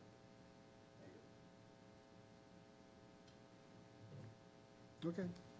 Any other questions, member of the board? Not me. Okay, we're all set with tax supported. Next will be the sewer. Thank you, Jen. Page 34. The sewer budget, I'll point out, unlike the tax-supported budget, we do budget capital outlay in the water and in the sewer budget. So that $174,000 decrease is related to not purchasing a large piece of equipment this year. We'll be spending less in terms of capital. You'll see that the increases here, one is related to a civil engineer position that is shared in the sewer division budget. And then there's an assessment increase reflecting the SESD assessment in the operating expenses. And if there are any line item questions, David would be happy to take those. Maureen? I just want to look a little, can you go to Gardner first, please? Sure. Thank you. Sewer. Yep. Big, huge jump in heating, HVAC maintenance. Sure, that was the split. If you go back to the tax supported, you'll actually see it actually goes down a little bit. We looked hard at the split on where we were doing the services in the buildings, and we were light in the sewer budget for their facilities. So it's a one-time adjustment, and then you won't see that kind of increase. You might see the same number, but not the same size Correct. increase. We did the same thing on contract cleaning. We took a real hard look at how that was getting divided up to make sure it's being doing accurately. Okay. Pump repair, you doubled? Not that it's a lot, I mean, it's only $6,000, but I just look for the big jumps, big drops, so, and that's one of them. Sure, and the pump repair is a split. Part of it is the cost of the pumps has increased dramatically, which in the water budget, you'll see that on pipes and fittings. Electric, you'll see it on transformers. You've seen a big increase. The other half is they've done an inventory of what we need to do for replacement pumps over the next year, and there are more pumps that we need to replace. And they're small enough that they wouldn't be capital. These are more operational items. But when they all add together, it comes up to this number. Okay. What is pension reimbursements? That is the water department's share of their pension. Oh, that's what cost, they yeah. pay into the management of it? Okay. Correct. I think that's all my, I will ask, and actually this is a general comment, on debt services and things like line for frost, under the sewer bonds. I see we have the starting date. Is there a chance that we can get the end dates on those? I meant to ask if during debt services too. So if you're looking at like 59251, it tells us when the Andover Street Sewer project went on, but they're individually, they're varied varied end dates. So we do that for the general fund and the actual budget book that goes to FinCom. We can Okay. try to work on providing not just the general fund, but the water and sewer versions of those as well. Very good. Thank you. Absolutely. I have no other questions. Thank you. Dan? Yes. David, do we, I know naturally the South Essex Sewage District, do we get any funding from the state for any of that? Like, for that cost? So no, it's No. just, The answer's you know, no the 5 for- communities that, other than they apply for grants, Okay. federal funding and local grants, just like we would as a community, they're eligible for certain grants, but other than that, it's all funded by us. We do get grants on that, too? Say that Do again? we get grants on the, So they've gotten grants, like, remember we got a grant for the financing on when we did the water treatment plant? They would get similar grants when they did big capital improvement projects. okay. Always looking for that. Yes, Thank you. but That's they're it. eligible for those. Oh, All set, Maureen? Yes, thank you. Thank you. Bill?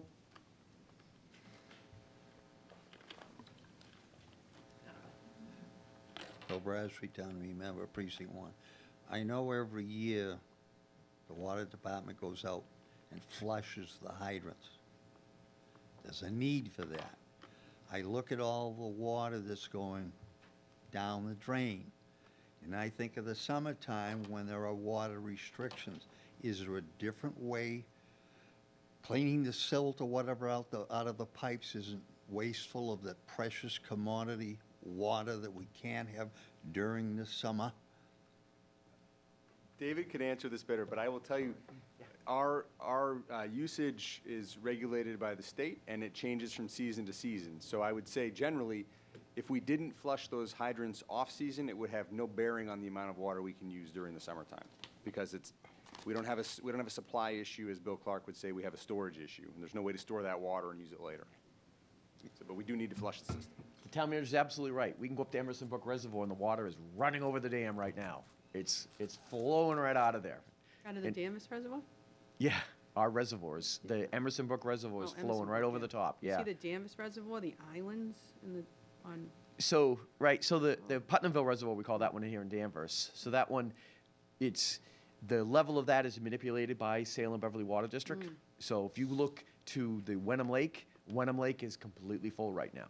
They've filled Wenham Lake, and now they're gonna let the Putnamville Reservoir recharge after the winter. That's part of their strategy. But so, what the manager said, and he's absolutely right, is that we use water when we flush in a time of year when we're not in a drought situation. If we were in a really bad drought, we may not flush. We may take 1 year off and risk, having discolored water. The other big thing to do it is to do the flushing as efficient as possible. Years ago, they would just open hydrants all over town, let the water run, and not count how much water is being flowed. Now it's a directional system. We open them in a certain order. Each hydrant's open in a certain order, and it's open for a certain amount of time, so we minimize how much water flows out and lost. Okay, any other questions? What's the will of the board? I move we submit we're doing just sewer right now? We're doing the sewer. Okay, I move we forward the sewer budget with a favorable recommendation. Second? aye. Aye?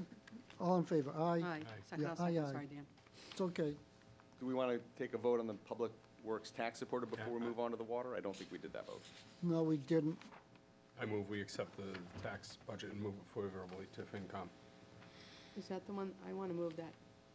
That's the trash one. The trash one to the Finance Committee for further review. What's So the you one? want to present it on as presented? Presented, as presented, yeah. I'd like it Without a recommendation? without a recommendation. I'd like to hear what the Finance Committee has to say about that. Well, we don't have the final figure yet, so that Yeah. only makes perfect sense. Okay. So we'll send it off to FinCom, and hopefully you'll be ready to sign a contract or close to it. That's the plan. That's the plan. Okay, that's agreeable? Yep. Aye, aye, aye. Okay. Thank you. Next is the water budget, page 37. There's an interesting increase here. Our water treatment plant operator, Jason McCarthy, presented an idea to us this year that was readily accepted. He's proposed a new position at the water treatment plant. It will be a maintenance operator, and we have a lot of very expensive equipment at the water treatment plant, and his proposal is to bring somebody on who will spend the lion's share of their time maintaining, helping us to stay up to date or ahead of schedule on maintaining the equipment there. The rest of their time will be used to backfill, and that we'll see as a reduction in overtime, and we'll get more life out of the equipment that we have up there. So during the budget process, he made that case, and we came around on it, and so that is reflected in this budget in the water department. There'll be a new position in the water treatment plant to accomplish those things. And similar to some of the other commodities that we've been talking about today, the real driver here on the operating side is just the cost of chemicals. Like everything else, is up considerably. Happy to take any questions. Gardner? Is the fact that this person is going to be covering the necessity for the out of range, where they might be covering for someone who's at a different pay grade? Oh, right. With this mechanic position, we're going to take a real hard look at that out of range, but more importantly, the overtime, to see if we can reduce overtime with this mechanic work. When this position was eliminated years ago, just to streamline, to reduce staff, the water treatment plant operators had to take on certain duties of mechanic duties, and now they're doing the shared thing, which at this time and the level of complex systems, we feel we're falling behind on that maintenance. We need to have someone designated. So I'm confused. What is that out of range? What is that? So out of range is if someone works in a position of a higher pay rate. They're doing the duties of a higher pay rate. So right now, if someone is, say it's a low-end operator, is doing some of the mechanical work right now, they might get an out-of-range pay. Oh, okay, okay. Like if you filled in for your supervisor, you'd get an out-of-range pay. Gas, the heating, gas, it's nearly doubled. Has the rates gone up that much? So we looked at this one. So we have a new building that we've added onto this. That's the chlorine booster station. So there's an estimate of how much gas that's going to use. Hopefully that estimate's high, and there's also a rate increase in here. The rate increase put in here is actually higher than what we're experiencing right now. It didn't go as high as we expected in January, but there's two things. There's a rate increase in this in that new building, which after a year of use, we'll have an idea what it really uses. Makes sense. Okay.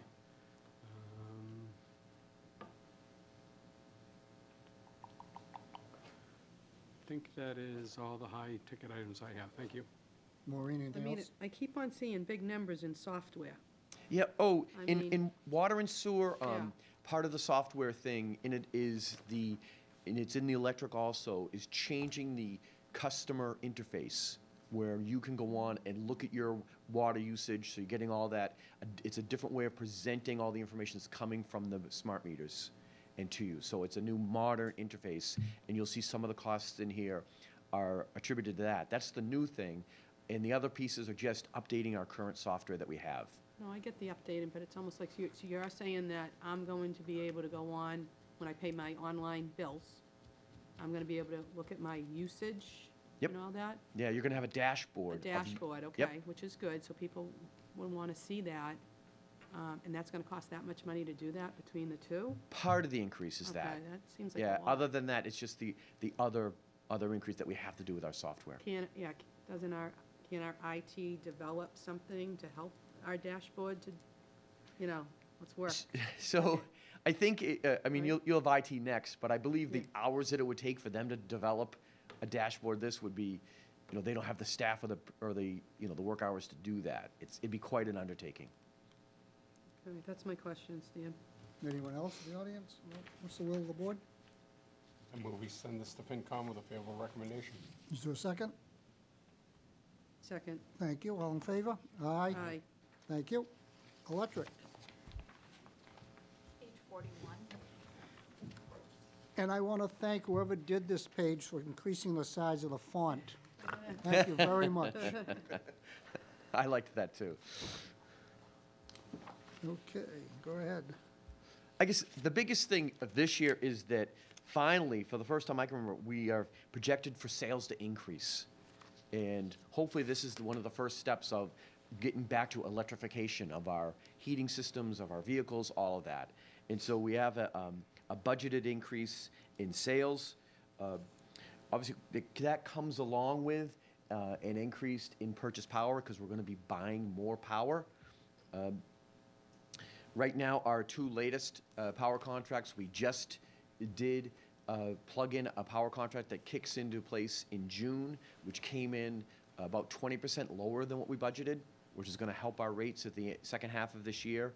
And we have just signed a proposal for a new wind farm up in Maine, in Moscow, Maine. And so we're excited about that. Those are the two latest ones that we've done. So on the power supply end, we're looking good, and January really helped us this year. The warm January, we had budgeted for really very high power rates in January, and because of the warm weather, it did not happen. Helped us a lot. So that's the big, as you walk through this budget, on our expenditures, as far as the jobbing, contract work, the work we're doing on our system for outside people, it really reflects getting back to normal. We had a couple years through the COVID where we weren't doing as much work out there in the field, and now we're getting back to normal and what we're able to do to the system. Back to on the electrification, if you do notice, we have our first charging station that's being built in town up at the Route 1 Plaza. Actually, you can go by and see all the charging stations there. So that's, staff has worked with them to actually provide new service for that. It's amazing the amount of power that those charging stations take. And so that's one of multiple proposals that are on the table right now. Questions? Yes, anything else I should hit on for? No, I think that. I have a Maureen, question. go ahead. You talk about that Route 1 Plaza. I've driven by there numerous times. I don't see, maybe I'm incorrect, but I've driven by there a lot when I drop off my friend after the gym, but I don't see our own town employees. I see a contractor doing a lot of that work too, a lot of contractor trucks for electrical. So the contractor did some of the 23,000 volt stuff. I believe our guys set the poles, did the connections, and some of the contractor did some of the 23,000 volt wiring. It was a mix. It seemed like it took a long time. Was it, Yeah, and I'd have to go back and look. Longer than usual? Well, every project is taking a little longer than usual because of supply chain. There's always something that's been ordered and we can't get the parts and pieces. Oh, yeah, because But it's also, if we used a contractor up there because our crews were busy on the Holton Street upgrade or in another project. Okay, it just looks like a big expense, transmission by others. That's that big increase? What's that? So that's just the amount of power that's coming. We're paying them to get it here from Quebec, from Maine, from New York, and that's the budget transmission costs. We do see an increase that both the amount of power that's going to be brought to us, and then on top of that is an increase in transmission. Years ago, we had an increase in the capacity costs. That's been leveled off now, but now we're seeing increased transmission costs, and that's affecting everybody the same. And just educate me too, is it the same people that we get the transmission costs, or are these new people, or do we look at new people? Oh, no. This is the main transmission lines, whether they're owned by National Grid or Central Maine Power, or they're owned by that entity, and we have to pay, there's only a certain number of transmission lines, and we have to pay whoever owns that line. It's expensive, energy's very expensive right now. And then just another big increase was that operation supervision of the distribution. Sure, and that's just, and if you look back, that's what we were spending years ago, and that's just the operations of doing the work. We're getting back to normal. And then customer installation expenses, what's that? That's when we're doing work for a customer, and so Who's the customer, meaning us? Yes. Meaning us, the residents? Yep. Or businesses. subdivision we're putting in, we're doing expenses for that builder or whatever, Yep, right? and then so we do the work, and then we charge that customer, and then we get revenue back to cover the costs. Okay. And is that reflected somewhere in the line item that we get that money back? Oh, yeah, you see, yep. Was that? In revenue, jobbing, and contract work, Okay. right, the first one. Yep.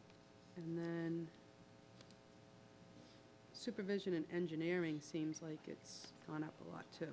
Same thing, and I think if you look Right, back, we're yeah. getting back to normal there. That was what we were spending. Overhead lines, not too much of an increase, but the meter monitoring, what's that? That seems like a pretty big increase. Meter monitoring, labor and expenses. Thought we had meters already. What's that, like that? So Maureen, could you take me, just let me get to the right line on which page you on? 902. 43. 902. 902, right. It just seems like a big jump. So the meter reading, some of that is the labor that we're doing, because we're actually replacing the meters that were failing. Remember, the company provided new meters, and we're getting out there and replacing those. So we're seeing those costs hit this budget right here. Okay, so that was the monitoring. Does that mean going out and physical people going out and doing that, or what? Or is that done internally? It's done both. A lot of it's done internally, some is done out in the Okay, field. that's what I thought, okay. And then salaries, okay, that's fine. Pension and benefits, we can't help that. We want to keep our good employees. And maintenance of the general plant, what is that? Now, naturally, the general plant meaning where you are? Yeah, yep, all the buildings. Facility. Facilities, yep. So if we ever get to, if our budget allows us to go to a new DPW site, we'll have to budget for that. Yep. Other than that, I think just stores expense. What was that, Dave? I don't know what that is.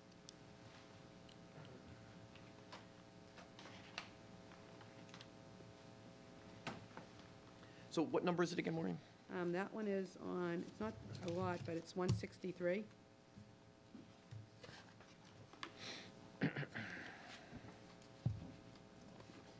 Do you know the FERC number? The one? Oh, page 43.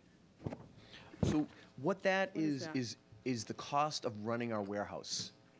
The staff people and the cost of keeping track of our inventory. Keeping track of our inventory. So that's- an internal control. Correct. Yep. Okay. And that's not done, that's a So we have an separate- internal employee who's in charge, or, Oh, you know, okay. with a So supervisor. that's not in salaries, though? Well, in this budget, salaries would get charged there. Okay. All right, just. One of the things that's confusing between Yeah, that's a the little general fund, confusing. the general Yeah. fund budget, we do the budgeting by salary and wage here, operating. It's more of a program-based It's a budget program under budget. FERC, which is the accounting standards that the electric division has. So you'll see it's more charged off programmatically. So Okay. inventory shows up, that there's salary in there. but Right. That's just the way that. I just FERC didn't know what it requires was. Thank you for Yeah. that clarification. Sure. All set, Dan. Thank you. Bill?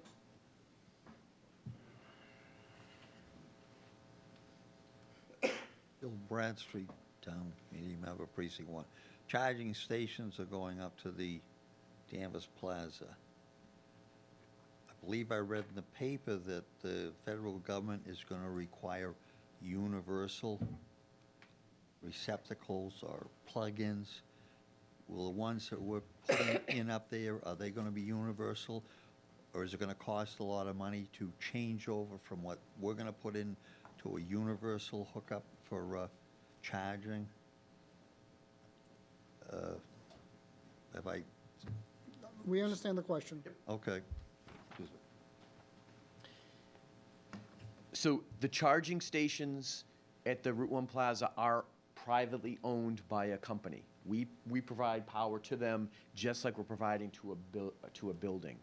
There is legislation now, and I believe the companies putting them in are in the process of designing an adapter so that they could be used on all vehicles, not just that specific brand of vehicles. So that's in progress now. But that would all be done privately, we're not in that loop. If you'd go to page 43, please.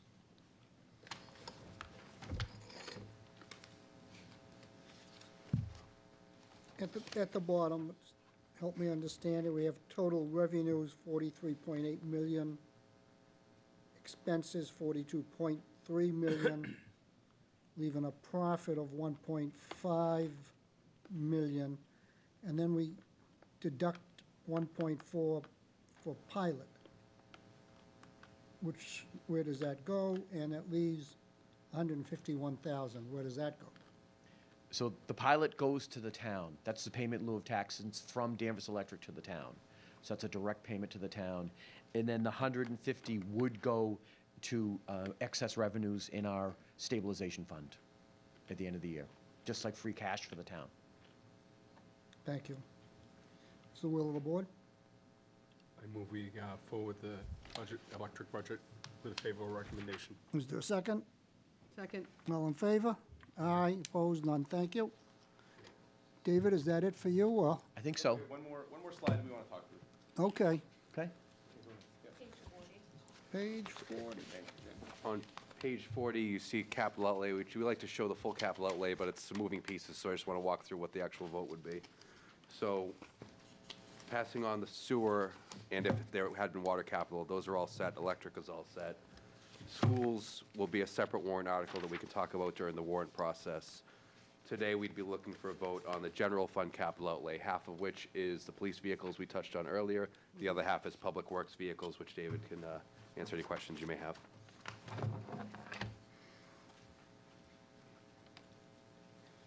Gardner? No, I have no questions. I reviewed the budget. I'm fine. Maureen? No, I think we touched on everything. That's fine. I'm good.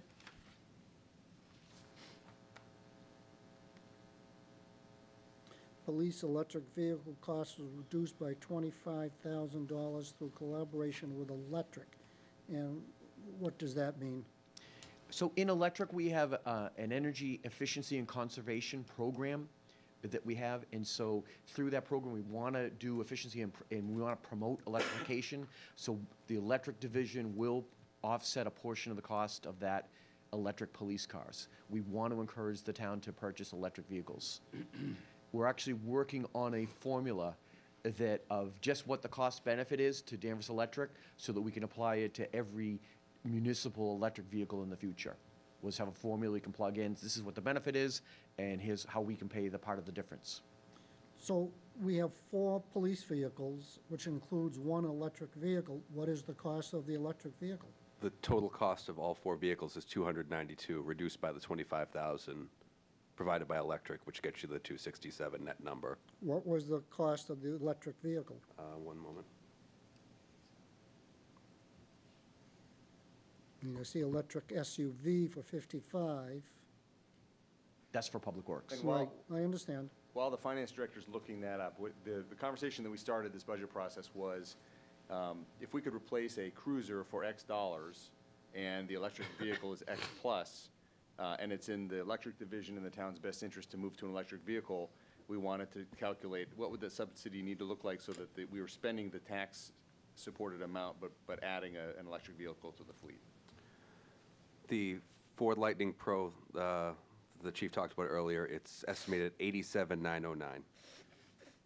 87,909 before the $25,000 Correct. reduction. Yeah, and Okay. for comparative purposes, it does seem like a large number. Right now, the Well, I Ford expected it to be utilities, large, yeah, but- the Ford utilities are at $64,000 apiece. Okay. Just the hybrid alone, so. Okay. Have we ever projected, has anybody ever really done kind of like a spreadsheet of, I mean, naturally, we want energy efficient, right? But, cost, like the cost that we'll save to kind of get that Yeah, back. that's what David was I starting mean, to I'm say. sorry, I'm just a No. engineer type thinking. Yeah, we're ahead. doing that, yeah. And I think that, for the, setting aside there's a $25,000 difference in the cost to acquire the vehicle. But once that vehicle is acquired, all of the power for the vehicle will be generated by the Danvers Electric Division. The revenue will go back to the Danvers Electric Division, so we won't have to put gasoline in the car. But the rationale is that if the tax-supported budget was going to spend X to acquire a police cruiser, we wanted to hold that constant if we could and look at whether the ROI made sense, and it does. And that's what David said, that as we start to add more of these vehicles to the fleet, we want to have a standard sort of formula and policy that we use for these acquisitions. So if I can finish my questioning. Sorry, Dave. Dan. 290 minus 88,000 leaves you north of 190, so police vehicles now cost about 50, give or take? 64. A police vehicle is 64. So compare that to the electric at 87. Okay, I just wanted to get a Yep. sense of what these things cost. Okay, Thank you. Any other questions on capital outlay? Bill? Mark, you're slowing down. It keeps beating you. My only question, you mentioned the cost of a gas-powered police vehicle and electric-powered. Now I've forgotten all my question. Is it cost-effective, or what will the, damn, I should have written it down. Bill, it's the way of the future. We need to go electric. And I'm still in and the, it's gonna I'm cost us still in money. the past, right? It's gonna cost money. I mean, some people are driving around these $100,000 electric vehicles. I don't get it. But that's what they cost. Okay, I'm not questioning that part of it, and I forgot my question when I stood up. All right, I'm I'll old. call back on you after Mark.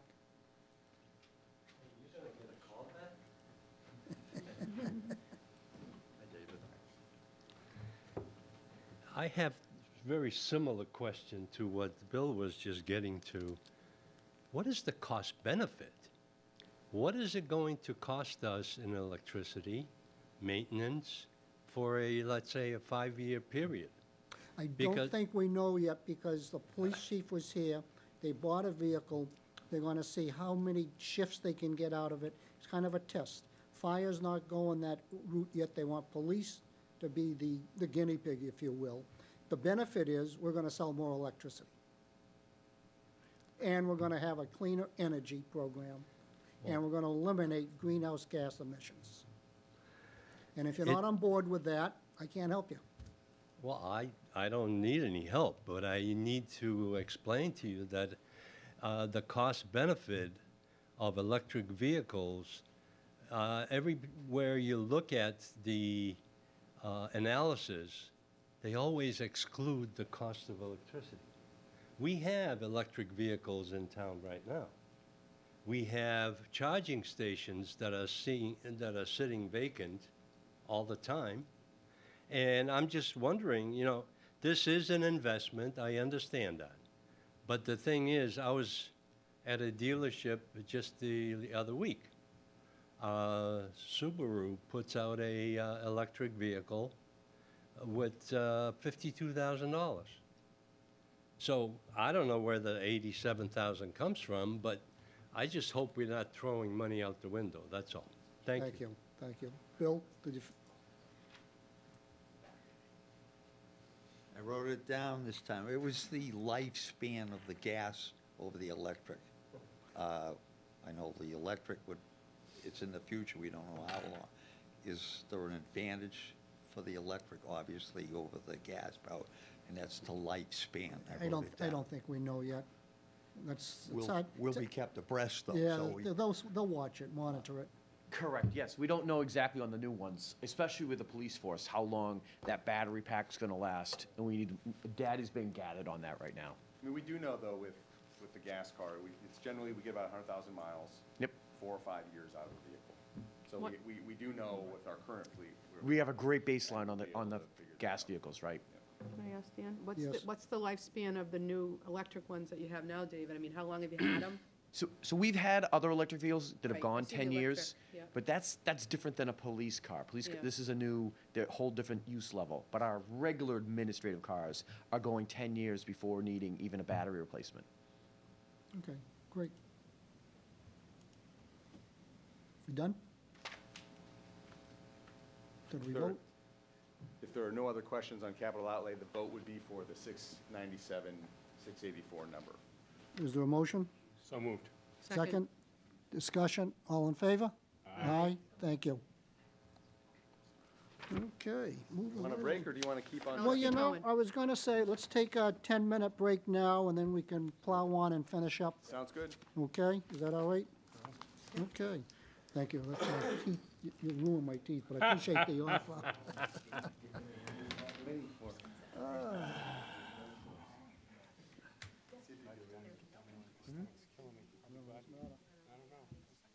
Brownie.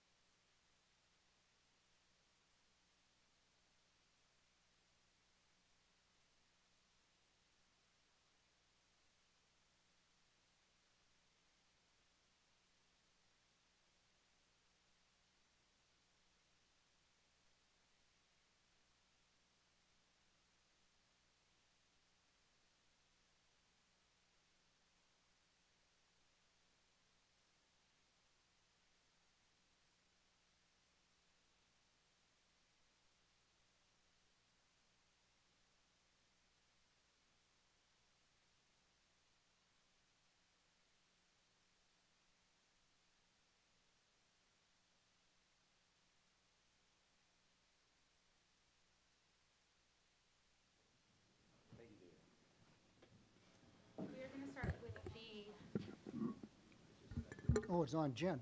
Yeah. We'll be nice to you, Jen. Thank you, I appreciate that. Don't be nice to her. We're going to start with the benefits and insurance budget, which is on page 32.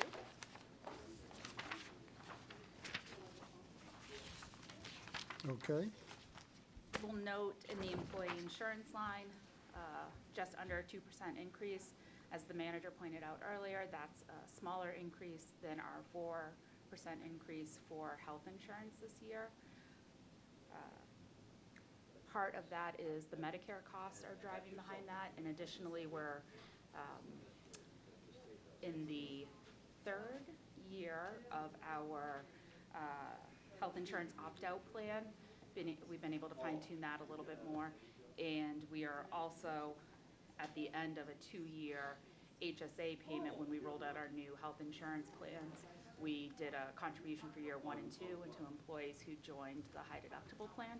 So seeing that we're moving away from that, otherwise it's new employees that come on that may take it, or if they make changes, it's a smaller number.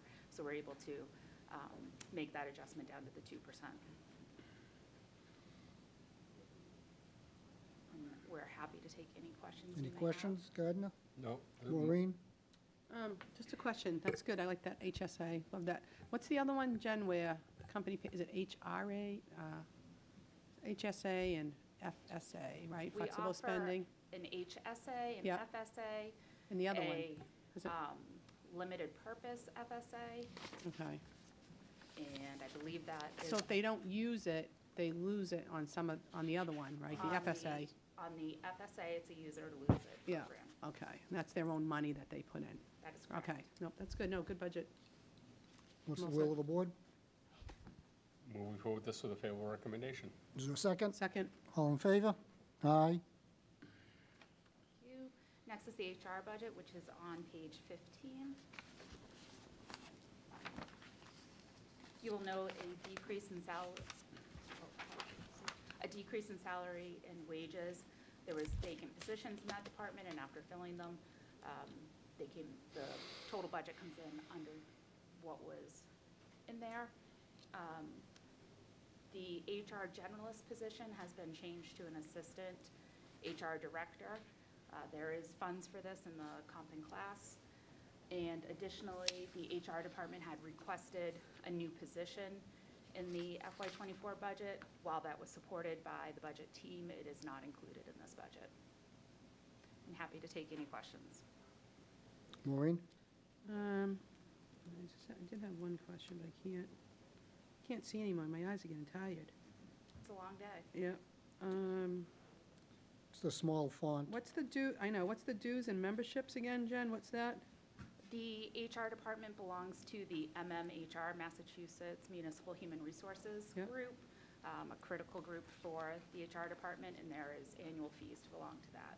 I mean, not a lot of money, but that's good. What do we have for office equipment maintenance? Is that just, is that into, I don't know, is that a separate one just for your department? Every department has that?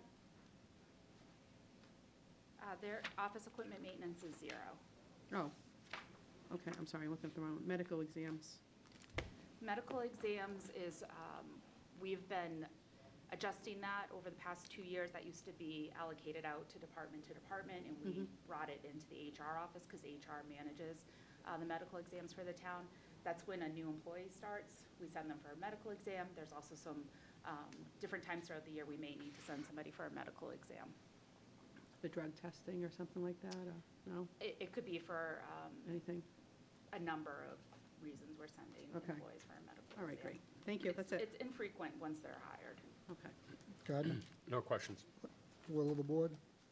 Move we accept this with forward this with a favorable recommendation. Is there a second? All in favor? Aye, thank Aye. you. Next. Turn this over to Rodney. Town clerk is on page 16.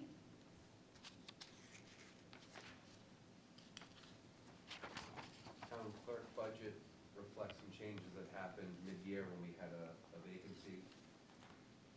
It's changing a part-time position to a full-time position to address the needs in the office, both with daily workflow and with the expanded voting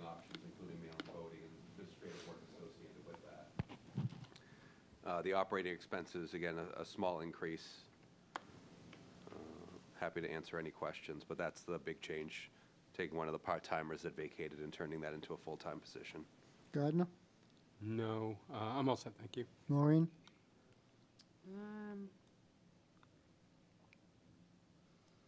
I just was looking at the cost, you're right, with the part-time going to full-time, so that kind of was a wash, almost, pretty much. And then election workers are down now, is that? That's just a function of the number of elections. Instead of having three Right, elections, that's will be what I two. figured, okay. And then overtime's down because of, you've got more people spread out doing the work. And that office is pretty busy, I go in there. So, she does a good That job. can additionally be impacted by the number of elections. Okay. And then conference fees are good. And then, no, I think she does a good job. They're always busy in there. Thank you. What's the will of the board? We forward this with a favorable recommendation. Second. All in favor? Aye. Thank you. Next. IT is on page 10. Yes, it is. Thank you for telling us the pages, too. Which is good. Okay. Very important Oh, job. it's very, yeah. Way to go. Next, we look at the information technology budget. I believe Colby Cousins is lurking in the hallway. There he is. Yes. Colby, come on in. A couple increases, which Colby can answer questions, if there's questions related to them, but a increase to salary and wages and a new consulting line are both fully offset by revenue from an intermunicipal agreement with Middleton. And that's the bulk of the increases. In future years, we may have some costs as we implement some of the things we talked about today, like e-permitting and cybersecurity, but for now, that is the bulk of the increase. Questions, Gardner? No, minor changes. Maureen? The salary and wages went up. Did we add somebody else? No additional positions, but a promotion in the department.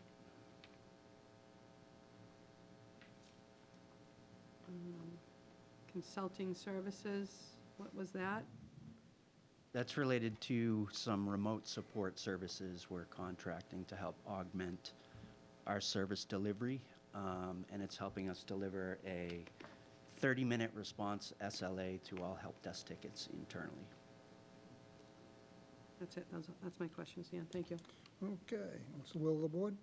Move this forward with a favorable recommendation. Second. All in favor? Aye. Right?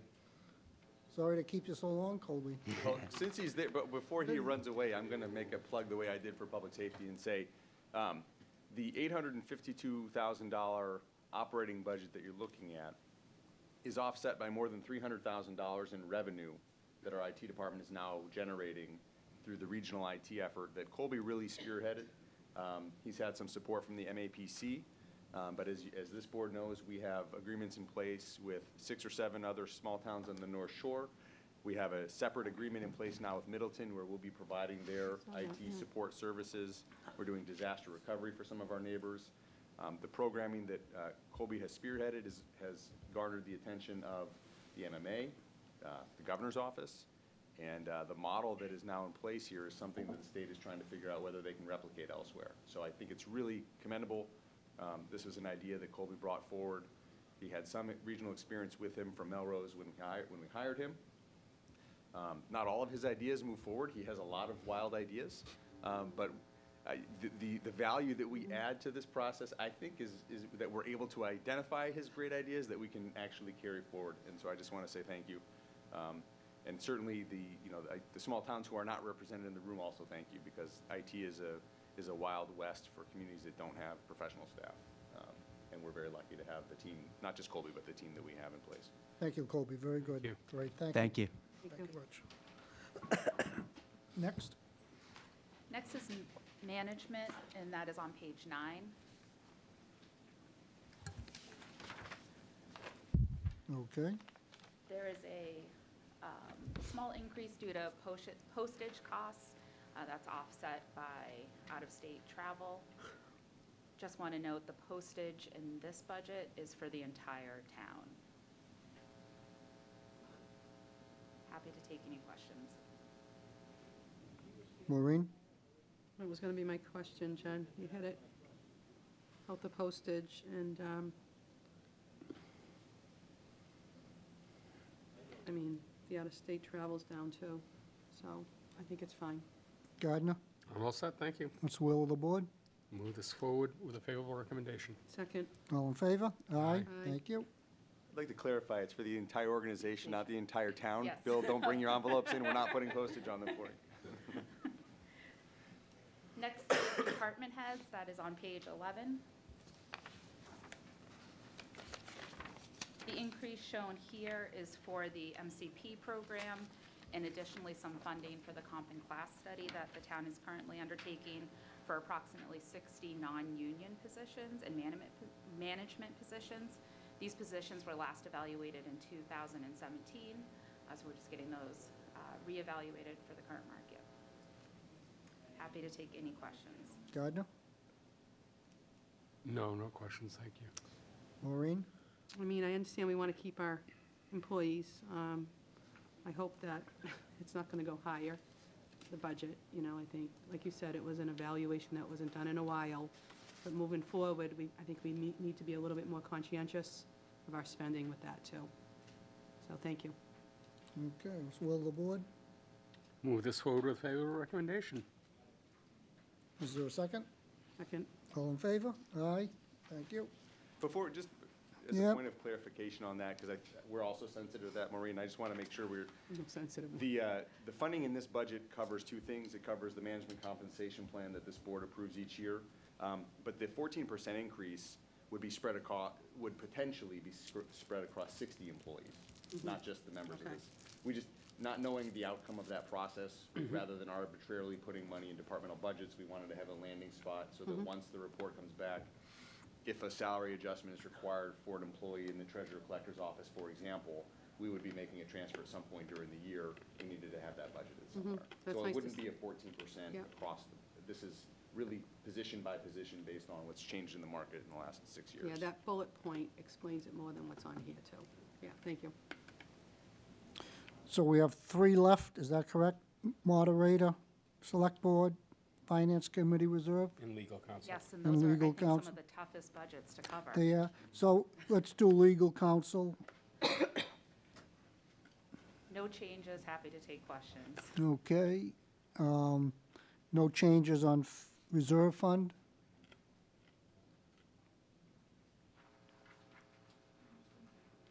Reserve, Select Board, Moderator, whichever one you come up with.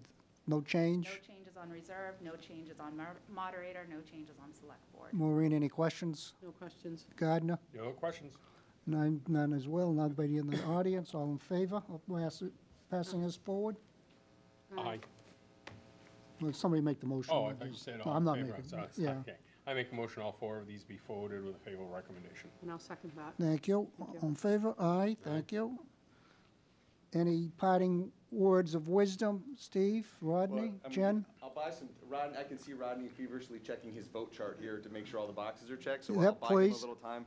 I will thank those members of the board who are here today. This is a long, and Paul and Bill, they arrived here for coffee in the morning, and they're still here as we come to a close. Thank you for being part of the process. Thank you to everybody who came and went throughout the day to be part of their particular part of the budget process. And we will see you Tuesday for. Very good. Jen would also like to make a comment that I forgot to. I think it's also important that we thank the accounting team who assists with the budget process and Giuliani Bettini in the HR office who assists with the budget process as well. We need to thank all the staff for all the work they do Correct. during the year to make this, I don't know if it's a successful operation, but it certainly is a well-run organization and operation. We have a lot of work ahead of us.